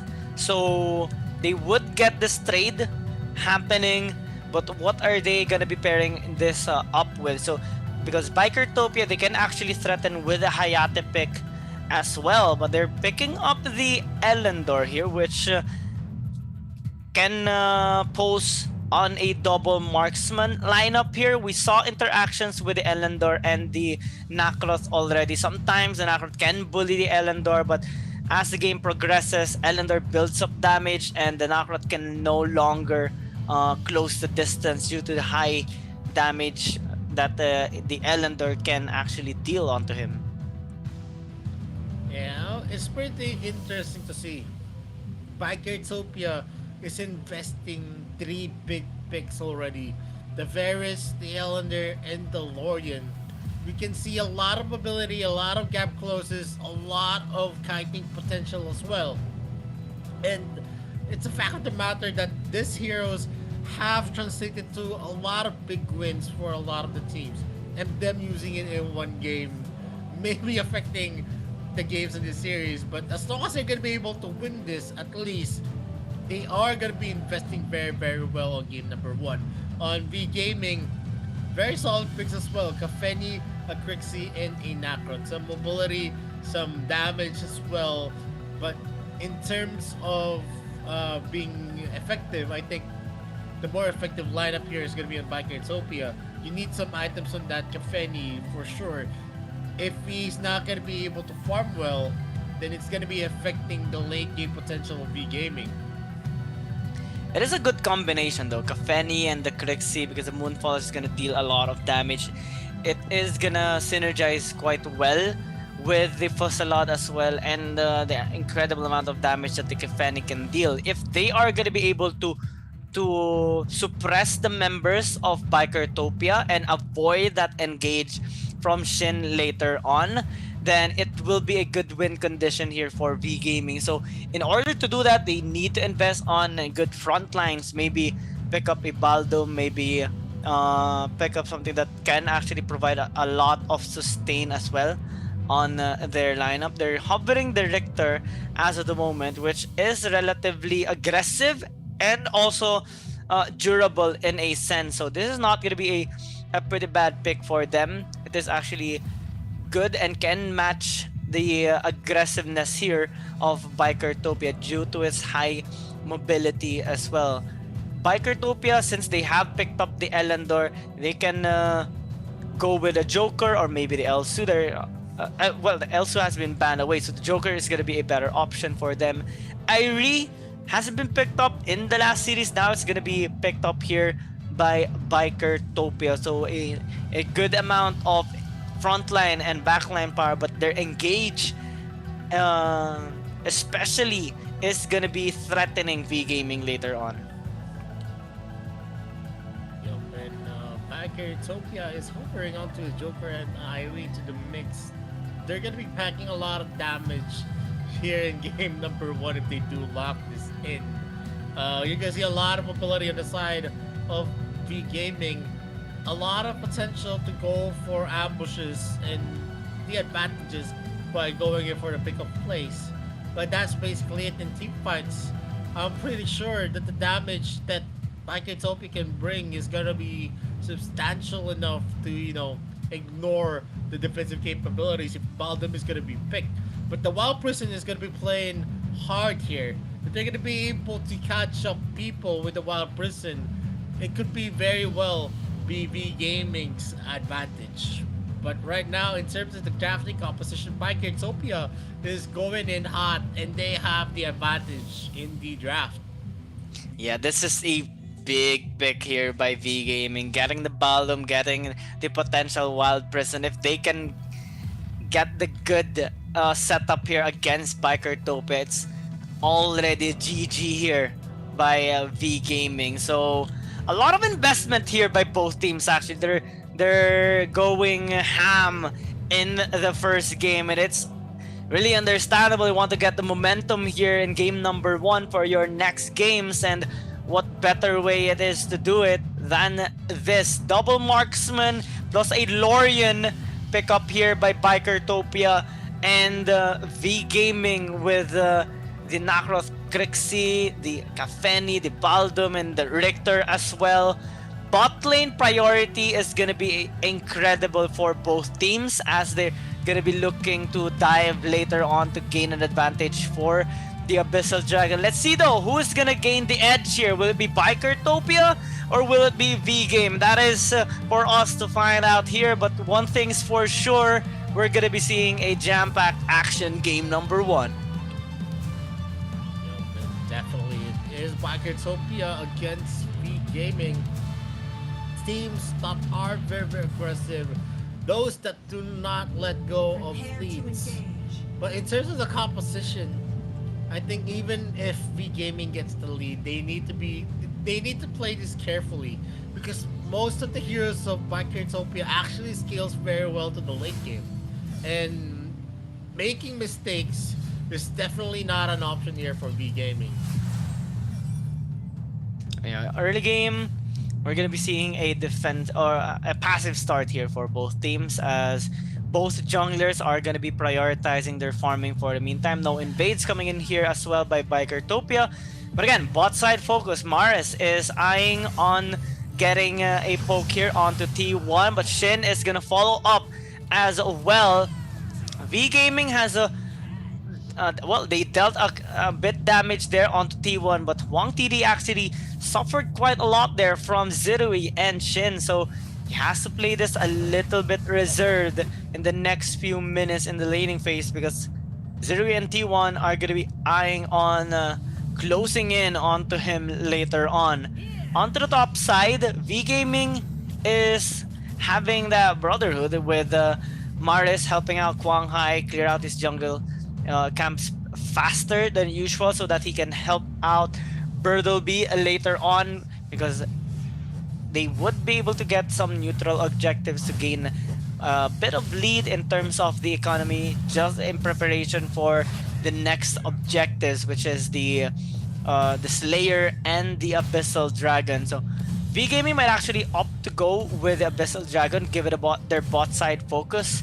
But T1 and Zirui actually doing a really good job here zoning out Wang TD. And Slayer.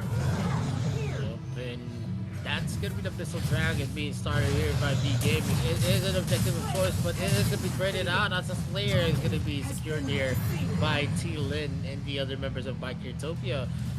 V Gaming is rotating here to the bot lane with Quang Hai, helping him farm up for his power spike. We all know Nakrot needs a lot of resources, and especially in an Ellender versus Nakrot, he needs all the resources that he can get. And this Nakrot is gonna deal quite a bit of damage later on to the squishy members of Bikertopia, but he has to be quite careful, of course, given the amount of burst that Bikertopia has. I'm liking how V Gaming, again, bot side focus. Maris continues to aid Huang TD and Han, because if this Kafeni gets shut down, it's gonna be hard for them, especially towards the mid game, because Thielen and Zirui as a double really stands out here, as Bikertopia opts to deny Quang Hai from his red side jungle, but is able to take his camp effectively. Thielen might actually get punished. This is a 4 versus 5 in started, but V Gaming will actually get the upper hand in that. First blood already, as T1 gets caught up there at the last part of that fight. Yeah, one of the biggest factors here is the Wild Person being able to delay Sin and Zero-E from helping out on the clash. Han was able to survive with the Wild Person, and definitely V Gaming has the upper hand there. They miss up some waves on the bot lane though that equalizes some of the gold. Sin might be taken. Now T1 is going to be entering the area. He's not going to be catching up, but deters the commit from Quang Hai. Yeah, and this is gonna be a problem by Bikertopia. Yeah, they can be aggressive, making those invades, but they have to be really careful from the flanks, especially with a Wild Prison there of Han, because it can deter their movement. It can prevent them from doing what they intend to execute against V Gaming, and this is what makes V Gaming quite scary as a team. They can make these flashy plays at moments notice, but Bertleby is actually taking a lot of damage there from Pika, but it does have Quang Hai ready always to assist him whenever he is having some difficulty in his lane. So Bikertopia has to be more careful if they are looking to commit onto a gank here to Bertleby, as the objectives again are about to spawn. Bot side is still relatively winning for Bikertopia, but in here, T-Lin is trying to escape from Quang Hai, gets 2v1 there, and he will fall down. Pika as well is trying to flee, but I don't think he can actually fight even more. But bot side, we're seeing an interaction here by Bikertopia and V Gaming. Wang TD cannot keep up with the pressure, especially when Shin is involved. Ooh. There is going to be an exchange here. Bertleby going in for the duel, misses out the shuriken from Pika, but the objective on the ball lane is going to be secured here by Bikertopia. That's going to be putting them in the map with the gold that they have in the pocket. They did get Wang TD in that bot lane clash, but T1 was traded up. But off cam, it's still gonna be a win for BR. Oh, one of the reasons there, they secure an objective, they create some space for themselves, and definitely that's gonna be affecting them. T1 is going to be the target of the wild charge. Some damage is gonna be added here to the mix by Wang TD. Mars does his best to help his teammates here on the in the Abyssal Dragon lane. Wang TD though might be in danger. The Sorry Sky is going to be used. Mars is going to be forced out to use that Moonfall as well.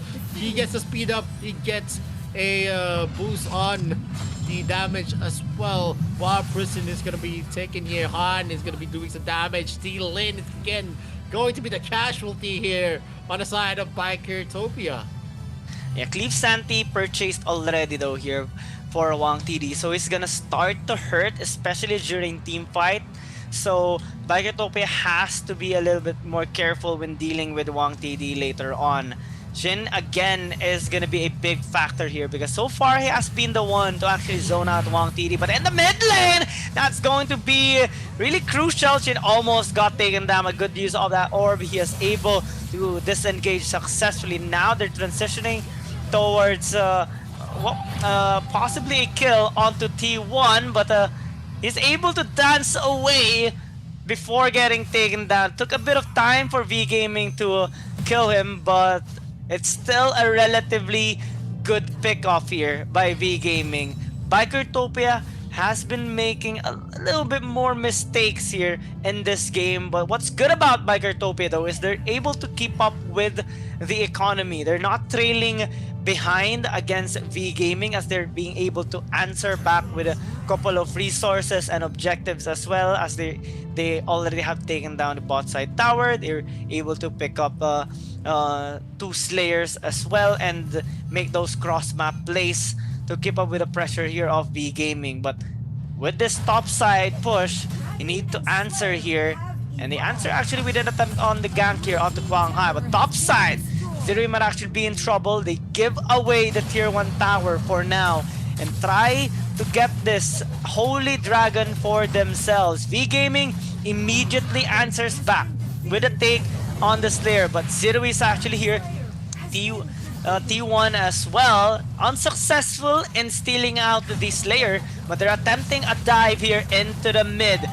Well, it's gonna be a good engage here by Bertleby, but it's getting knocked back. Quang Hai gets to a finish with the help of Huang TD, and they get a good push here into the mid lane, especially with the Slayer marching along with them, and Bikertopia has to give this tier 1 down. Just V Gaming, whenever they have the opportunity, they go in hot. And definitely it is going to be difficult as the game progresses because more of the pressure is building up for them.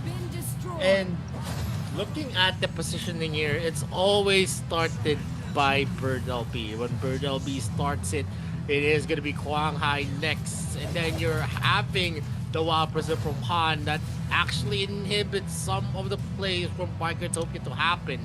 And that's the zone control that you want. You want to have the right positioning. You have to have the nice, the better advantage in terms of the vantage points that you have in the map.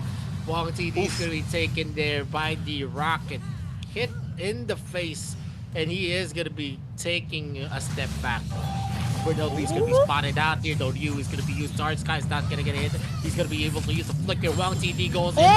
D1 is going to be in danger. And we also see here Quang Hai going in hot. T-Lin is going to be the target, and he is going to be deterred there. 2 of the members of Bikertopia has fallen in that clash, and now it's an open space here on the mid lane. They take that second tier turret.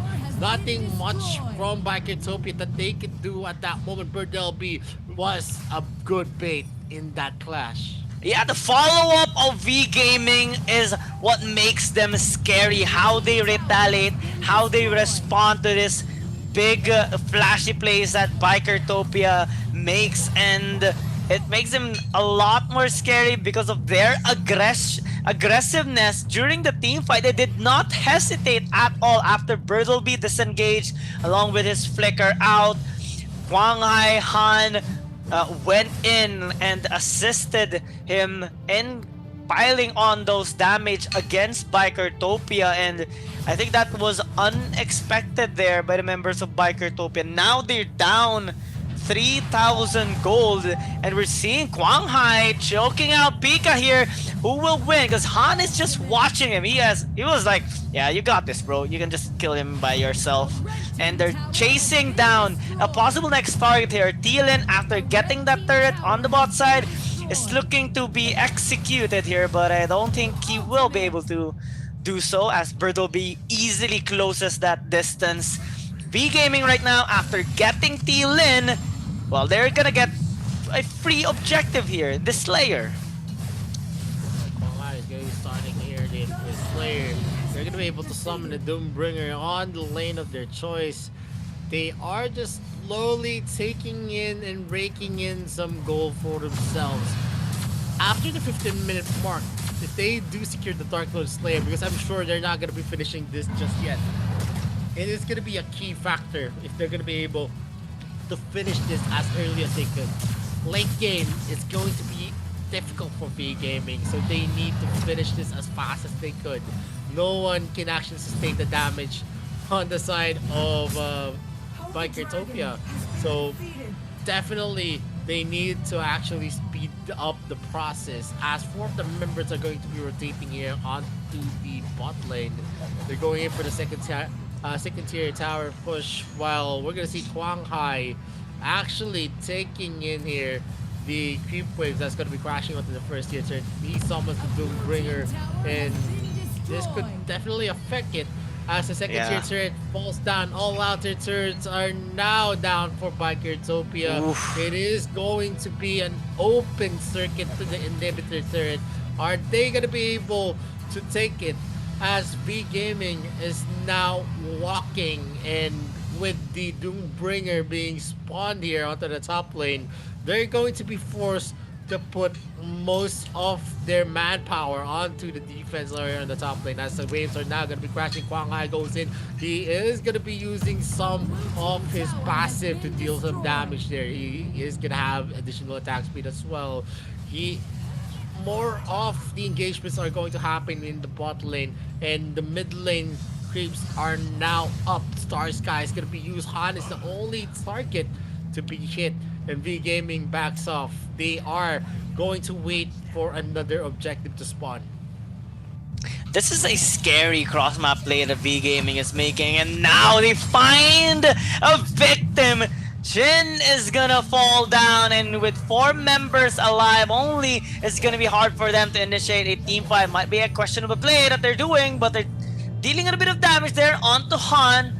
V Gaming is opting to disengage for the moment. They are just happy with what they got already. A good take there on the red buff here by Bikertopia. At least they're not being exhausted from their resources that much, but they have to be really careful.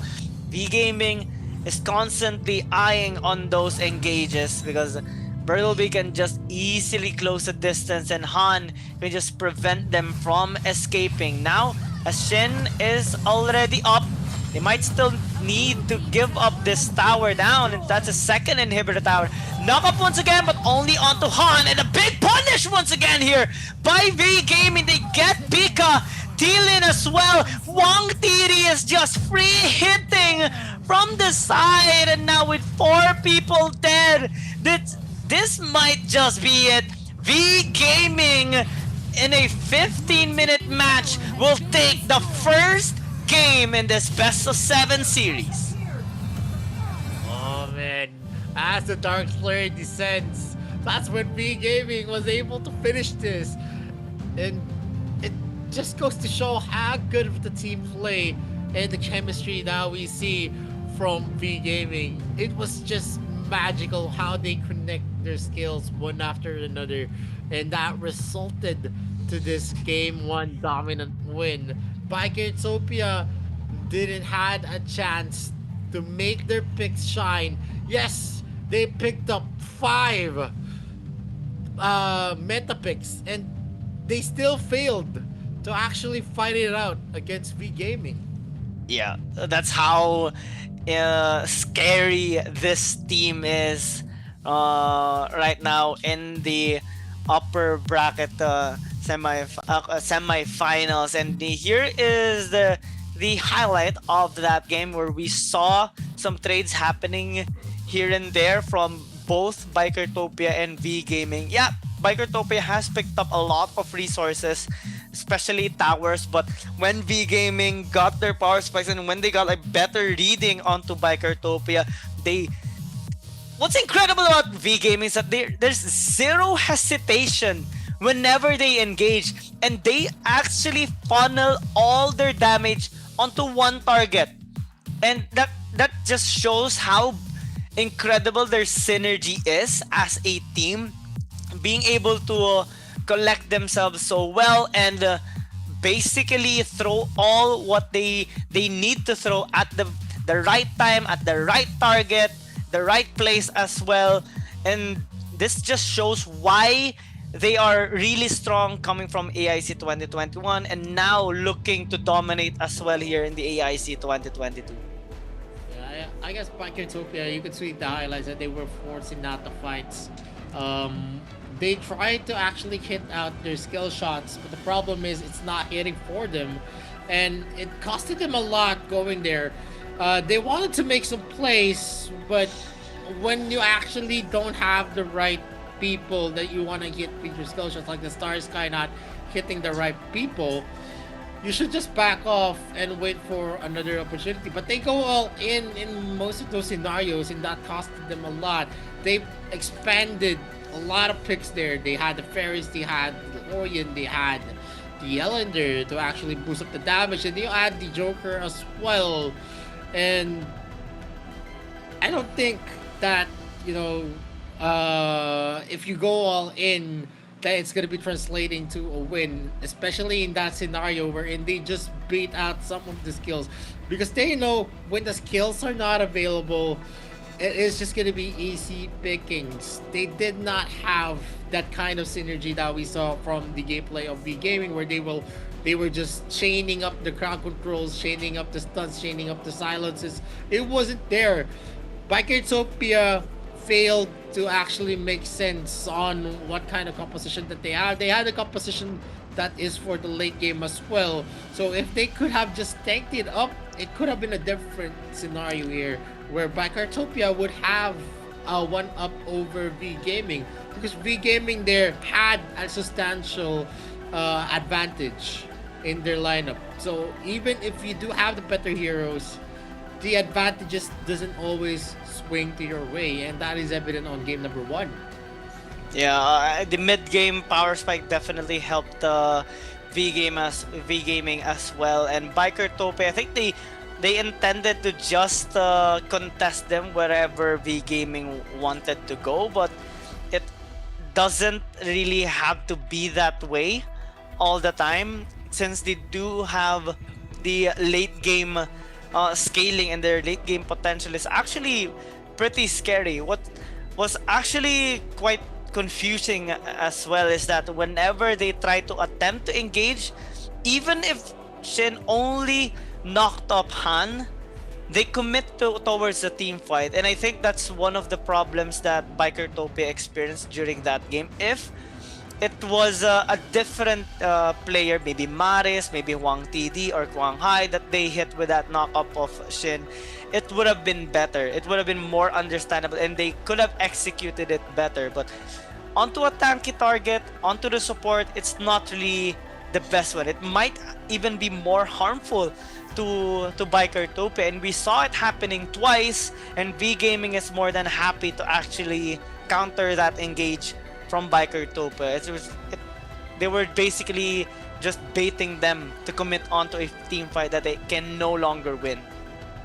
Yeah, I mean, I think they were just looking for plays, and it was just Han that they were catching Bird LB as well.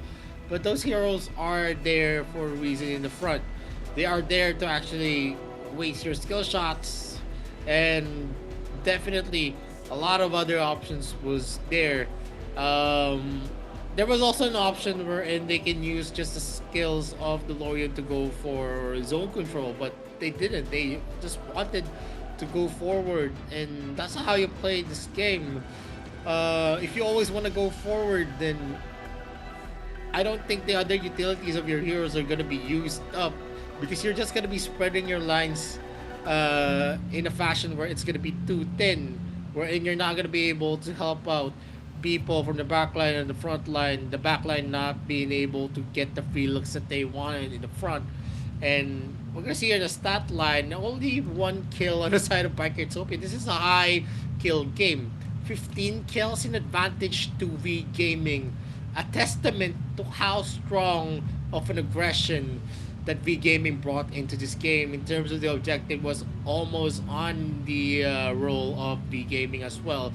You can see that it's an 8.4k gold lead, and the graph, once V Gaming was able to build some of the advantages, they never let up. They always went hard, and they always were in the right positions. And this is the difference. V Gaming led Bikertopia into spots where they think they have the advantage. In narrow spots, But they don't. V Gaming is always going to be on top because they have the Wild Prison, and the Wild Prison is definitely going to get a hit on a very narrow placement. And the MVP of this game is going to be Maris with a 409 on that Crixie. Kill participation 81.3. The damage that he's dealt 32.3%. This is the first time we're going to see Crixie again and be relevant. And it is going to be in the hands of Maris. And he is definitely one of the best players that you're going to be seeing, and the most consistent one for V Gaming. Yeah, and they put a lot of trust as well onto Maris, especially that they left the Lorien open. So big props here onto V Gaming. The only member that actually died during that game was Wang Tiri. So kind of sad for him being the only one to fall down due to the pressure that Shin actually made towards the bot side alongside with Zirui and T1. But overall, as a team, V Gaming really is on top of their form as of the moment, performing really well, getting those nice heroes and executing them quite effectively, baiting Bikertopia into a team fight that they thought they can win, like what you said, but they really can't due to the counter engage that V Gaming has present in their lineup. The Wild Prison always interrupting the intended execution there of Bikertopia, and them just demolishing them in team fights. Yep, and we've seen here the Bantam picks. There's still a lot of available game too, but with 5 expended picks, an investment that did not give the return of the ROI to Bikertopia. Game number 1 is definitely going to be felt here by BRO. Who's going to be losing out a lot of that choices. definitely was a rug pull for them. Yeah, I mean, in terms of in paper, you can see Bikertopia actually winning it all in game number 1 because they did give everything, and that's definitely gonna be biting them back, haunting them back if they do lose game number 2 yet again. And the first pick of V Gaming, they are going for a Elsu pick, and let's see. It's going to be a range, so probably an Iggy pick is going to be in order here for Bikertopia. Violet could also be picked up. They don't have Joker anymore. Laville as well is going to be open for the taking if they do want to counter out that Elsu. I think we can safely assume pretty standard picks here on game number 2, but I'm actually more so scared on the next succeeding games here for Bikertopia, because when V Gaming actually is gonna be on the red side, they won't be needing to ban the Lorien anymore, and they're gonna be the ones threatening that particular pick. So now they're just chilling here, while on the blue side, Scud being hovered right now to kind of be the front line here of Bikertopia, but I think it's gonna be lacking a bit. They need one more at least here to provide that safety net for the Kafeni, because V Gaming is gonna be opting to put a lot of other damage dealing heroes here. Might be the Iggy or even the Tullen here for their first 3 picks. They're hovering the Errol here, so well, it can be made well by V Gaming, depending on how they want to play this out in the second game. I don't think they need to pick up heroes like that just yet. They can just use the Varus, which has much more consistency as a hero in most of the games. Bikertopia responding this time with the Tullen, which deals a lot of damage. It can be used in the jungle as well, depends on where they want to actually put it. So good creativity coming in from Bikertopia. 2 flex picks already in a sense on the red side, which can actually mess with V Gaming's next bans or picks. The first 3 picks is definitely on the side of V Gaming. They have the range, and this is going to be affecting on how the clashes are going to be started. Unless there is going to be an ambush, which I highly doubt is going to be easy to actually do. I really feel that V Gaming already is sealing the deal with an AD and an LSU combination. It is a combination that's definitely going to be suppressing you, and they're definitely going to be winning the starts of the clashes. Even if we go to the late game, where the damage coming from the Kafeni and Tulins can be substantial, I still think that the utilities that the Elsu and also the AG could bring is going to be topping that off. Basically, what they're eyeing or wanting to do here right now for V Gaming is win the team fight before it even starts, due to the Ember's Gaze and the snipes that they're intending to hit the crucial members here of Bikertopia. So even if Bikertopia invests on good front lines here, it's gonna be scary for them because they don't have ways to close the gap yet against V Gaming. Tara might be a good pick due to its high sustain, and it can actually be an irritating roaming support here for Bikertopia to annoy V Gaming, especially on the jungle side. But again, the threat is still present here for V Gaming. If they are gonna be able to hit those snipes and the Ember's Gaze to T-Lin and Shin, it's not gonna be looking good here for Bikertopia. And they are also investing on heroes that can avoid these high sustain heroes. The Zuka or the Yena being hovered right now, and the Tachi can actually find a way to reach the back line. So another threat being hovered right now by V Gaming against Bikertopia. And right now you can see a lot of tankability in Bikertopia. The first time that we're gonna see Tai yet again. But in this type of matchup, maybe they want to have the capability to zero in with the tankability and also the regeneration ability of the Aura pick. But the answer of V Gaming is they're going in hard with the Yena, and also they went in for a Tachi with a lot of true damage as well, and a tankability as long as he's gonna be procting his passive. This is the first time we're gonna see Tachi for today since since 6 games we haven't seen Tachi being favored in the earlier series. But now they're gonna be using it to add some protection, to add some slow, and to add some initiation as well. Zuka, okay, good gap close. 3 front lines overall here for Bikertopia, and 2 damage dealers in a sense. So they invested quite a lot on their front lines to be able to soak up the damage here from both Maris and Wang TD, but I'm kind of scared still here because of the presence of Birdleby, Quang Hai, and Han.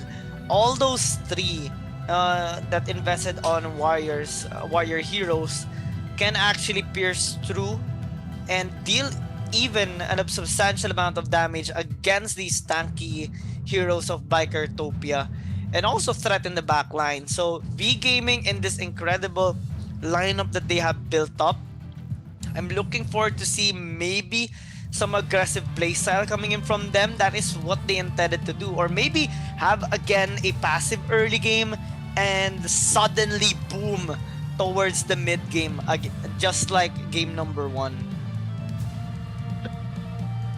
Yup, and if Macrotopia hopes to stay in the series with the investment that they made in game number 1, they need to win game number 2 to actually equal the odds. And we're going to be starting here. We're seeing a lot of investment from V Gaming, and Macrotopia did as well. They're going in for the conventional picks. The only difference is that they're using the Taara pick, and for V Gaming it is the Tachi pick. So their investments on the hero composition is definitely going to be felt, and the snipe is going to connect here to T Lin, and it will definitely be felt here as Kwang Hai is going to be safely stealing the blue buff away. Yeah, that's a good one coming in from Huang Hai. So Thielen is gonna be a little bit irritated coming from that. And top lane though, Bertleby is struggling against Pika.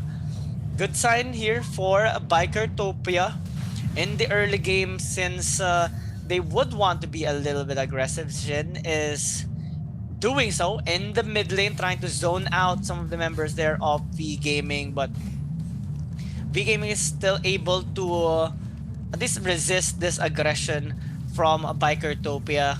Patience game being made here by V Gaming. They want to scale up for the meantime. No need to make some unnecessary plays. For Sentinel rate, V Gaming has an 80% getting of that Spirit Sentinel, while 50% present here for Bikertopia. It kind of shows how they prioritize these small camps just to gain a bit of a goal lead against their opponent. So now, well, first dragon of the game. Let's see who's gonna be getting it. Pika might actually get caught. Ember's Case actually preventing him from escaping. And the first blood there is gonna be given onto Han. Han is gonna be traded out though. The Fusillon doing a lot of damage, and that was unexpected here by V Gaming. So suddenly, Bikertopia has won it, and they even get a bonus of that Abyssal Dragon. Yup, and it is an overturn here as Bikertopia is gonna have the advantage. T1 is going to be able to regenerate himself with his ultimate. Is he gonna be able to take the kill? The answer is no, as Kwang Hai joins the party and secures the kill for himself. Wang TD almost gets taken out there, but a 1k gold lead is definitely gonna be felt here with Bikertopia actually on the upside against V Gaming. V Gaming needs to make a lot more plays after they lost 3 players for 1 in that clash. Yeah, at least they got one, another one out of that, and they are down 1k because of the momentum that Bikertopia has gotten already. Looking for plays across the map, so V Gaming has to be a little bit more careful.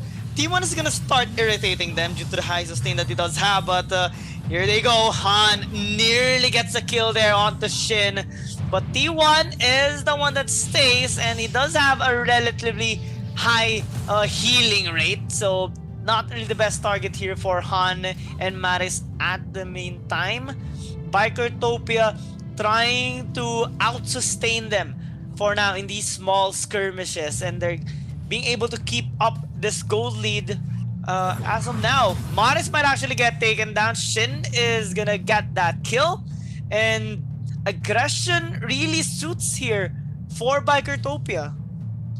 Yeah, and you know, characteristically, you don't need to have aggression in the kind of lineup that V Gaming has, and one of the reasons there is they're gonna be scaling very, very well into the late game, and them playing into the hands of Bikertopia by being too aggressive is just going to make the game harder for them to win back. So they need to play this as smart as they could. They don't need to be aggressive, but at the same time, T1 is here trying to go for the steal. Sin as well is going to be aiding him in that matter, but Wang TD was able to snipe back T1, deterring him from that take. But an invasion play is coming into the blue buff of V Gaming. Quang Hai is not going to be able to reach that as Bird LB is going to try to duel against the members of Utopia. Pika and T-Lin is very, very confident that they're not going to be boosted easily. Bikertopia. I'm liking that they are having this lead right now, but I'm still kind of not convinced that they have this in the bag, because V Gaming is a team that just can find ways to come back into the game miraculously or strategically.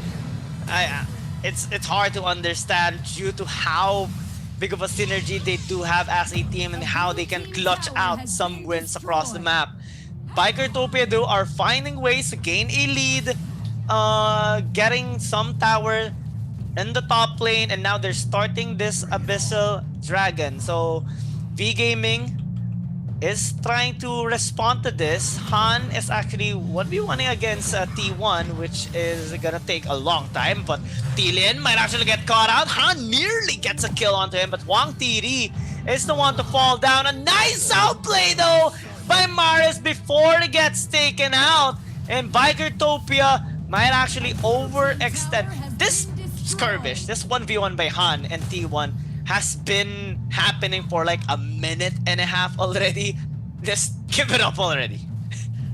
Yeah, I mean, no one's gonna die in that kind of scenario. In the Abyssal Dragon is gonna be zeroed in nearby Zero-E, securing a lot more gold for themselves. They're building a monumental 4K at the 6-minute mark, and we're still gonna see a lot of the fights in favor of Bikertopia just because of it. And again, V Gaming's being pushed back into their side. That's gonna be the Power Glove being connected by Pika, a snipe into T-Lin's face, but it is not gonna be felt since we are seeing an item advantage on their side.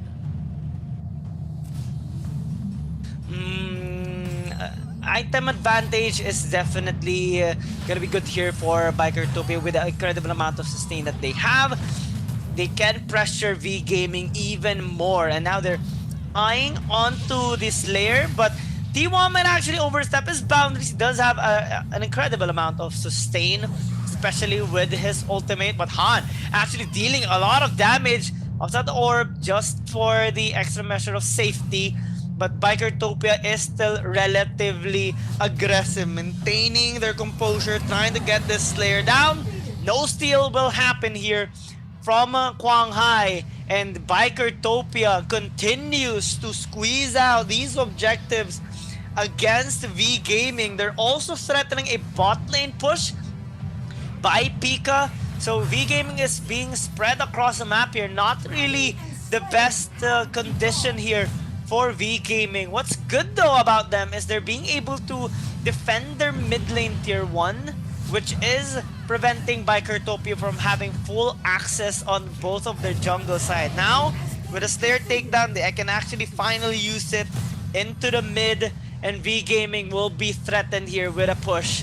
T1 is on the side, looking for a flank. Han gets caught up. Ember's Gaze not really doing much, only towards the minions, but with the Slayer marching in the mid, the Bikertopia is threatening for a potential dive. V Gaming though is resisting it quite a bit. Shin actually forced to disengage after taking a lot of damage, but while that's happening, a Holy Dragon is for free here for Bikertopia. Right now we're seeing members of V Gaming in strategy to actually buy some time, going in for some trade as Han is going to be popping off his passive. But as long as he's not going to be able to, get the full 4 stacks, he's not going to be able to do anything as Wang TD is going to be exposed at that moment. Ember's Gaze is going to be used. Mars trades out Sin for Wang TD at that moment. Another Ember's Gaze is still going to be ready for them. And T1 is just in the area dealing some damage for himself. The Skyfall is going to be used. Mars is going to be the leader from the map as Zero-E and T-Lin gets a tag team onto Mars's face. We're gonna see Burnell be trying his best to go for the defense, but is it gonna be enough? As the Power Glove is gonna be charged here by Pika. He is gonna be tanky, taking in some of the turret shots for himself. But the creep wave has been cleared here by Kwang Hai and also Han. Blue team tower. Yeah, this Tara pick is definitely working well here for Bikertopia. They have used this similar strategy already during their match against Bacon Time, and it is so far threatening V Gaming. But if we check out the gold, yeah, 5,000 gold here, gold lead here for Bikertopia, but it's not increasing more than that right now. V Gaming is resisting. They're trying to defend as much as they can despite the casualties, despite the threats here of Bikertopia, and this will be the last stand as outer turrets are getting destroyed here by Bikertopia. V Gaming opting to reach their power spikes in the mid game, but it's gonna be more challenging since Bikertopia's durability with Pika, T-Lin, and T1 soaking up a lot of damage is providing so much safety here for Zirui and Shin, and they're having so much confidence right now in making these aggressive plays because they know that their front lines can just back them up and irritate the members here of V Gaming. And now they're just waiting for the next objective. Slayer once again, Holy Dragon once again here, available for the taking of Bikertopia. Top side though, T1 is just distracting V Gaming right now while the rest of the members are gonna be able to get that Slayer. This is how the Tara plays go. The support Tara just getting those attention and providing a lot of room for his allies to make some plays across the map. Yeah, definitely. He has been a key factor here as he provides a lot of distraction plays for Bikertopia. And if this goes on, if their attention are always going to be on T1, I don't think that they're going to be able to zero in onto the more important target like Sin, Zirui, and T-Lin. But if they do get one of these damage dealers on the side of Bikertopia, definitely V Gaming can still get back into the game. 5K is still on the boards. That's the Emperor's Gaze. Zirui is now feeling the front of the Emperor's Gaze there. One Emperor's Gaze, and we already see half of his health almost being shaved off. That Emperor is going to be used here on the on, and they do get the turret here onto the bottom lane. It is now opening up the inhibitor turrets on all sides. So let's see, the enemies are at the gates as Bikertopia is knocking on the doors of V Gaming. They are doing their best for the defense. The snipes are not gonna connect. Wang TD does his best. He's gonna be trying to snipe out the creep wave here. Han and the others are gonna be throwing up their skills as well. Shadow bombs are being procced out here, and Bikertopia is not gonna be able to push down the mid lane turret just yet. But T-Lin clears up the top lane to create some pressure. He is gonna go for a 1v1 against there. That's going to be the cliff breaker being used by Han, dealing some damage to the members of BRO. But right now they don't have the damage that Fusilon is gonna be used. The Thunderbird as well. Bird LP is just standing there strong with the Venom coming in from Kwang Hai. He goes and procs up his passive, but not much damage that you can expect from that Ferris. Yeah, this is an extended team fight. V Gaming actually did a really good job defending their inhibitor towers, especially the mid one. So they're gonna be able to at least have more option in contesting the potential Dark Lord Slayer objective here that Bikertopia is gonna opt to take. So more chances on coming back, but again, the pressure is still being felt here from Bikertopia. T1 is still present in team fights, interrupting them and disrupting their formation, becoming that much more tanky, irritating member of Bikertopia that prevents them from reaching their back lines, because Shin and Zirui keeps on just poking them and dishing out all those damage against V Gaming. So now, as they group up, 15 seconds before the Dark Lord Slayer respawns, Bikertopia is eyeing on it to start almost immediately.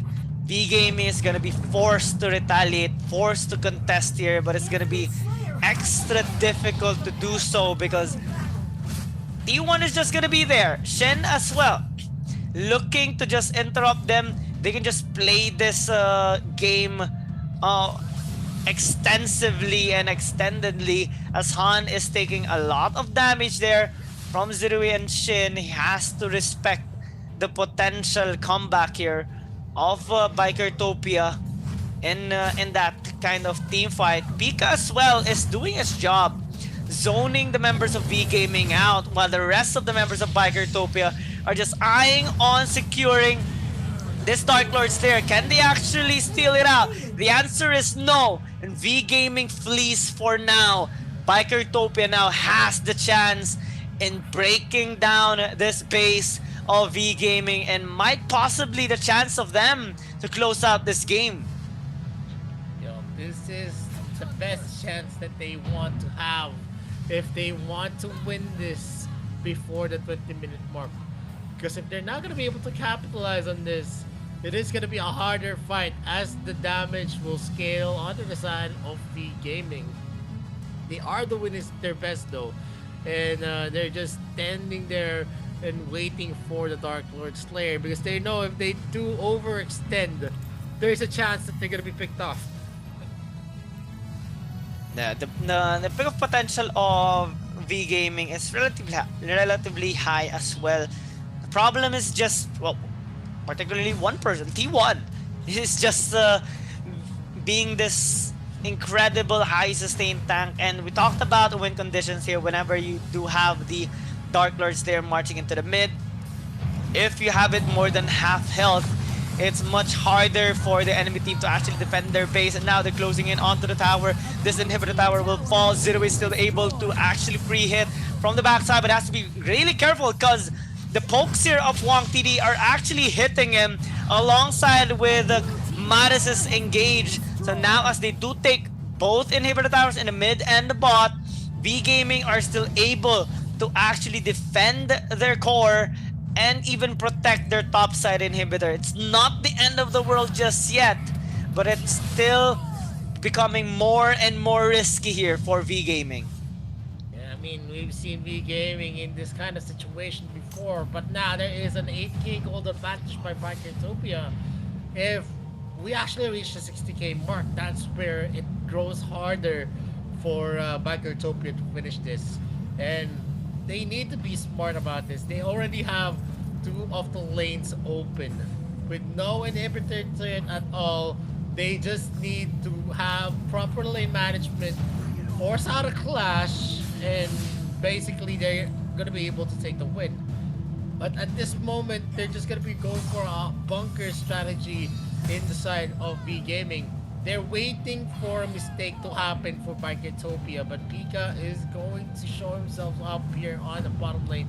Not much of a commitment is going to happen as they know Pika is going to be too tanky to be taken out in a matter of seconds. And Sin as well might be in danger. The snipe is not going to connect, but that was a close call for Sin. And Pika is going to try to clear out some waves, but without the help of Sin, they're not going to be able to take anyone just yet. They need to wait for one of their members because Sin is one of the damage contributors that they have, and Zirui is going to be zeroed in here by Han, who's going to be tanking most of the damage that she's going to bring into the table. Yeah, it's starting to be scary as well here for Bikertopia because of those damage. Woo! Zirui almost getting taken out from the Ember's Gaze and the snipe there of Maris and Wang TD. So now he has to fall back and create some space here. V Gaming is trying to attack the back line from a long range, and it's starting to create some hesitations here from Bikertopia, but they're trying not to be affected that much.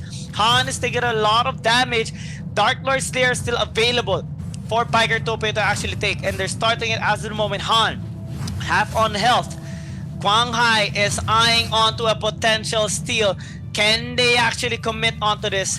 Bertho Beast on a flat. This might be the chance of V Gaming. They're committing onto it, but a lot of tanking members again here for Bikertopia. The backside here is dodged by Zirui and the Shin, but PK is quite low, forced to flicker out. Thielen is on the flank. V Gaming disengages. Now it's another day for Bikertopia and V Gaming to just truce for now, as no one will die as of the moment. But round 2 is about to happen after the resets and clear off the waves. Bikertopia again attempting on attacking this Dark Lord Slayer. And Quang Hai is eyeing onto the steal. Can he actually do it? T1 is actually dead! Can he get on the steal? The answer is no. Bikertopia still gets it. It's immediately spawned into the mid. But Han is trying to close the distance. Wang TD opts to snipe. There's another fight here, but Pika is relatively tanky, so he's gonna be able to disengage successfully. Bikertopia with the Dark Lord Slayer in the mid, marching onto the base of V Gaming. Can they actually defend this Doombringer? But the answer might actually be no, due to low members here of Bikertopia, as V Gaming is being able to just chunk down this Doombringer's health now to lower than half. So they will be able to defend their base better as of the moment, with the snipes just connecting onto their right target. Pika actually suffering from a lot of damage, and he might actually get taken down. Thielen is here, try to help out from the front. Fusila doing a lot of damage, but can they actually defend? The Doombringer is still marching, and they're looking to end this game. Can they actually do it? They have a lot of engage. They have a lot of sustain. Bertolby took a lot of damage. The Ember's Gate is doing the work, but Bikertopia resists. They got Quang Hai. They got Maris as well, and might as well just take the game and tie up the score. Bikertopia takes one from V Gaming. Yup, and Bikertopia goes for the counterplay there. An overestimation on the side of V Gaming, and them actually taking in the advantage here is going to actually reward them a lot. There was a lot of expended picks, but at the end of the day, them winning this at a 1-1 in the first part of the series is going to be a big part, because it is not going to be hard to win 3 more consecutive wins like what we saw on the earlier series. And you know, one of my takeaways here is that it was a forced fight always for V Gaming. They had the better late game, but what they did, they were always forcing out the clashes. They always wanted the kills, and of course that costed them a lot in terms of them always in the line of fire, and they were underestimating the damage, the damage that a Thielen can actually bring into the table. Especially in the early game, Thielen is one of the heroes that really racks up with the damage that she could bring. And you can see in most of the highlights that Thielen was involved in a lot of kills, as well as the Zuka. Thielen on that Zuka is a very, very scary prospect. Yeah, not only the Zuka, but T1 as well. He made it really difficult for V Gaming to survive in that, and all of the team fights actually. He was irritating them, he was zoning them out, and he was finding ways to actually help out Bikertopia, or like give the best possible space for them to take anything away from V Gaming. Might be a pick, might be a camp, might be a Holy Dragon or a Slayer. He gets the job done because he is just getting the attention of V Gaming. And basically they did this same strat to Bacon Time during the upper bracket quarterfinals, and they did it as well so to V Gaming. So props to them as well on an incredible performance in this particular game. Now the score is 1-1 and anything can happen. both of the teams are really being creative in this series.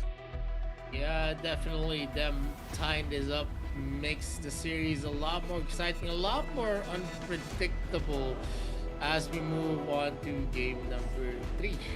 And of course, we saw a lot of investment for both of the sides here on game number 2, and it just paid off here for the side of Biker Utopia, because they already put out the equation of the long range capabilities here by V Gaming. Although you can still use UA, you can still use Violet. The long range synergy that we saw, once a snipe hits and then the Ember's Gaze, you almost get a finish. That's how big of a pick V Gaming had, and they still threw it and lost it here in game number 2. And I've been saying this a lot.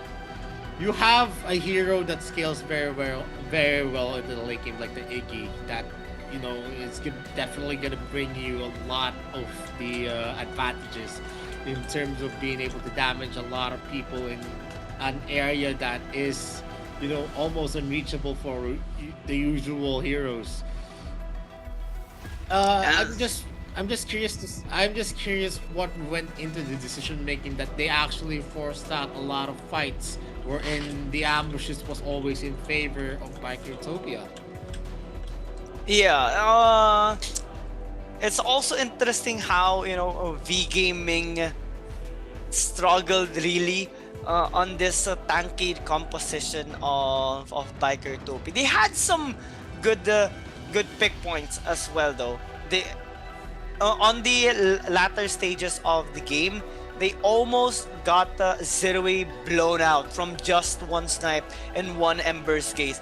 Maybe if they gotten a kill with that kind of strategy, it would have been a turnaround of that game. But good job, especially by Biker Utopia in the last team fight, because they found a way to actually escape from those threats that V Gaming were making. And if we check out the goal difference over time, Biker Utopia had an incredible performance in this game, definitely. Having the better goal lead, reaching to almost 8,000, and despite the threats there of a potential comeback by V Gaming, Biker Utopia stood strong. And when they got the Dark Lord Slayer marching into the mid, they assisted it with all their might in attempt to end that game, and forcing out a team fight onto V Gaming is definitely the best option there, because V Gaming could no longer create the distance because the Dark Lord Slayer is already knocking and attacking at their core. They could not attempt on losing their grip anymore, and Biker Utopia took advantage of that. Yeah, definitely the goal graph, it was just one-sided, where Biker Utopia actually peaked at 7.9k, fell off some of the time because of the late game scaling of the heroes of V Gaming. But at the end of the day, the lead that they had was enough of a cushion to actually stop V Gaming onto their tracks. And the MVP of this game is going to be 0-A on that Caffeine with a 504 KDA, a perfect game for himself. This is his 4th MVP, and the damage that he's dealt 30.3%. A very big bulk of the damage is definitely from 0-A. And then you can also add Sin to the table. In terms of the ADC battle in the mid lane battle, we saw in the damage that they've dealt that it was neck and neck. Not much of a difference. The only problem here is that on the person who actually receives the damage on the side of Biker Utopia mostly was on T1. So I would like to commend T1 being effective on the usage of that Taara. He was not flinching, and he created a lot of opportunities for Biker Utopia. But before we move on to game number 3, we already conclude the first part of the best of 7 series with a 1-1. Let's see what's gonna happen. Are we gonna see 3 consecutive wins, or are we gonna reach game number 6 and game number 7? Stay tuned as we get back here in the Arena of Valor International Championships 2022. My name is Vittorio. This is Kiyoung Gaming. We'll be right back after this short break. It's time to shine and go take flight. No pain, no gain.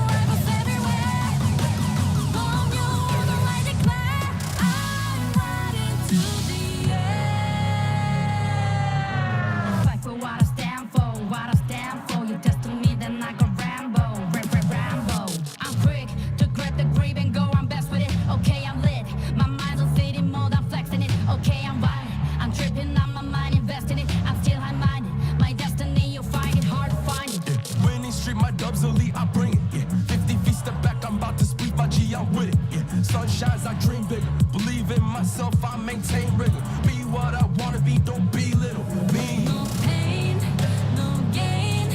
If you don't wanna fade away, the both ways, hope pays. Heroes move in silence when they see the day. Yeah, I'm a queen. I overcome relentless pain, and I got it in my genes. I pass through anyways crisis, no matter what the price is. Prepare. Hey, send me up at any location, I hold up and mow them down. Look at the constellations for consolation while I retain my crown. Back in the background, I'm a background, what goes gon' come back round. I'm self-made, built everything from the ground up, I say it proud. No pain, no gain.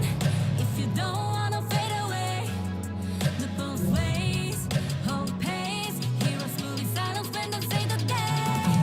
Yeah, I'm a queen. I overcome relentless pain, and I got it in my genes. I pass through anyways crisis, no matter what the price is. Prepare, protect my people, always beware. There's always new rivals everywhere. All of you wanna I declare, I'm riding to the air.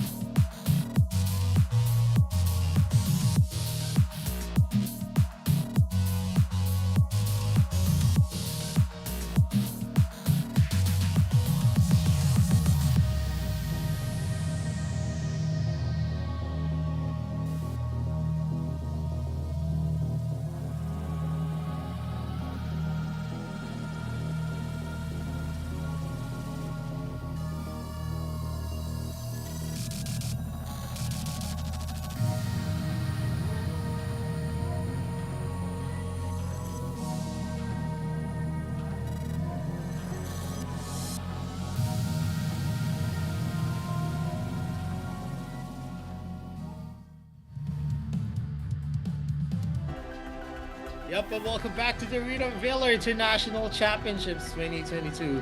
Today's Vittorio, this is Giang Gaming. We're now in the second part of the best of 7 series. We have a 1-1 on the scoreboards from between Bikertopia and also V Gaming with a 1 score each. What are your expectations for this best of 7 series, Giang? Actually, thinking that we might reach a game number 7, given how V Gaming is able to have a dominating start, but Bikertopia is able to creatively counter them in game number 2. They were able to pull off the same strategy that they did against Bacon Time during the upper bracket quarterfinals. So it's only safe to assume as well that Bikertopia has a lot more to offer against V Gaming, and V Gaming has to be prepared for that. Even with the aggressiveness that V Gaming can have during their games, especially when they're given a lead, Bikertopia also has that character wherein if they're given a lead, they can maintain it so well, and we have seen it during game number 2, having to even almost reaching an 8,000 gold lead with an incredible amount of pressure that they have built up all throughout the game. The Taara pick definitely worked well.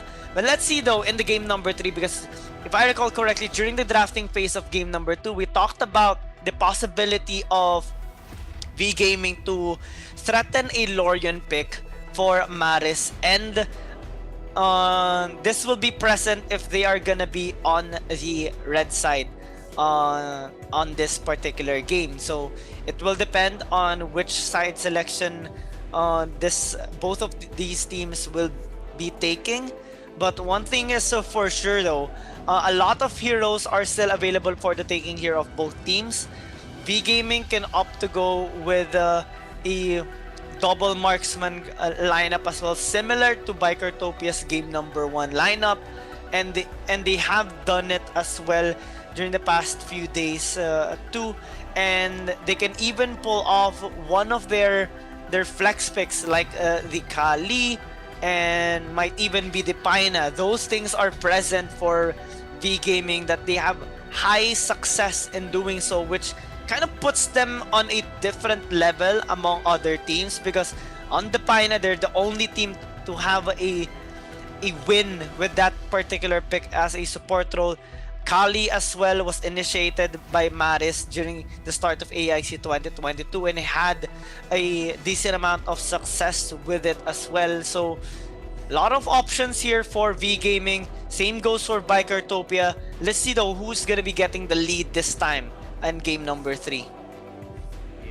And definitely whoever gets the momentum usually shifts out for this for their team. This is 3 consecutive games that they need to actually give their best off, and definitely who wins game number 3 will have that kind of advantage, because it is going to be fresh on their minds. Especially we saw a very dominant win from Bikertopia in game number 1. It was a dominant win coming in for V Gaming, but you know, if 2 teams actually play with the same play style, you can actually see how, you know, the turntables are actually spinning for these teams. Whoever gets the lead, whoever gets the advantage is always going to stick to it, and that's what happened in game number 2 and game number 1. When we saw V Gaming take the advantage, they never gave it up. And when it was Bikertopia's turn, they also held spectacularly well. Yeah, and well, things are in condition right now for V Gaming. Red side take for the team, so they won't be needing to ban the Lorian anymore. They might ban the Elsu instead, and Bikertopia is gonna be the one to be forced to ban out the Lorian. Yeah, this is what we're gonna be seeing consistently, but this will leave out some of the heroes now open for V Gaming. What are they gonna be picking up here in their first 2 picks, since they have already taken the Nakroth?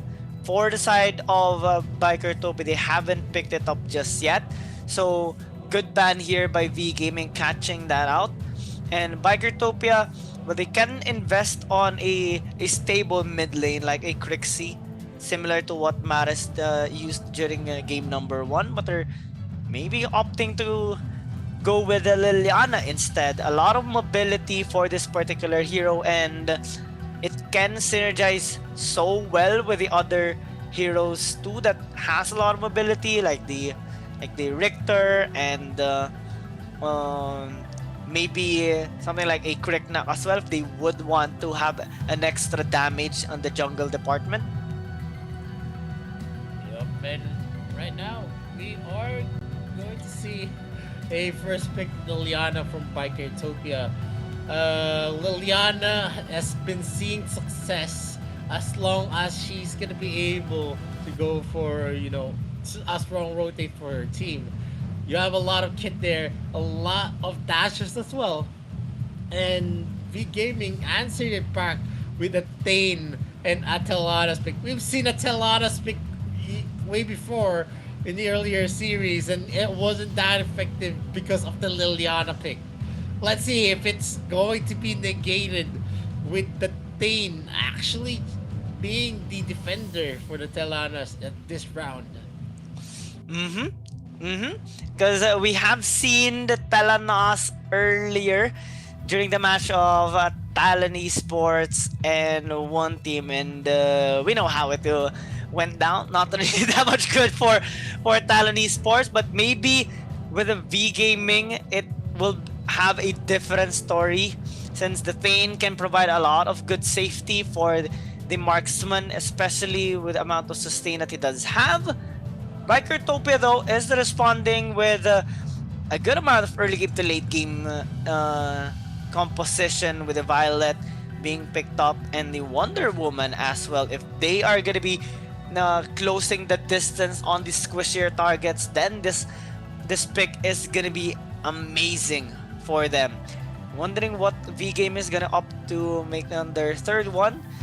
They do have a potential mid lane pick here if they ever want to get it right now. Kali still present here for V Gaming, and it will actually help in terms of zoning out Bikertopia later on because of the Ethereal Pulse. But This, I feel like if you're gonna be putting at Kali at this moment, I don't think that's gonna be a good idea. One of the reasons is because of the mobility that you're gonna see from Bikertopia. Like I said, yes, Kali can be used in certain situations that you're gonna be able to hold down people, especially in the defensive. If you're gonna go for a defensive strategy as well, Kali is gonna be effective. The problem with the Kali is just one jump to the other side and it's already over for the Ethereal Pulse to deal a lot of damage. It's not gonna get a hit, especially in moments that he's gonna be stuck on walls, and I feel like the Ethereal Pulse is too one-dimensional. At this point, you want someone that can bring a lot more to the table, a lot of picks that could actually help you in setting up for your team, or probably a hero that can bring a lot of heat as well. Yeah, it does have a lot of compromise as well as a mage, especially when you're gonna be dealing with heroes that have a lot of mobility on the side of Bikertopia. Roxy and Florentino gonna be taken away here by V Gaming, and the key and the Scud respected here by Bikertopia as well. So a lot of options here for V Gaming on their first or fourth pick here in their lineup. Ooh, it's gonna be nice. They do have two frontline heroes already, and the U is not gonna be that bad of a deal, and it does deal a lot of damage as well. So pretty nice pick here by V Gaming if ever they are gonna be locking this in. Talon Esports in particular in the last series had a good amount of success with this during their first match against one team, and they will have confidence in locking this up as well. Yep, and of course, for four picks here for V Gaming says a lot. They're going to put sustainable heroes on the front, and then you're gonna have a lot of long range damage. Telenas and a Yue. This is a very strong combination. The only type wherein we saw Telenas being substituted from substituting a Violet, and we all know Telenas is going to be a strong hero that shreds those squishy heroes like the Violet, the Oi, and also the Ryoma is gonna be in trouble every time the Telenas is gonna have that free look. Yeah, Aoi, Ryoma, Bikertopia is gonna be very aggressive in this game, investing a lot on warriors, and assassins are looking to threaten a dive onto Wang TD, which was actually one of the most vulnerable members here for V Gaming. One of their core weaknesses actually was the Abyssal Dragon lane. So it does make sense for Bikertopia to invest a lot on these types of heroes to attempt on shutting down this Telenos quite early. Zuka pick is gonna be good here, providing a lot of durability and frontline threat as well, coming from V Gaming. But I'm still gonna be looking at Wong TD later on, given the amount of pressure that Bikertopia has on the Abyssal Dragon lane. They know that V Gaming can be threatened in the early game. We have witnessed it during game number 2, and even in game number 1, wherein Shin was ganking bot side quite frequently, and they got even a kill against Wang TD despite all instances and aggression there by V Gaming. So in theory, if Bikertopia is going to be able to shut down the Abyssal Dragon lane of V Gaming, then they would be able to snowball from there, getting the resources, getting objectives, and that's going to be their plan. V Gaming has to invest quite a lot in defending their bot side. Been looking at the composition, I think we're gonna see a very solid clash for V Gaming. While on Bikertopia, it's more of a composition that you need to snowball. You need to have a pickoff to actually make it work. And if BRO is not going to be able to do this kind of play, they are going to be suffering all throughout this game.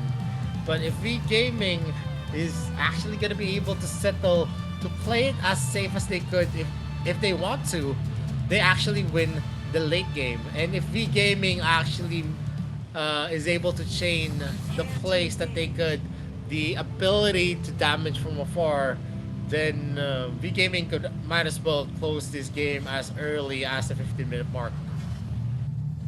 Yep. V Gaming did it during game number 1.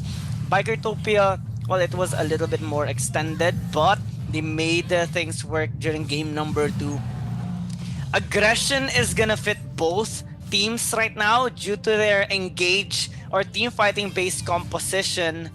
V Gaming though is having a different playstyle right now, invading some of the camps here of T-Lin, which is creating some pressures here onto the side of Bikertopia. But again, Wang TD getting pressured. Han needs to successfully protect him if he wants to provide that safety net on this player. But Wang TD might actually get caught out, taking a lot of damage. Han does a really good job in zoning them out, but the lane is still not safe here for Wang TD. They're threatening a dive, and it gets the lasso, and Zerui will get that first blood. We talked about this already during the drafting phase, and things are looking really good here for Bikertopia's start. Yup, this is the things that they actually need to play out to get the advantage against V Gaming, who is definitely gonna have the better late game. And if they are going to continue this kind of pressure, it is definitely going to be falling again on the hands of Bikertopia. V Gaming needs to get hotter as the game progresses, and with the Lubu on toe, it's just going to be hard to zero in onto the side of Bikertopia.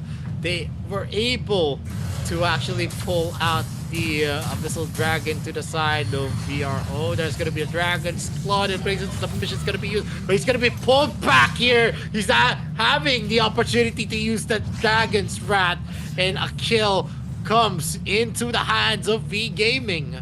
The answer back with a kill of their own, punishing T-Lin in that instance. But V Gaming right now are extending their efforts. They're attempting to get this Abyssal Dragon away from Bikertopia.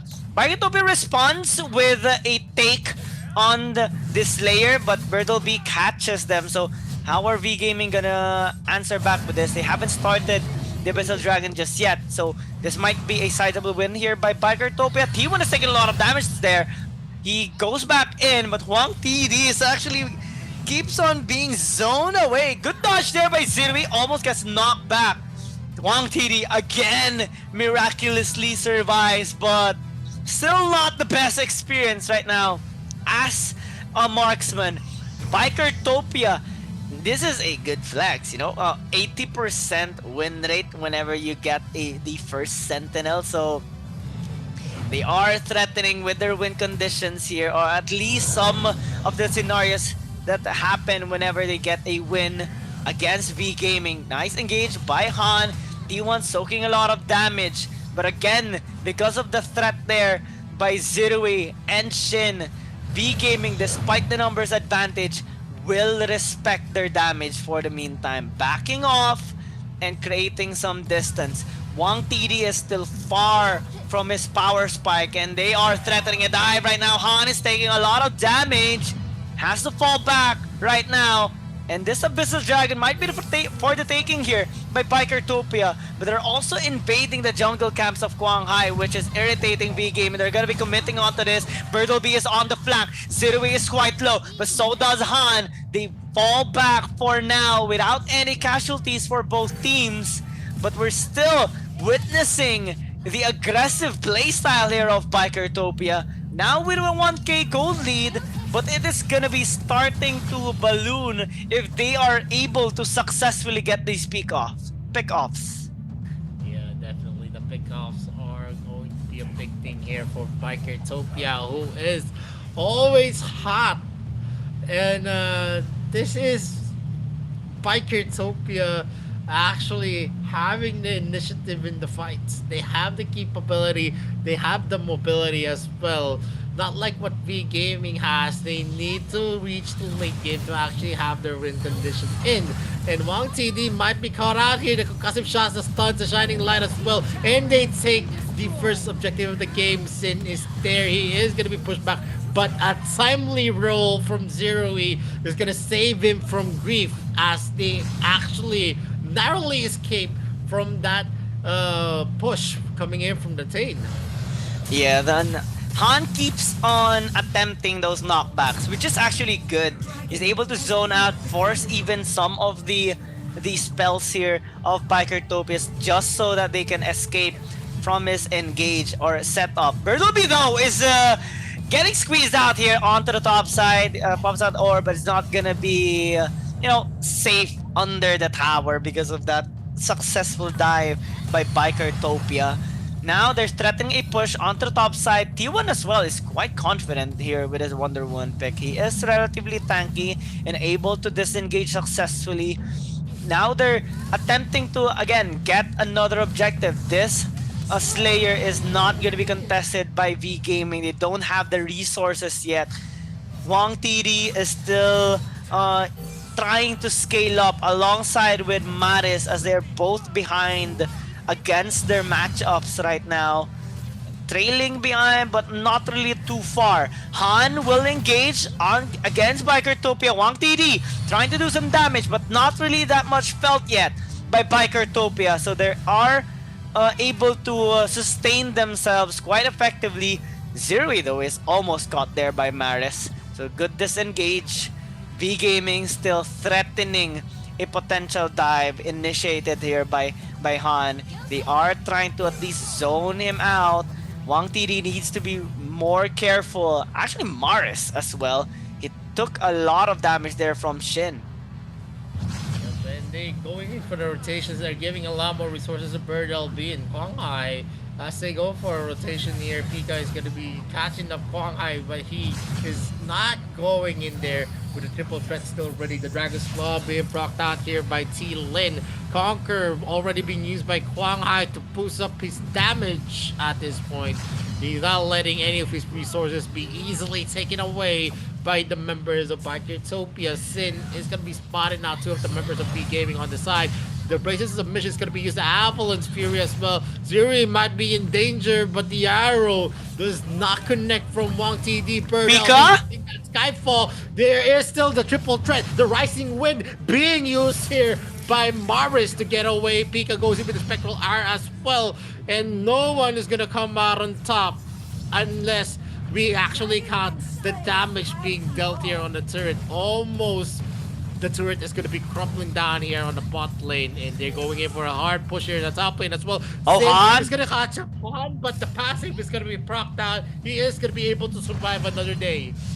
Yeah, close escapes here by both teams. They're really being aggressive here, but able to safely disengage whenever things are going south. V Gaming, though, on the other hand, is able to take up that Slayer on the top side river, and the dragon is still available for the taking. So Biker Topi can still equalize the objective taking, or at least gain an advantage out of this situation.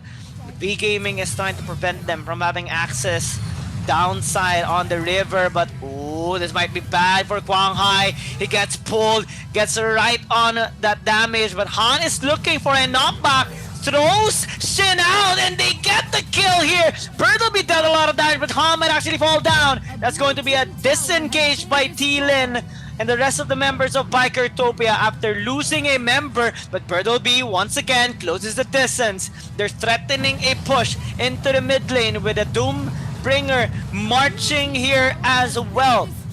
Quang Hai looks to stop the push of T-Lin on the bot lane, but mid lane is being pushed as well here by V Gaming. It's not gonna be stopped anymore by Bikertopia. V Gaming came back from that little goal deficit. That was a lot of counter plays coming in from V Gaming, and it enabled them to actually get the objectives and get some advantages for themselves, equalizing the gold that almost equalizing the goal that Bikertopia was building for themselves, and they secured the Holy Dragon as well. Birdleby is not gonna be in time though on the defense on the first tier turret, and Bikertopia is gonna be taking that, and a full-on rotate is gonna be felt here on the top lane. Is Birdleby enough for the defense? That's gonna be the Dragon's Claw. Conqueror is gonna be used here by Quang Hai to clear out the creep wave, and they're not letting Bikertopia having the ease of taking the second tier turret. They're going in and looking for another objective to take. We are at the almost the 11-minute mark, and right now V Gaming is the one having the situational advantage in terms of the clashes. Yeah, even if they're behind a little bit in gold, late game scaling is still relatively high on the side of V Gaming, especially when Wang TD is gonna deal a lot of damage. Bikertopia has to be very, very careful on how they are gonna be approaching this game, because slowly but surely V Gaming is starting to hurt, and they're having the opportunity of creating these setups because they have cleared out the outer turrets here in the mid lane. Pika might actually get caught, he gets knocked back and being chased down. He won't survive anymore. T-Lin has to watch his teammate die because he needs to be stealthy as of the moment, or else he will get caught as well. V Gaming right now engaged. That's a nice flank by T1 and in T-Lin as well, but they might actually lose on this team fight. T-Lin falls down and V Gaming looks to push more towers. This mid is gonna get threatened. T1 cannot defend alone. He needs his allies. They will be able to help him out and successfully defend this mid lane inhib, but Birdleby is also threatening a push onto the top. Due to Wang TD's damage, they will be able to get this tower down, but Han might actually be needed to get traded out. They are backing off for the meantime, and Bikertopia is trying to close the distance. That's a buckload of damage. Quang Hai tries to flee, but Zero A says no. V Gaming loses yet another member, but I think that's gonna be worth it though, because the inhibitor in the bot lane is already out for Bikertopia. Yeah, definitely that's gonna be worth it, as stealing those steals the Slayer from the clutches of V Gaming. They do secure a lot in that clash since they were able to take the inhibitor turret on the bottom lane, but there is going to be a push here on the mid lane for Quarterfinals. They're going to be taking in some of the resources of the jungler. Mars is going to do his best to actually defend, but the damage coming in from Zerui and Sin is going to be substantial enough to push back the members of V Gaming. And now Huanga is going to be entering the fray. They are actually expediting the take onto that Doombringer. They successfully bring it down, but they lose 2 turrets here onto the middle lane.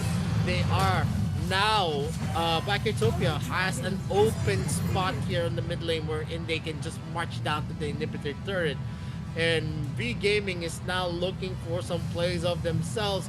They go for a shield charge onto that brush, maybe hoping to hit someone. But now, Quarterfinals is now positioning themselves up in the upper side of the map.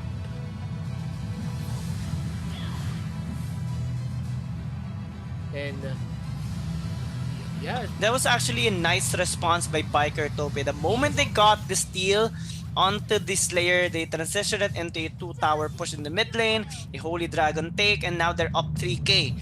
V Gaming, though, has the advantage still of the inhibitor tower that they got on the bot side, and they're looking to threaten later on with a Dark Lord Slayer take, which is gonna spawn up in the next 45 seconds. It is possible, but they have to be really careful. The pick-off potential of Quarterfinals is still high. They have the damage to burst down even Quang Hai or Han. And so they need to be very, very careful, especially in these brushes. That's gonna be an engage here by T-Lin, just to bait out some of the skills here of Han. And they're looking to push down the bot side wave. Bertleby is lingering there on the lane, trying to get a reaction here of Quarterfinals, but he has to be very careful. I think there's gonna be a setup here by Quarterfinals. If Bertleby gets caught out, it might be detrimental for him. That's gonna be a 2 versus 1, but Shin actually is taking a lot of damage. He tries to flee to get a kill onto Bertleby. Now V Gaming collapses. Tilian might actually fall down. He actually survives, but Kwanga is trying to chase 3 members of Quarterfinals and he falls down. Pika is on the flank. Tilian gets traded out. That's going to be quite tough here for Pika.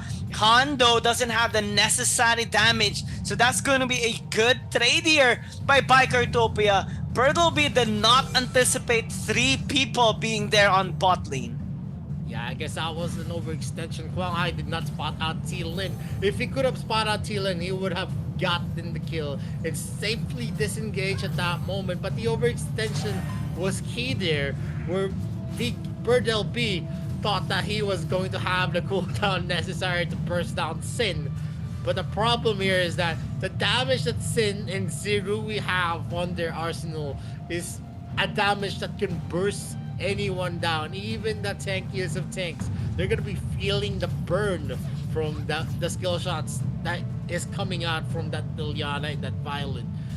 More of the positionings are being taken here by V Gaming though, and Pika might be in danger as he's gonna be zeroed in here. He doesn't have the pinwheel. Oh! The sky. Oh no! Protecting. The Precious Ambition is gonna be used. Bertleby is gonna fall. Sin does his best to get the double kill for V Gaming, but Zerui is gonna be taken out. T-Lin is late to the party, and the Dark Lord Slayer is still anyone's game. No one has the advantage right now in the 3v3. Yeah, even if Zerui is dead, V Gaming lost a crucial frontline member, which is Han. So they cannot commit onto this Dark Lord Slayer just yet. Dylan is trying to defend this bot side wave, but they have to be really careful because Quang Hai will initiate a team fight once again. Shin is forced to pop out that ulti just for a disengage, but Quang Hai also invested his Conqueror, so not really much of a threat here from V Gaming just yet.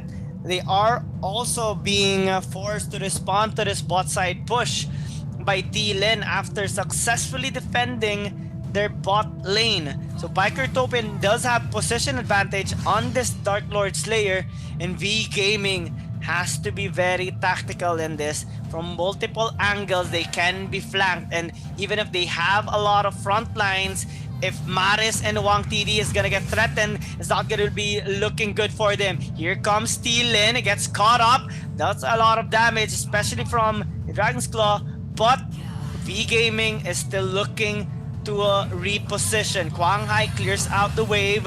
T1 is taking a bit of damage. Han looks to close the distance. Quang Hai might actually get taken down, has a second life.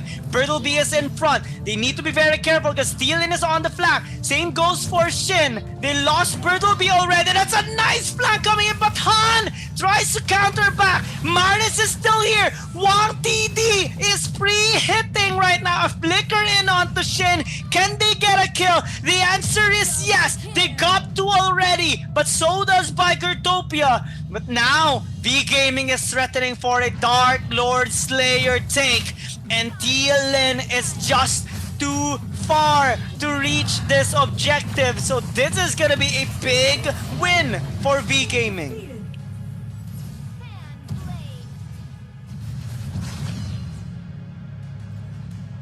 This is gonna be quite crucial right now, even on the gold, even on the objective. But the Dark Lord Slayer is the biggest factor of this. A 5-man push. Can Bikertopia defend this? They have Zirui and Shin potentially to try and deal some damage here onto the Dark Lord Slayer, but with a wave crashing onto the bot as well, it's going to be really scary right now. V Gaming can force them to retaliate, force them to group up in the mid, and they have the necessary tools actually to initiate a team fight for them. We saw Han earlier doing a lot of work, and they're looking to drive them away from the Dark Lord Slayer. This will be their key. We talked about this already. Since the Dark Lord Slayer is still relatively healthy, this is not going to be looking good for Bikertopia. This is their chance. Zirui has to do all the work alongside with Shin. It's gonna knock onto the base already. This inhibitor tower will fall down pretty quickly, and V Gaming is looking to have a potential game-ending push right now. Quang Hai is clearing the ball, but he's being 2v1 right now by Pika and T-Lin. But oh, this might be bad because T-Lin gets caught out. Bikertopia might actually get ace right now, but V Gaming is looking to go with the push. They focus on the core, and textbook play it is. V Gaming 2-1 against Bikertopia.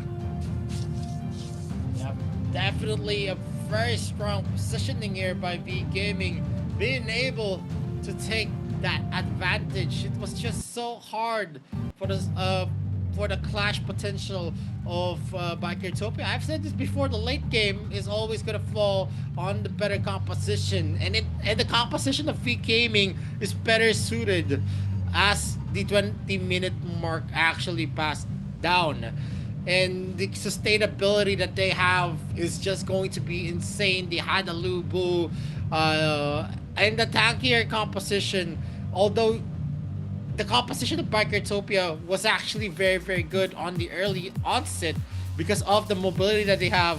It was just not enough to actually win the clashes that they need.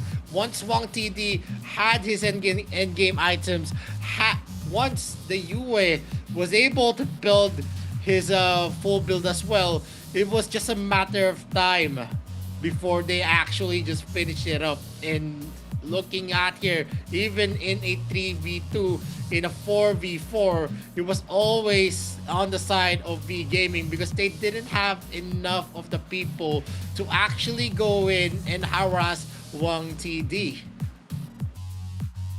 And also that pick off earlier onto T-Lin. I mean, he tried to escape, but unfortunately V Gaming was there to actually to catch him.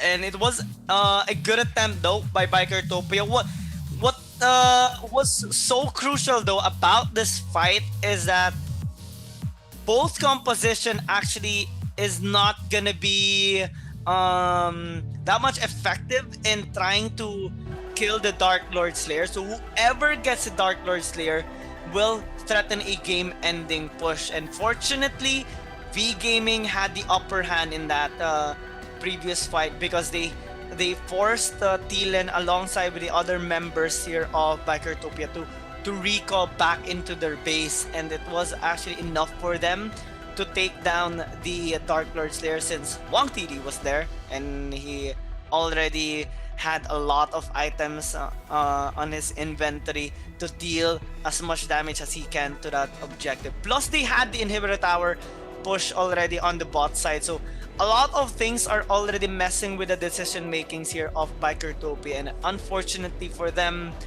it just wasn't the best case scenario already for that comeback. I mean, they actually just needed to finish it out before the 20-minute mark. That was the win condition for the lineup of Bikertopia. I already called it way before the game actually started. If you reached the late game, it was all about the gaming, and that's definitely what happened. Bikertopia had the steam out of them when we reached the 20-minute mark. And one of the reasons is they're going to be outclassed in terms of the range. They're going to be outclassed in terms of the sustainability. They don't have any tanks that could actually last. You're going to be relying heavily onto onto the Wonder Woman, and that's definitely not going to work out for them, because at that moment it's just too nonsensical that he's going to be able to last long against the damage coming in from Atelanas, the damage coming in from the UA as well. And even with Thielen trying his best to go to the back line, he just couldn't, because the Thane was always waiting out in the open. They're not letting any free looks onto their back line be unpunished. And you also have the rising wind from Maris as well. And that also affects the decision making. Sin did his best with the damage that he's been playing out with the Liliana, but it's not enough.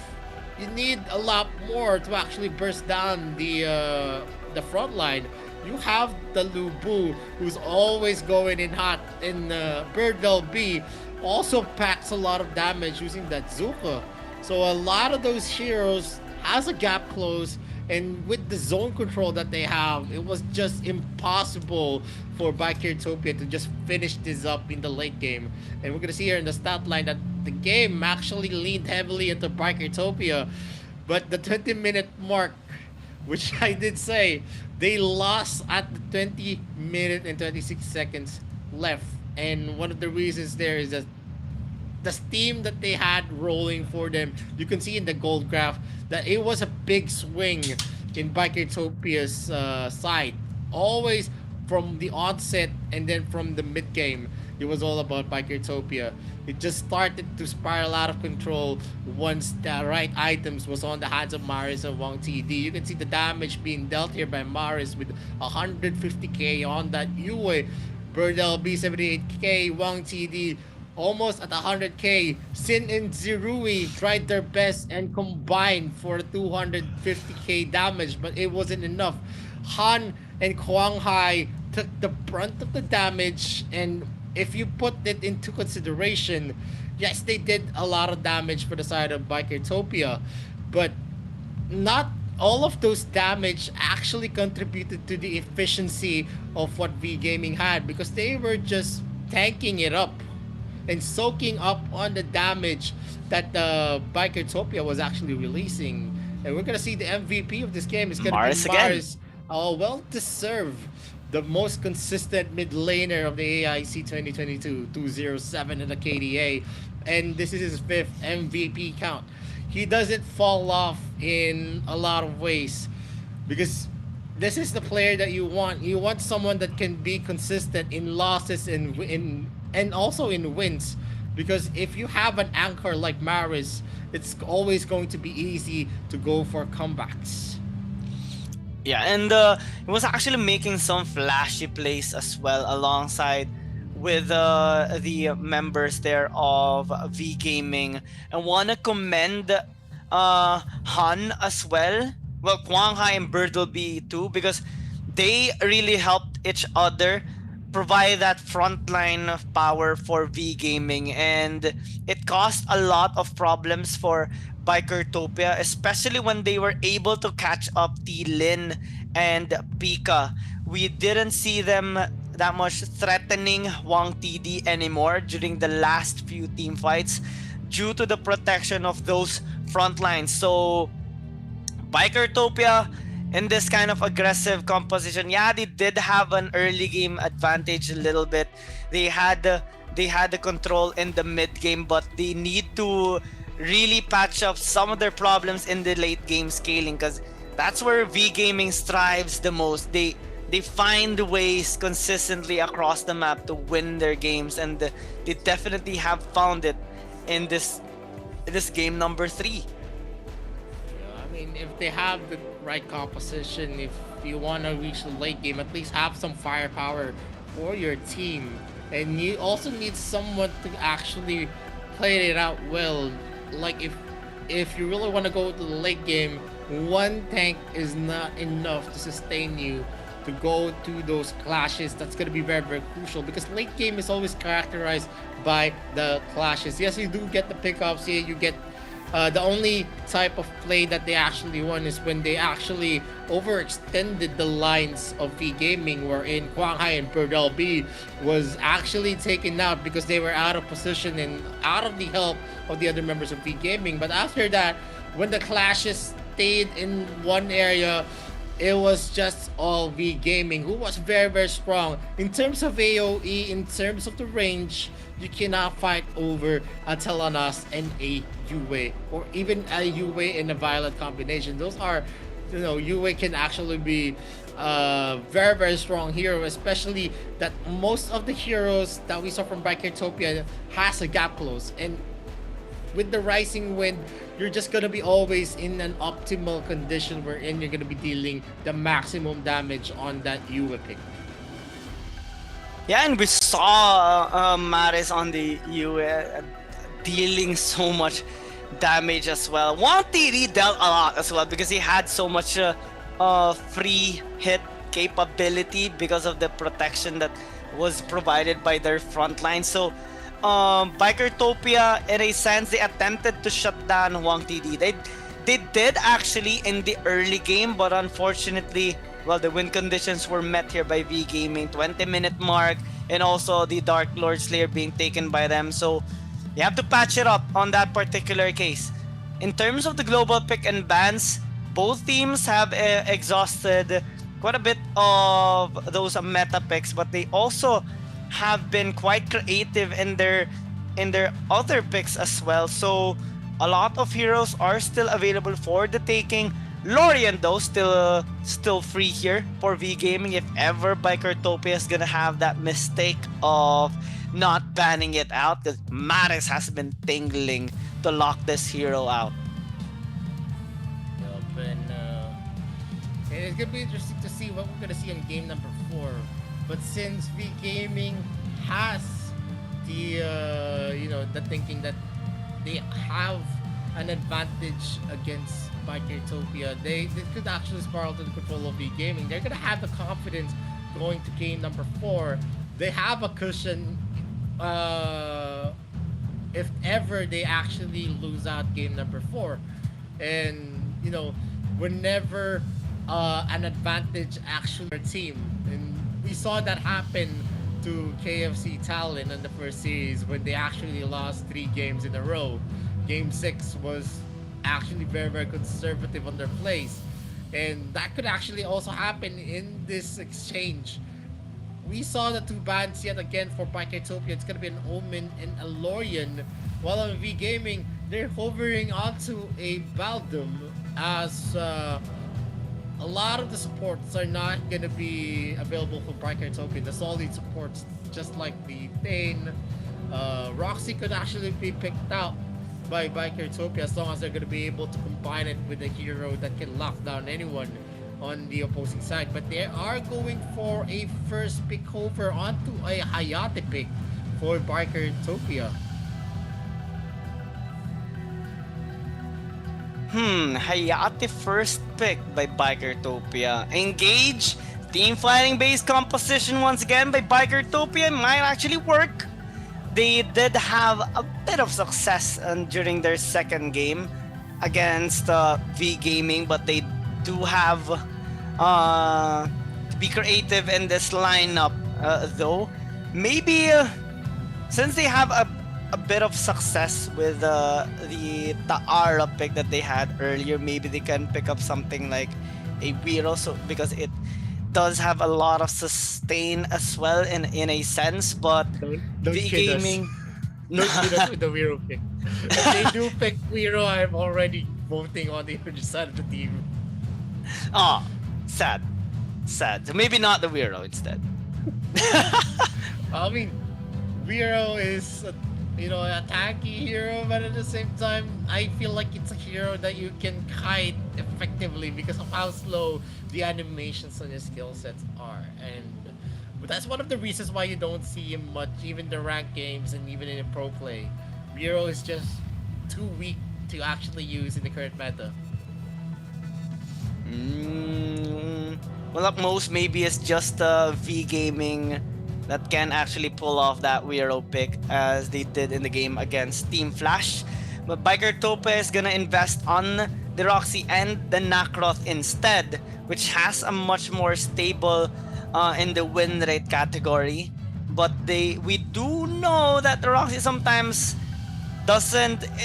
It's a high risk, high reward pick, but we do sometimes see lesser amount of reward with this and more of a punish by the enemy team. So I guess it depends on how Biker Tope is gonna optimize with this pick. I think it's gonna be a Dark Lord Slayer laner, since they did pick up the Nakroth as well. A potential double marksman lineup here for V Gaming, but Biker Tope can actually opt to ban out some of the high synergy heroes here of the Elendor. Well, V Gaming has already picked up the Kafeni, so that's not really on the table right now. Joker can be used here by V Gaming if ever it's not banned out, but Biker Tope already knows what they need to remove.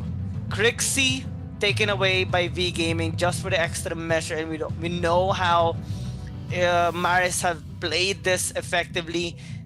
Shin looks to utilize this particular hero as well.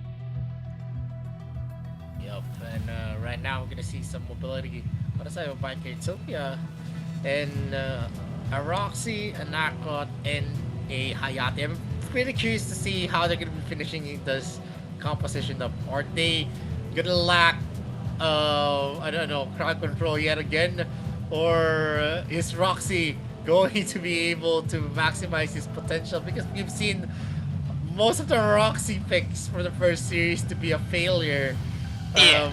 Hopefully an accessory, just because they're soaking up the damage. They haven't connected the Agnes grip in crucial people, just because they don't have the luxury to have the lockdown in. On V Gaming, you're gonna see a lot of damage. It is now an Elender and a Tulin on their side. So definitely a very, very scary combination, especially in the early to mid game, where it's actually easy to shave off health. If they're gonna be going on a double marksman lineup here, well, Laville is on the table here for V Gaming, but they have picked up the key first. Zenka, well, we have seen this hover already so many times. I don't think they're gonna be locking this in unless they want to surprise us with the first Azenka since AIC 2021. But none of that. It's gonna be shown here for this particular game. Yeah, I don't think Azenka is gonna be showing itself up in the games here on the AIC quarterfinals.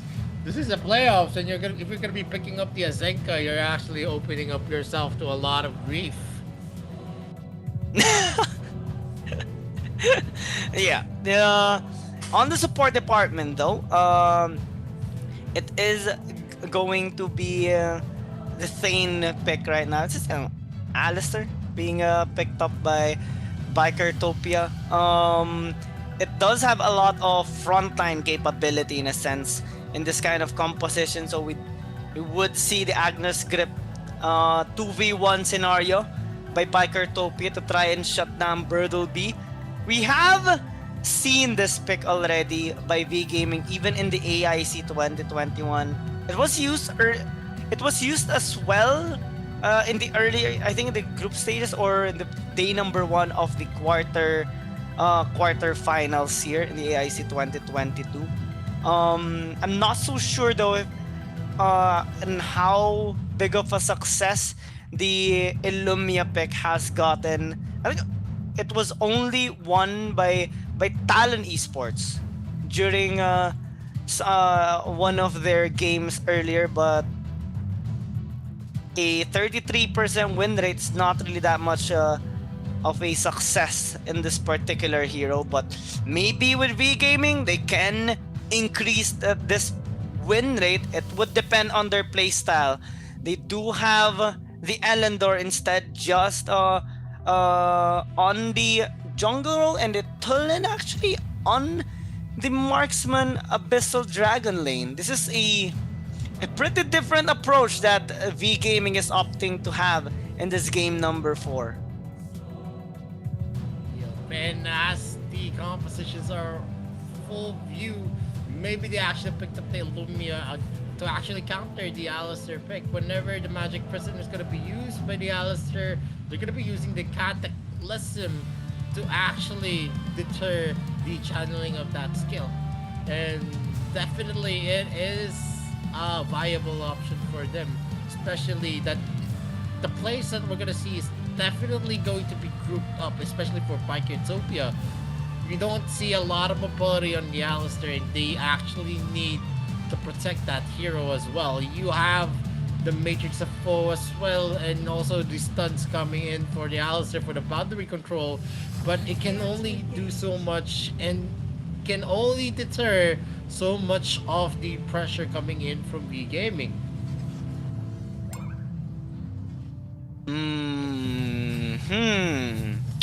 Interesting lineup here for V Gaming, and well, it does have interesting interaction here. We're seeing an aggressive start here by Maris though. Zirui is forced to disengage, but can they actually get the first blood? The answer is yes. Maris picks it up. V Gaming on this very aggressive early game. Oh, that's a nice knockback though by T1. A bit unexpected, but Maris keeps on landing his kills, and it's forcing Bikertopia to disengage. That's going to be the second casualty, but Bikertopia gets to as well. T1 trying to flee. You're not going to be able to escape anymore. First minute into the game, 5 kills. This is a party. Yeah, definitely. A lot of plays are definitely going to be felt here. Especially V Gaming has a 500 gold lead. They win that exchange with 1 kill in advantage on their scoreboard.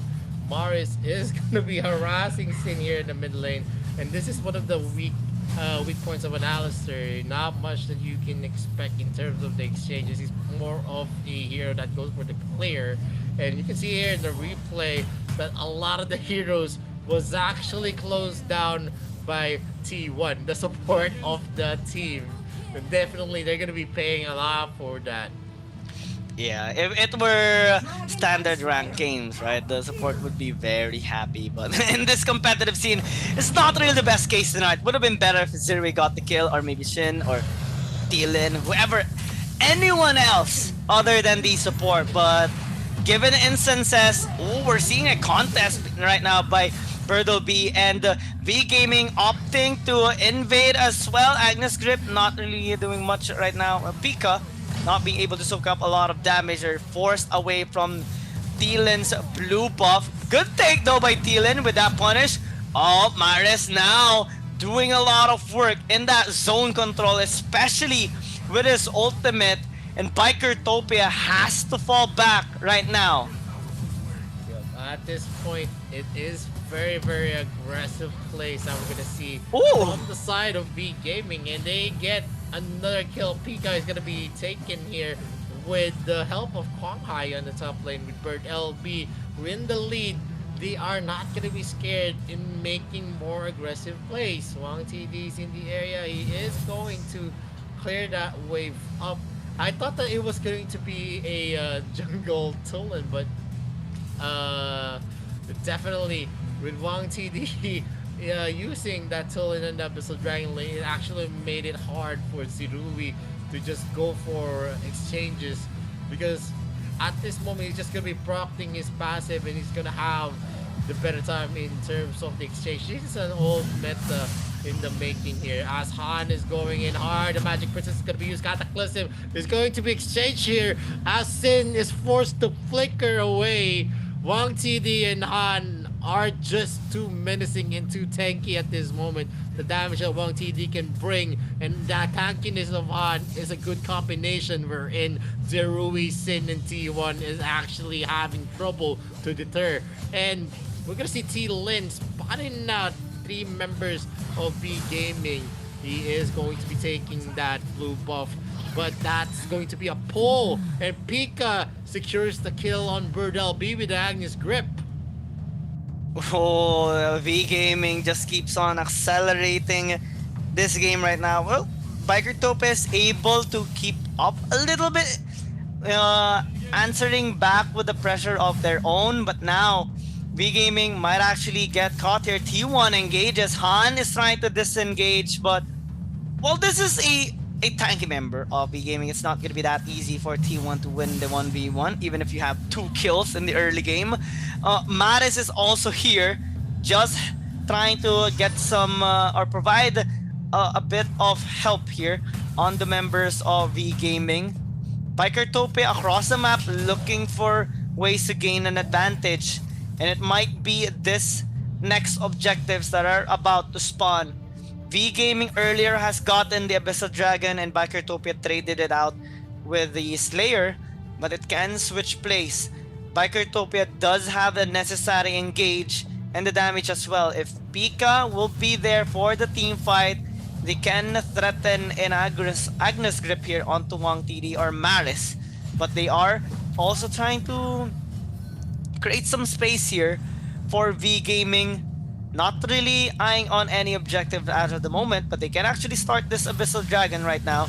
Easy taking for V Gaming. They do have the damage, and quickly Zirui recognizes the threat, the potential engage there of V Gaming. They're starting it yet again. T-Lin is trying to put some damage in. Metamorphosis is going to be used here by Quang Hai to add some damage. Magic's Prison almost hit Quang Hai with a channeling there, and that's the Judgment's Blade being used. He needed the resources to actually get back into the game, but T-Lin is going back in again. Pika is being harassed here on the top lane. There is going to be an exchange there with Bird LB. Not much that he can do. We all know Roxy is not the best hero to go for a 1v1. At most, he's just going to be soaking up some of the damage. That's a lot of the health being regenerated here. Now V Gaming is in the area with Quang Hai there. That's gonna be easy pickings on the turret. Han is going to be in danger as the Shuriken is gonna be stacking onto him, but he is still going back into the game as the enrage is there. He's gonna have an enhanced health regeneration, but Wang TD might be in danger as the Knife Blitz has been procced there, but he uses the flicker with the Thunderclap to get into a safe area. T1 right now is going to be just hovering there, seeing that the other members of V Gaming are going for a rotate. They cannot take the objective here. They're going to be very, very scared with the ability of the Tulin to go for burst place. Yeah, Burst is definitely a big threat here. Coming from V Gaming, Biker Tope is doing a really good job respecting that, but they're also losing a bit of the economy against V Gaming because of those respect that they're giving, and Zirui might actually get caught there, forced to disengage as swift as he can, just so that he will be safe from that threat of V Gaming. They're also grouping up onto the bot side, though, might be in preparation here for the next Abyssal Dragon, but V Gaming does have a necessary engage. They're just waiting for Quang Hai right now, which is kind of battling against T-Lin. A potential dive onto the bot lane. Thielen is here. Zeroid took a lot of damage from the tower though, so not really looking good for Bikertopia as of the moment. V Gaming is already starting the Slayer. Nice use of that ulti by Mares to interrupt their plan on taking the Infinite Slayer. Bikertopia already lost an objective.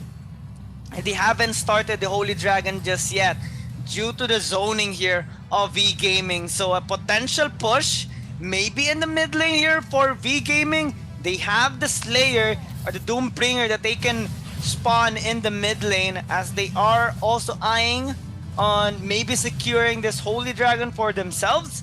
Bikertopia is trying to preemptively clear out the waves here in the mid to prevent a potential push, but it is also becoming very scary because V Gaming can always initiate almost instantaneously against Bikertopia. Yeah, definitely Maris just throwing up the skills. And V Gaming is going to be able to secure the bottom lane as no members of Bikertopia is in the area.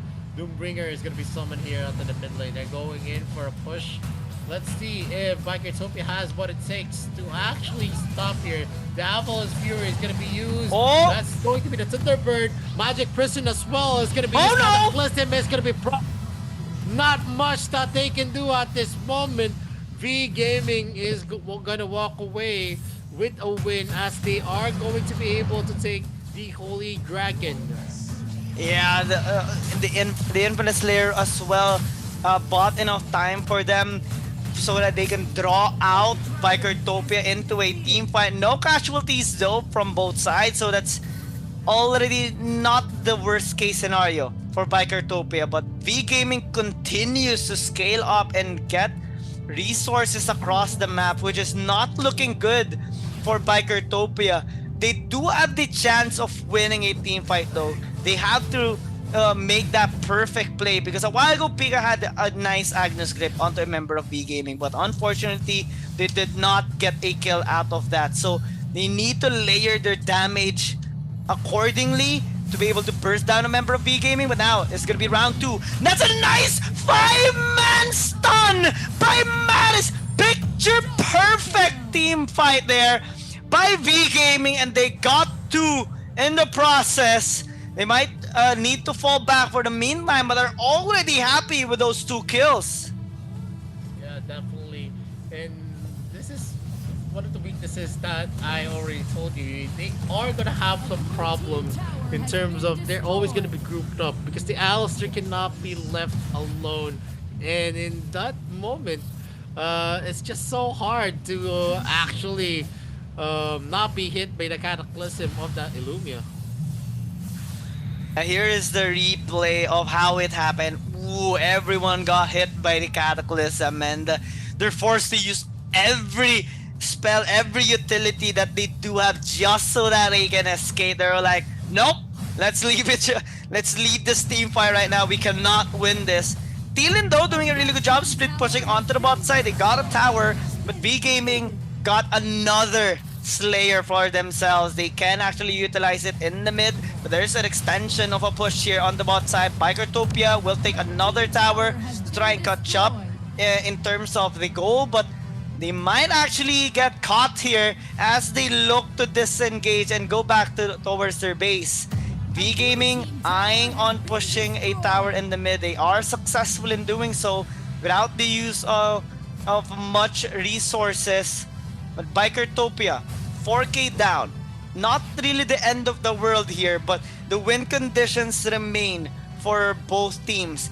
Bikertopia has to make that picture perfect of a play as well. Zirui has to land that Kunai Blitz on the crucial members of V Gaming. If they are able to do that, then they can actually pull off with a win. But if they're going to be constantly zoned away by the members of V Gaming, it's not going to be looking good for them. Doombringer has been spawned onto the top side. V Gaming is looking to assist it. And Bikertopia has to invest quite a lot of resources just so that they can defend their top side tier 2.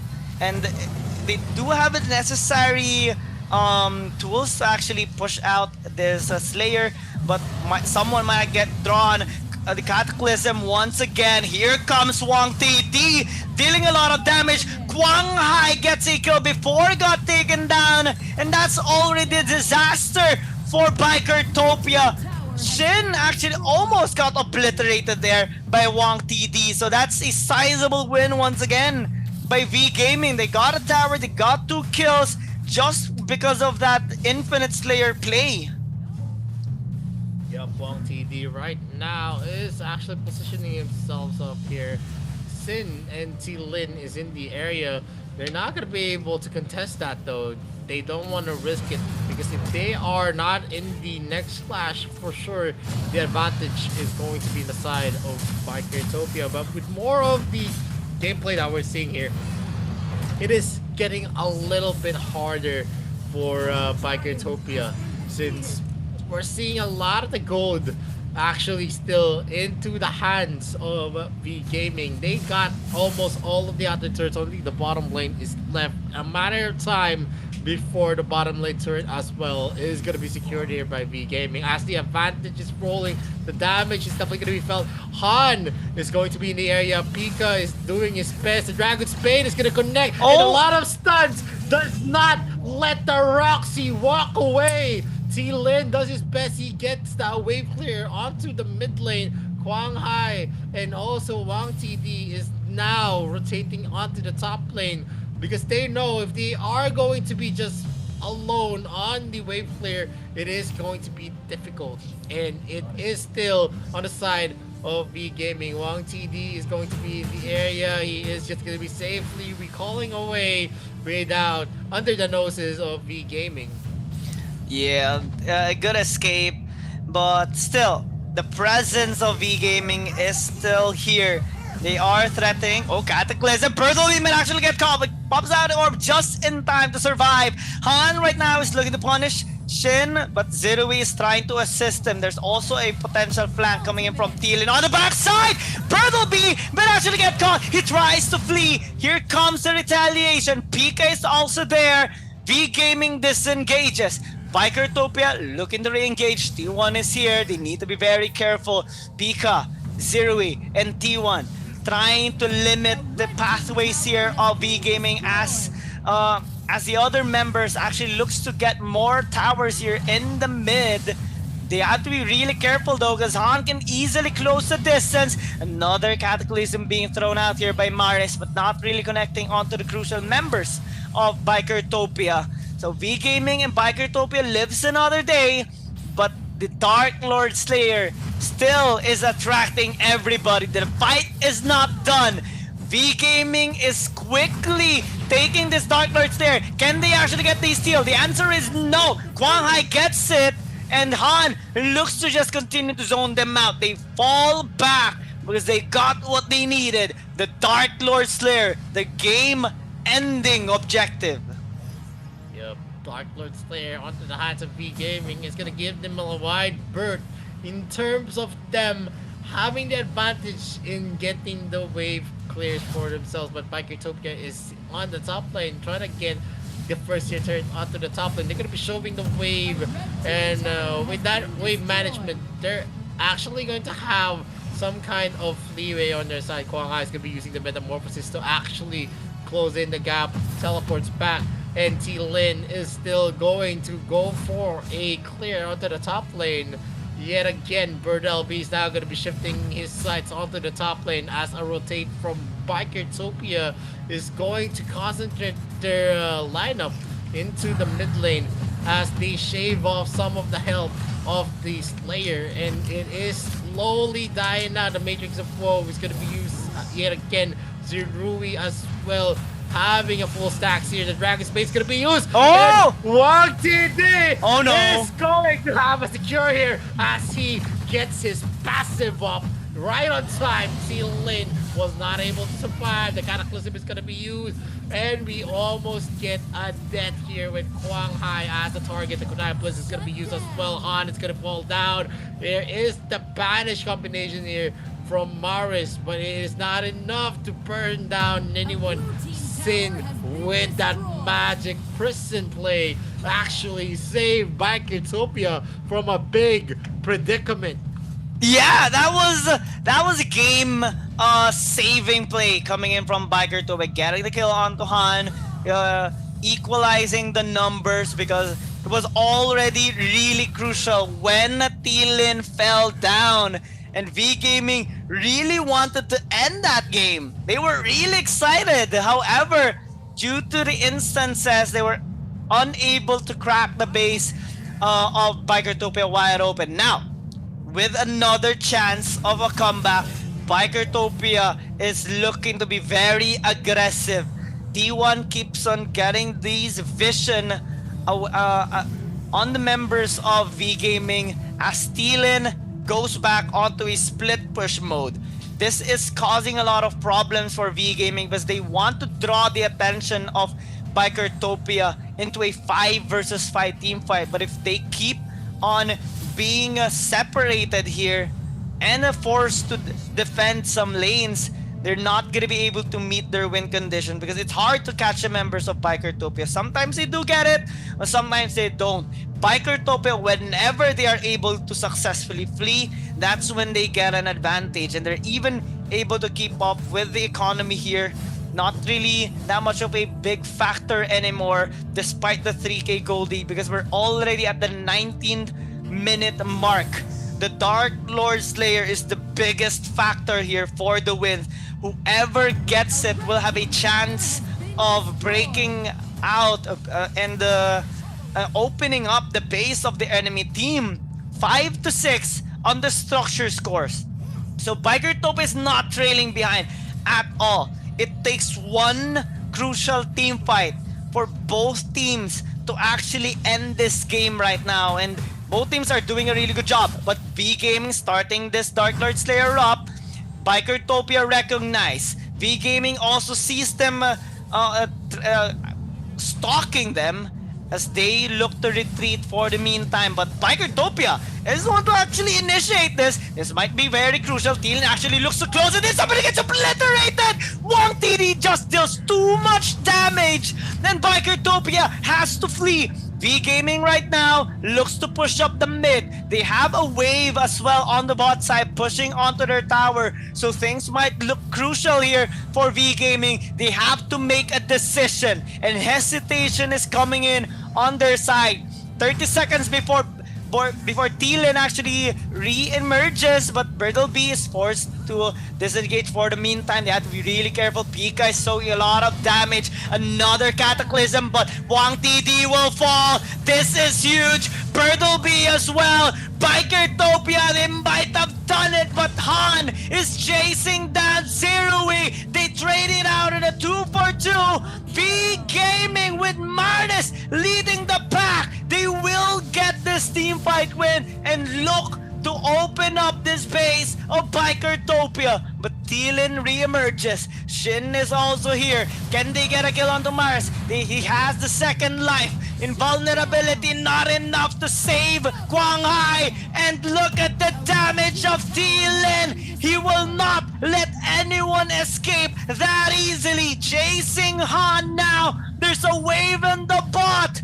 Bikertopia looks to end this right now, but Wang TD is gonna be up. Bertleby as well, but they're looking to focus onto the core. Might be an overextension here by Thielen. He has to fall back, but he won't be able to do so. Yup, and that's gonna be the exchange now on the top lane. That's gonna be the Winions. But it is gonna be on time on the dead timers of Bikertopia. That was a very, very close call. V Gaming almost threw down the game here. Yeah. You know, that was a mini heart attack on the side of V Gaming because it was a possible counter play here, a possible win already for Bikertopia. Han is gonna be using Enrage. Bertleby is in the area. Are they gonna be able to zero in? The Diablo's Fury is gonna be used. The Agnes Grip as well is gonna be used onto Han. He is gonna be tanky. Still has the resurrection up. He is gonna be living yet again, but Bertleby is gonna be taken down by Zerui. They are going to enter the fray yet again. Goes for the Vanish and the Empowered Stun. V Gaming is going to be missing one member while Sin is going to be joining them into the party. They need to kill this as fast as they could. Are they gonna be able to take this? Or is T-Lin gonna be enough to get that kill? Kwang Hai secures the Infinite Slayer. The Cataclysm is gonna connect. T1 is in danger. There is gonna be the run for Bikertopia as V Gaming regains a lot on that one clash. Oh, this is the chance that they have been looking for. High risk, high reward. They won that objective in a 4v5. Now, things are looking dark. 4 versus 3. 27 seconds before T-Lin re-emerges. Shin and Zirue has to do the work. There's a wave on the bot pushing V Gaming, but they have a wave on the top as well. Bikertopia has to defend. This is the fight of their life. The Cataclysm right now for the stun, and look at the Kunai Blitz not doing the work. Bikertopia loses. V Gaming now match point in the series. Definitely a very, very strong performance here by V Gaming. A lot of mini heart attacks happened in the matchup, but still with V Gaming going out on top, definitely this is gonna be a good feeling for VGM. They have a match point, and with the momentum going for them, and with a lot of picks still available as well, V Gaming may as well close game number 5 with 3 consecutive wins for their team. Yeah, this was a hard clinched game by V Gaming. It was actually really close. They almost gave this game already, actually, for Bikertopia after that small hiccup wherein T-Lin was really looking to end the game after they got an oopsie in the mid lane by V Gaming. But fortunately, they were able to come back and have that big of a risk. 4v5 on the Dark Lord Slayer.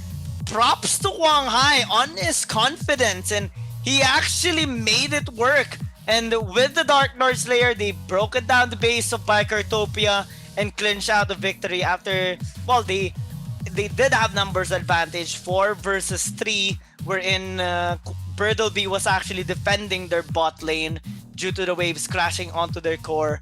But now, match point already.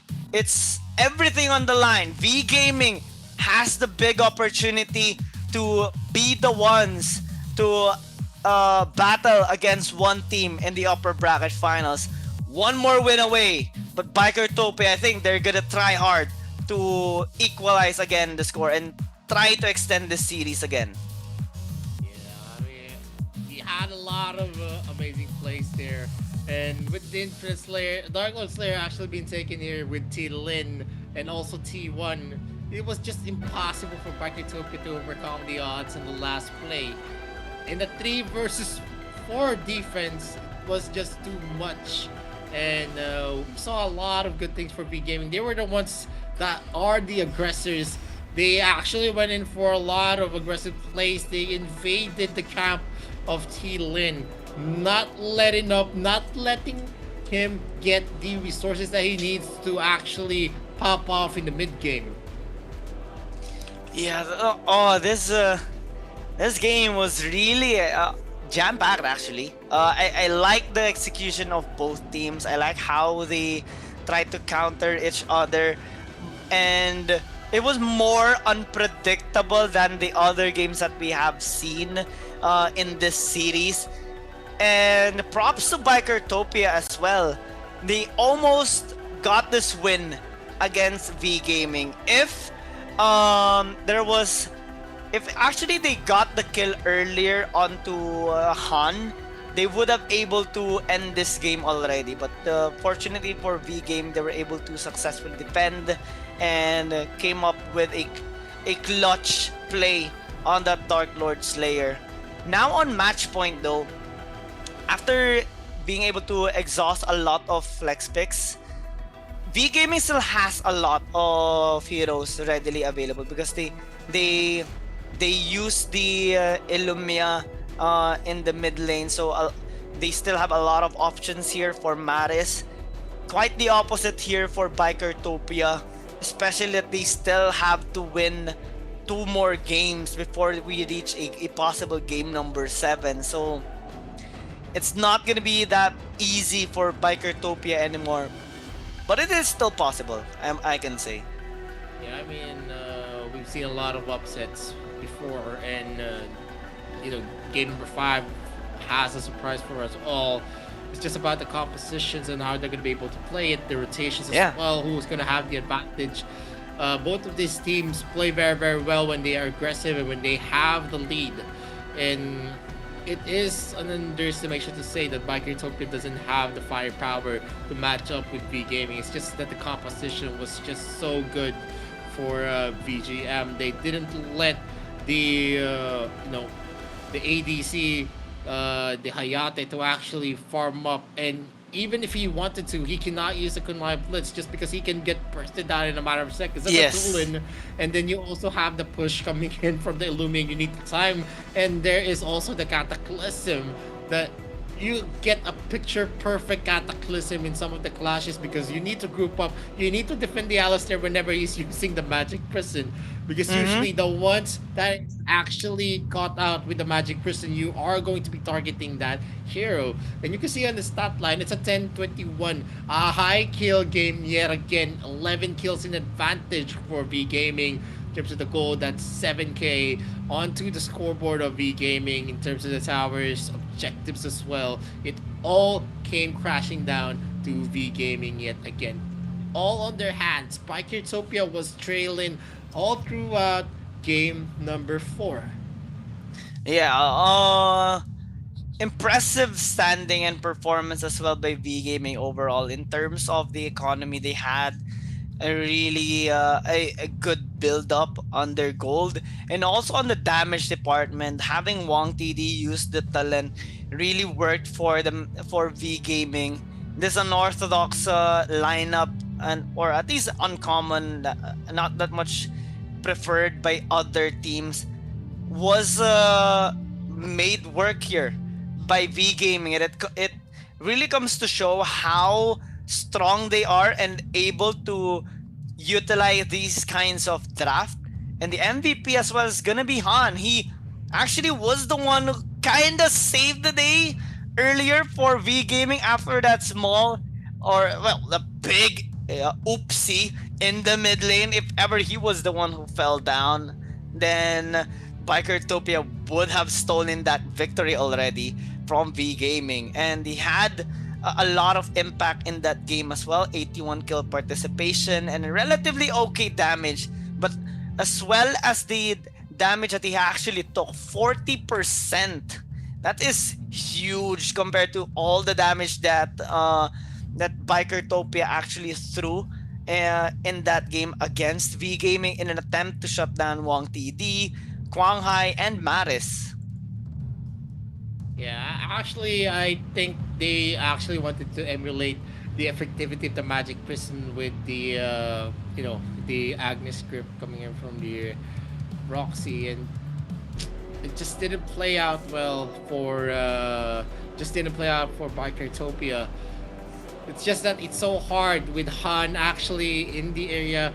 Not much of any skill sets of the Alistair could actually stop Han in their tracks. He was always forced to actually use the Magic Prison on that hero, and that already sealed the deal, because if you're not going to be able to connect it onto the jungler, onto someone that is also that can impact the clashes, then definitely it's a skill that's going to be wasted.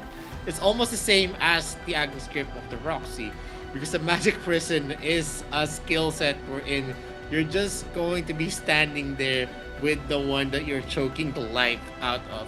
The only play that was actually memorable there was on the last, when he was able to actually lock in onto Quang Hai 2 times on the last part of the game. And after that, he didn't have any kind of opportunity to emulate it back. And that was really, really big, because it was a game-changing play. But at the same time, if you cannot repeat it again and again, it's just, it's just going to be unfortunate for your team, because it's a hero pick that's going to be wasted yet again.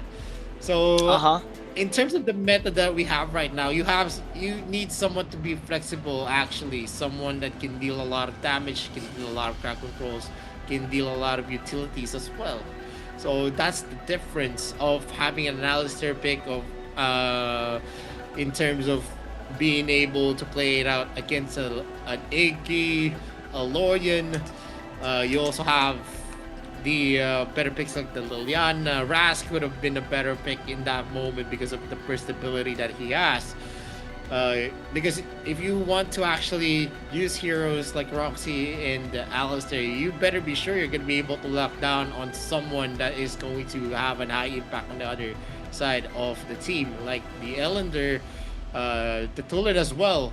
Illumia could have been, but it is a difficult pick. She is always hanging back in the end, and if you use Magic Prison, he just uses Cataclysm, and that's already a game set match. Yeah, it's hard to get a pick off onto the Illumia, especially that he always tries to fire that like knock back the members of Bikertopia. We saw the initial interaction as well, like 5 kills in the first minute into the game, 3 of which are for V Gaming. That's how aggressive they actually were in that particular game, which is kind of uncommon during the past few games against Bikertopia. So it comes to show how really kind of difficult it is to get a read against V Gaming, because they always switch their strategies up. They always try to be unpredictable against their opponent, and it really has a big effect into the game.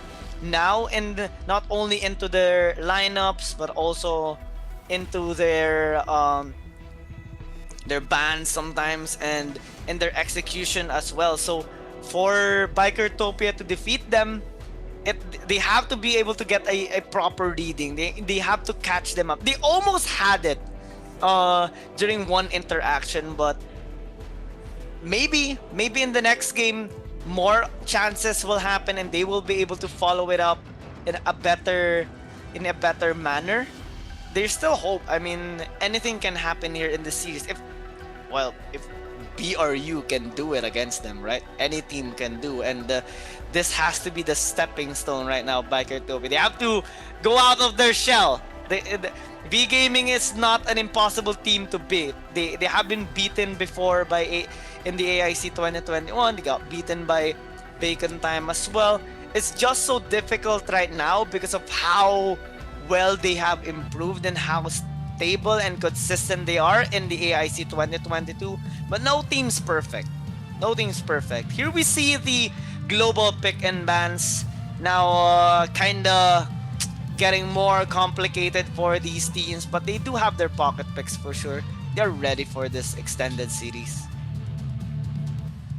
Yup, and definitely here in game number 5, they need to expend everything here on V Gaming to actually prevent a game number 6, because it is going to be a little bit harder as we progress this.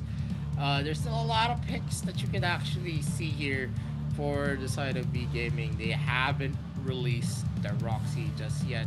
They still have an Omen. Yena has been picked out. Florentino is still open for the taking. A possible Superman, but at the current meta, I think Superman is kind of weak just because of the slows that you're actually going to be looking out for in terms of the skill sets that's available on most of the heroes. Hayate can be picked out as well for V Gaming. So Bikertopia has limited assets left here. They went in for a double marksman earlier, like the Joker, and also the Ellender is out. Nakrat is out as well. You still can maybe expect something like a Kira on the assassin side, and Zuka as well has been picked out, I think, for Bikertopia. But V Gaming is going for 2 bans here, the Mina and the Florentino. They're going to be opening up the Omen. So, okay, Lorian. Yeah, this is the bad thing now. Ban out the Omen, and this is going to be that match here. They don't need to get the first pick Lorian, because because already picked up by Bikertopia got it already. Bikertopia. Yeah, no, this is looking well- bad for Bikertopia. They have to watch the Lorien be available for the next 3 picks of V Gaming. Oh, this is not good. This is not good. They got the Laville as well. Okay, Telenos pick. They might pair it up with something like a Paina or a Baldum, which is pretty standard. Yeah, you would have a lot of protection for your marksman, but again, the threat is still there. If we were to recall some of the games that we have seen during the series, if V Gaming is gonna be able to threaten the backline, they will be able to penetrate through your defenses. You have to invest quite a lot on those heroes that can protect your marksman, and Telenos, it's not really the safest one. We have seen V Gaming, V Gaming won with the Telenos, but it took a lot of effort for them to do so. So, Bikertopia, with this lineup, they have to invest so much. Yeah, definitely. It is going to be an investment here with V Gaming actually going in for S tier heroes. We've seen a support before on the Volcat, so definitely it is a support that could be appreciated. It's a tanky support, can actually close in on some of the heroes as long as you're going to be procting out the passive as well. And the Ultima is one of the skills that is very, very scary, because at the end of, if you actually proc that Ultima again, you're going to be invulnerable for a few seconds. And with the Lorien pick and a Laville on the side of V Gaming, the first 3 picks is definitely going to be on their side. And if they actually picked up a Dirac against this, I feel like it is going to be a disaster waiting to happen. They're just going to be running from the Genesis shield. And we've seen a lot of Dirac picks not actually work because of how big of a factor mobility is. You can just go over that shield and deal a lot of damage as well, even if you are under the turret. I'm trying to see as well. I think V Gaming has used this hero already during the AIC 2021. They had if I recall correctly, they had a good performance with the Volcath as well. So they're investing so much on team fighting and late game scaling with these 3 picks. Bikertopia, yeah, the Kirksey would have been better. It does have a lot of synergy with the Baldum and the Telenos as well. So now, removing the Roxy is good, but I don't think V Gaming is gonna be opting to go on that path given the too much risk that it does have. Tachi would have been a better ban, I think, here by Bikertopia, unless they would want to take it, but they already have the Baldum, unless they want to put it in the Dark Slayer lane. But V Gaming does have an option on picking this up. They don't have that much frontline yet in this kind of lineup that they have, aside from the Volcath, but they are going to be solidifying it with more tanks or warriors even in the next 2 picks that they will have. Scott removed as well, and V Gaming will respect the Richter. So what will Bikertopia opt to go, since they still have the option to pick up their jungler and their Dark Slayer laner? Pretty curious to see what is going to be picked up by Bikertopia. Florentino is not going to be open for the moment as well. You don't have a lot of the picks that are going to be available, but Jan is actually being hovered here. I don't know if Jan is going to be enough to actually win them this game with the first 3 strong picks from V Gaming. Definitely the jungle is also going to have an impact here. I just don't know what jungle that they could actually field at this moment. Aoi has already been picked out. Kira has been banned out. I can't actually think of a jungler that they can actually effectively field. Oh, there you go, guys. If Vittoria cannot think of a counter anymore, That's not a good sign. That's not a good sign. Second Malok here by V Gaming. They had a good amount of success actually when they battled against Team Flash with this, and they also had Laville on top of that to have this kind of combination. So, Bikertopia, this is a scary lineup that V Gaming has. You need to find ways to counter this. What are your thoughts with this? A pain. This will be painful for them if ever they lose with this pick.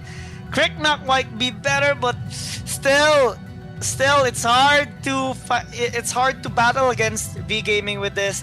They need to win early game. Yeah, if they can actually win early game with this kind of lineup, then this Cricknock pick would make a lot of sense, and they can actually make it work. But if they don't, then bye-bye, Bikertopia. Yeah, I mean, this is going to be a very, very hard fight. They need to get the early game advantage. They need the composure. They need to be calm. They need any help that they could get to push this to game number 6. They need a miracle with this. V Gaming right now is looking strong on their composition. As long as they're going to be able to get a wombo combo there, the shock from Malok, the Star Sky, you have the Ryu from the Irie, a lot of AoE crowd controls on their side, and you have someone that can single out people with a Volcat, and then you can start the initiation with the double trouble. Imagine when the double trouble hits, the Star Sky connects, and then you have the shock coming in from the Malok. Only the cleanse is going to be able to help you, and if you can time the Wild Prison right, it is going to be in the hands of T1 if they aren't going to be winning this. T1 needs to step up to the plate, prove himself up as one of the best. You gotta prove yourself. AIC. I mean, it did that already during his match wherein he was the Taara. So maybe he can do it again. It's everything on the line right now. Oh, Bikertopia. This is gonna be an exciting potential last game in this series. Can they actually do it? Do you believe, Vittorio? I can fly, yeah, definitely. I can fly, but we can top players can ride. definitely fly. Every player here is here for a reason. They are actually proving themselves up as the pinnacle players of AOV. That's why they represent their region high. And we're gonna see Zero here trying to go for the face on Wang TD, but he just safely clears the waves up and goes back. And at this moment, not much is gonna be expected.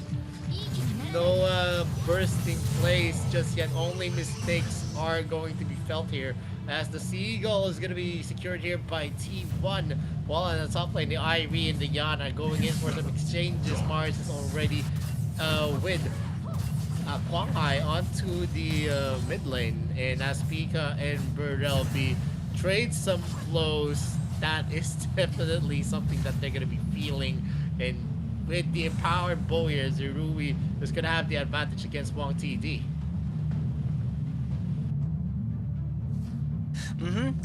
V Gaming is just playing this defensively because of the amount of scaling that they do have. At most, we are gonna be looking at Bikertopia right now. They have to make some flashy plays. They have to make some flashy plays in this game. T-Lin, I'm gonna be looking at T-Lin and T1. Bot side priority still remains here, but the difference though is that V Gaming invested quite a lot on their Abyssal Dragon laner. They're even sending out 2 people as well, Kwanghai and Mares, to help them out. And it's going to be a knockback here by T1, but Han is still relatively safe. Shen actually got a first blood, so good sign coming in from them. They got a trade on the objective taking as well. Bikertopia is starting it off with a blast, but they have to be really careful here. T1 forced to flicker out. Can they actually get the kill? Wang TD is closing the distance, but not much damage actually felt there by T1 from him. So still a good start here by by Bikertopia. Bertleby as well is kind of struggling against Pika, so good sign by Bikertopia.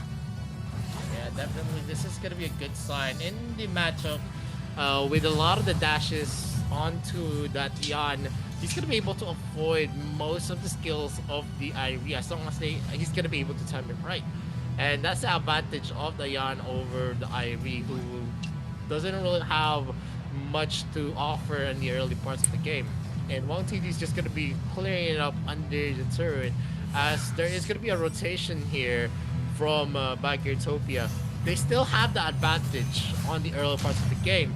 T-Lin is there. That is going to be a swipe as well. No Ryu is going to happen. Ultima is going to be brought out. The shock as well. It's going to be timed right with the Wild Person. The Star Sky is going to be used, deterring the members of Bikertopia to go for a retaliation play. But Bird LB again is going to be late to his clearing of lane. And he knows well that Pika and T-Lin is just in the area waiting for a chance to strike. And they already have the boost in terms of gold because of two of the waves of Bird LB being neglected. Yeah, they have to keep watch on the economy as well, because every time they make a play, Bikertopia tries to deny some waves from them. And we saw it on the top side. Not really much affecting Bertleby though. He's only down 200. But if it continues to happen, well, Bikertopia is gonna attempt on shutting down more resources here for V Gaming. As the objectives spawn in the next 45 seconds, I'm gonna be looking at the Bikertopia once again because, oh, okay. Wang TD throws out that double trouble in the middle and trying to catch out Shen, but even without it, they will get that kill. That's how strong the Lorian pick can be. It took a while before T-Lin actually got that kill onto Wang TD, so now he is in a vulnerable spot. That's a nice knockback by T1, but here comes V Gaming. No tower, but still okay. That auto attack! Oh, that was quite sad there for Zirui. He thought he was safe, but nope, he wasn't. MVP Cannon. Yeah, and let's see where they'll be here. Starting it up. T-Lin is going to be spotting out that Irie, so he is not going to be continuing that take onto the blue buff. Sin and the others are going to be spotted out by Bird LB. He maybe is going to go for a, he's going to be backing out on clearing that. Wang TD is in the area as well. He is going to be releasing another double trouble, not getting a hit on anyone.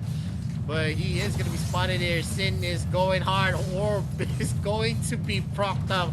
And the flicker is not going to actually pay off here for Bikertopia. V Gaming right now needs to make some plays for their marksman, who is currently trailing by 400 gold. Not much, but we all know Wang TD needs all the resources he could get. He's going to be a late game monster, and that's going to be for sure. Sin spots him out. He's not going to be in the area to actually chain it up with the knockup. And they're just going to be safely farmed out again, as they are going to change their objective here to the Slayer. Yeah, the Slayer is going to get taken out here by Bikertopia, which is kind of consistent in this game. They really want to have an edge here against V Gaming. Double trouble.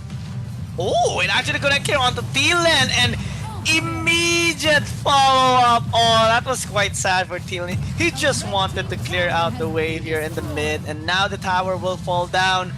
Holy Abyssal Dragon gonna be up for the grabs here for V Gaming. Not much that Bikertopia can do as of the moment.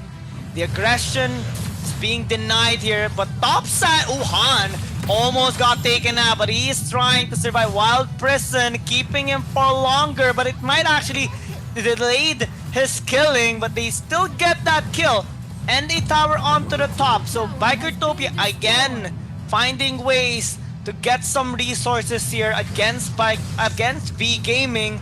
They have to be really careful because V Gaming always looks for those cross map plays. The Star Sky has been dropped out. Did not connect to anyone. Bird LB is going to be hitting that shuriken onto Pika. And in terms of the pressure that Pika is actually giving up here, it's actually very substantial to the point wherein you're gonna see a lot of the pressure being felt here by Bertelby, who can't actually join in most of the clashes for the reason that if he leaves Jan, he is just going to be farming up the lane and attempt a push onto the bottom lane as well. And Han is going to have some slows here, and the boost is up as the 8-minute mark is up. They are going to have empowered objectives here. It is going to be a, all of the objectives right now is going to be more efficient in terms of giving you the advantage. Huang Hai is going to be connecting his second skill here, and here's going to be Sin getting the bulk of the damage onto that Slayer. Good thing it was on time that he popped it off, or else you're not going to see someone there. But the Star Sky actually connects the two of the members, almost punishing them there in the back of the turret. That was almost an oopsie there by that team. Wang Ti though will get a tower, and V Gaming maintaining actually a sizable amount of goal lead here against Bikertopia. So things are looking kind of crucial here for Bikertopia. They have to find ways to come back in this. They don't have the team fighting capability just yet.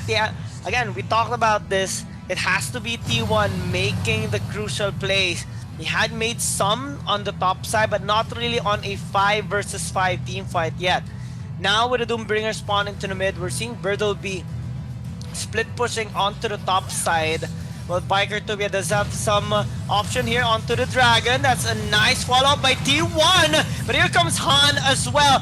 Free hitting. Zerui deals a lot. As Maris falls down, Pika will so too. And V Gaming will just be able to defend their mid lane for now. Yeah, that was a lot of things that happened. I think Maris overestimated himself. He went early on to that second ability. He teleported into the thick of it, and Bikertopia was just lying in wait. A good thing we saw Huang Hai and the others actually enter the fray. Ultima is still up for him. He's going to be securing the Holy Dragon with a Moonfall actually there. And it connects. The shock definitely is going to be next with Sin taking it all. T-Lane is going to be killing Wang TD. But what cost? T1 again is going to be in danger. Bertelby is going to be entering the fray. Pika is going to have the empowered skills here. He is going to be dealing a lot of damage as well. And Maris is not going to be able to enter the area fast enough to save his members. Yeah, they have to be really careful. If they overextend even for a little bit in that instance, they would get punished even more there by Bikertopia. But fortunately, they were able to disengage just in time before that. Bikertopia, though, are looking for a die. They get T-Lin.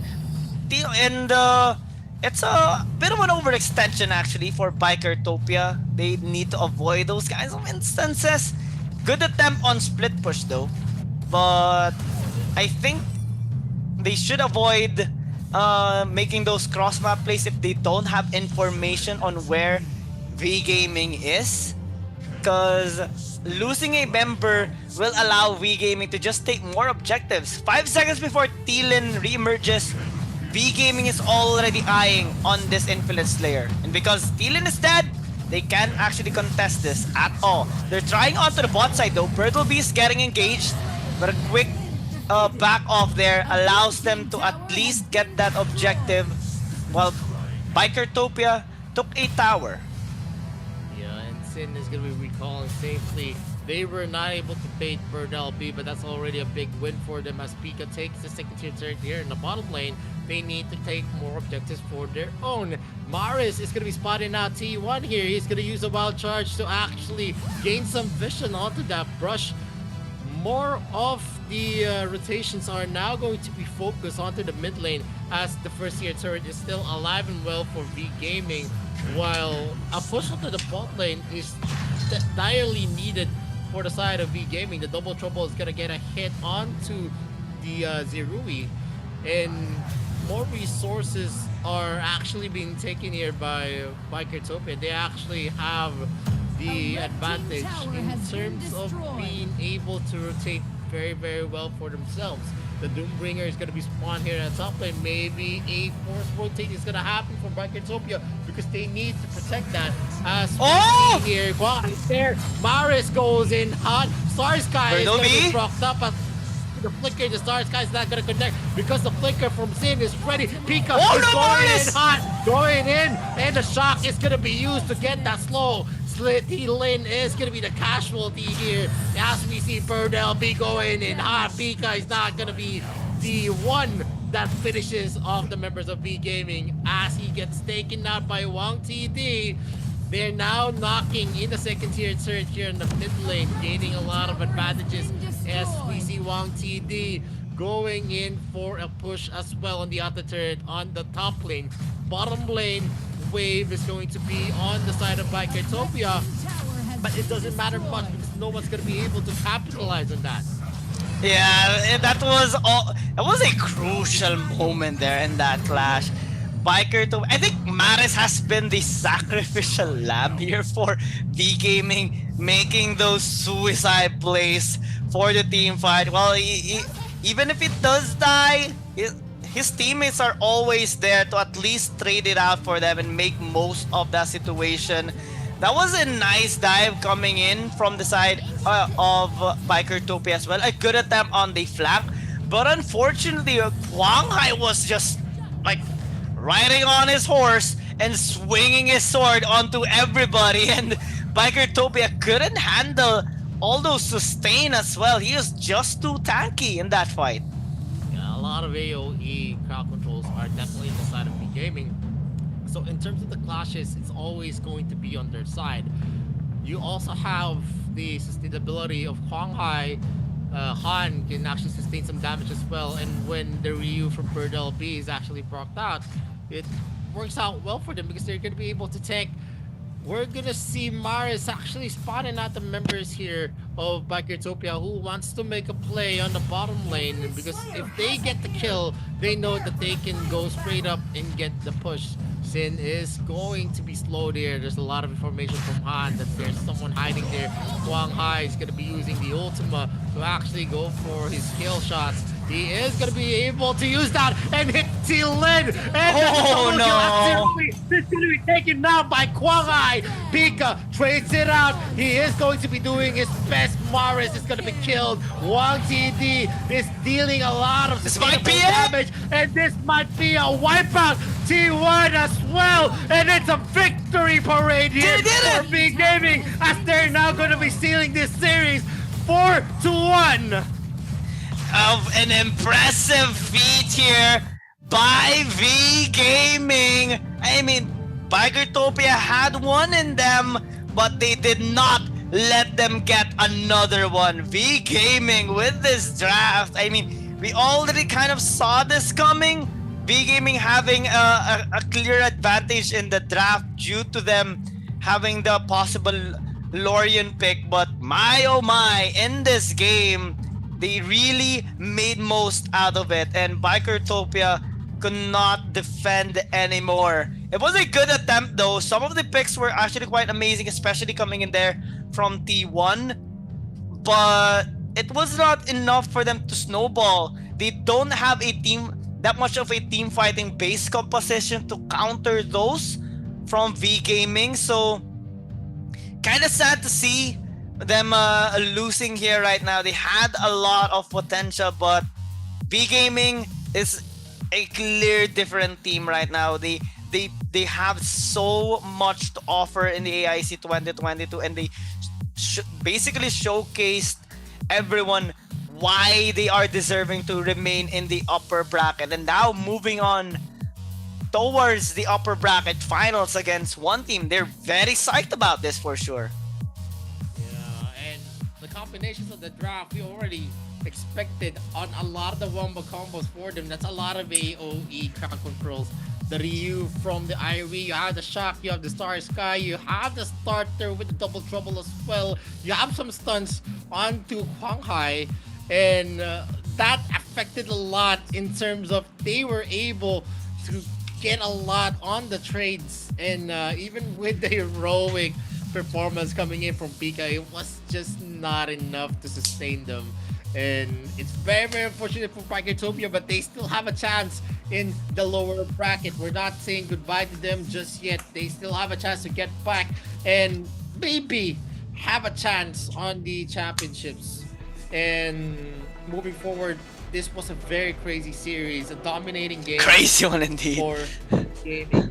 From all throughout, whoever wins game number 3 actually gets a steamroll in terms of the win. They just win one after another. Maybe this is the game 3 curse. The game 3 curse that we saw with one team winning the game number 3 against Talon Esports or KFC Talon, and this time V Gaming, after suffering a loss during game number 2 against Bikertopia, they steamrolled in their game number 3. Definitely, I want to commend every single member here of V Gaming. They had a fantastic run. Well, Bikertopia had one in them, especially with that Tara pick. I must say that pick was actually top tier. But during the third game, especially with the team fighting based composition that they have drafted, picking up the Yui and the Telanas, and even after that, the how they have drafted their lineup and also made sure they get their win conditions is kind of defines how developed they are as a team coming from AIC 2021. Well, they did suffer some losses, especially during the grand finals there, but they're looking to patch up their mistakes heavily for the AIC 2022. They're one step away from the grand finals. All they need to do is win the series against one team. I'm sure it's not going to be an easy feat for them, but with this kind of performance, it's going to be an amazing series for sure. Definitely, there's much that we are actually going to be able to witness with the upper bracket finals. It is going to be One Team Esports facing up against V Gaming, and it's going to be an exciting series because whoever wins the upper bracket usually has the advantage because they're going to be able to wait and rest and actually able to watch whoever is going to be in the lower bracket. They have a lot more time to study what the strategies of the teams that are going to be competing in the lower bracket. But you know, there is also a curse for teams that win up the upper bracket. I'm not gonna lie. There it is. We witnessed it already. We've seen a lot of the teams. Yeah. I don't want to say anything yet. I'm I've just seen a lot of complimenting teams. the teams. Yeah, I've seen a lot of the teams going from who won the upper bracket finals, who are waiting for the championship, to actually lose in the finals itself. And I hope it's not always the case, but it has been recurring all throughout AIC, not just now 2019, 2018. That's why we have some titles like Comeback Kings. But we're gonna see here on the stats a 7-kill deficit in favor of V Gaming. In terms of the gold, it spiraled into 6K. It was a very, very close oriented fight onto the 12-minute mark. But after that, it was just uphill for V Gaming. Bikertopia had some fight in them. They were able to secure some kills, but it was always traded by V Gaming. If you get 2 kills from Bikertopia, they get 3 kills. And that's big, because in terms of the objectives, you're not gonna see most of the early game objectives on the side of Bikertopia. They were in the receiving end. They had a crack, but they still lost it because the composition that we're gonna see on V Gaming is just too scary, even in the early, middle, and into the late game. Not like what we're gonna see on Bikertopia. They need to go into the late game. They have sustainable damage in terms of the Crexy, but the damage that they have is not enough. It's only single target damage, and most of the time in clashes you're gonna see a lot of group ups. Only Pika was actually trying his best to split off and try to wreak havoc in the back lines, but it is still not enough because of how the combinations are built up for V Gaming. We're gonna see the MVP here for V Gaming. It's gonna be Kwang Hai on that Volcat. 725 KDA, KP Horsey. 0.6%, damage taken 25.8%, and 23.3% damage dealt. That's a big factor because if you can actually tank, he can actually deal damage as well. Yeah, an incredible amount of pressure was made there by Quang Hai all throughout the game. So props to him as well, making this pick work for V Gaming, and it just comes to show how flexible V Gaming is with the lineups and how good they are in terms of mastery with all the heroes that they use in the AIC 2022. And while it's gonna take a lot more to take them down, it is still possible. They have been beaten before by a team that unfortunately is not here in the AIC 2022 right now. But let's see here as we do check the remaining games that are gonna be happening. We do have a couple of series waiting for us in the next succeeding game, since well, Bikertopia is gonna be joining the lower bracket. Talon Esports and Bacon Time are gonna battle against each other, and Bikertopia is gonna be battling against Valencia CF in the lower bracket quarterfinals, while in the upper bracket finals, we're gonna be seeing one team and V Gaming for sure. It's a long ride still in the lower bracket, but let's see though who's gonna be winning there. Yeah, V Gaming so far is a team that has international success for them. And I'm very, very convinced that they're going to be showing us a lot more as they face up One Team Esports, who did exceedingly well to go for a comeback against KFC Talent as well. But tomorrow, we're going to see the first series as Bikertopia against Valencia CF Esports, and the next series is going to be KFC Talent against its Bacon Time. 3 of the RPL teams are still in contention.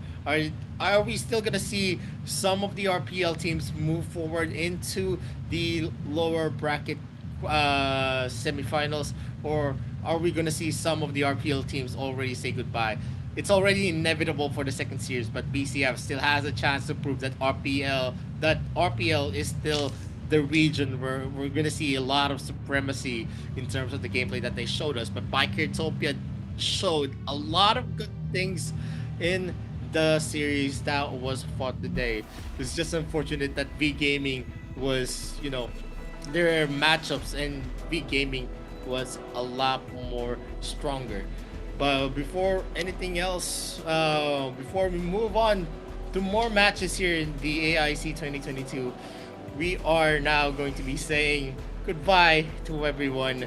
And in behalf of the production staff, Tencent, Garena, VSP, and Level Infinite, and to us casters, Vittorio and Kian Gaming, we bid you guys we're very, very thankful as you joined us here on the AOV broadcast. Let's support more of the teams in tomorrow's quarterfinals, and definitely we're going to be showing a lot more in the coming matches.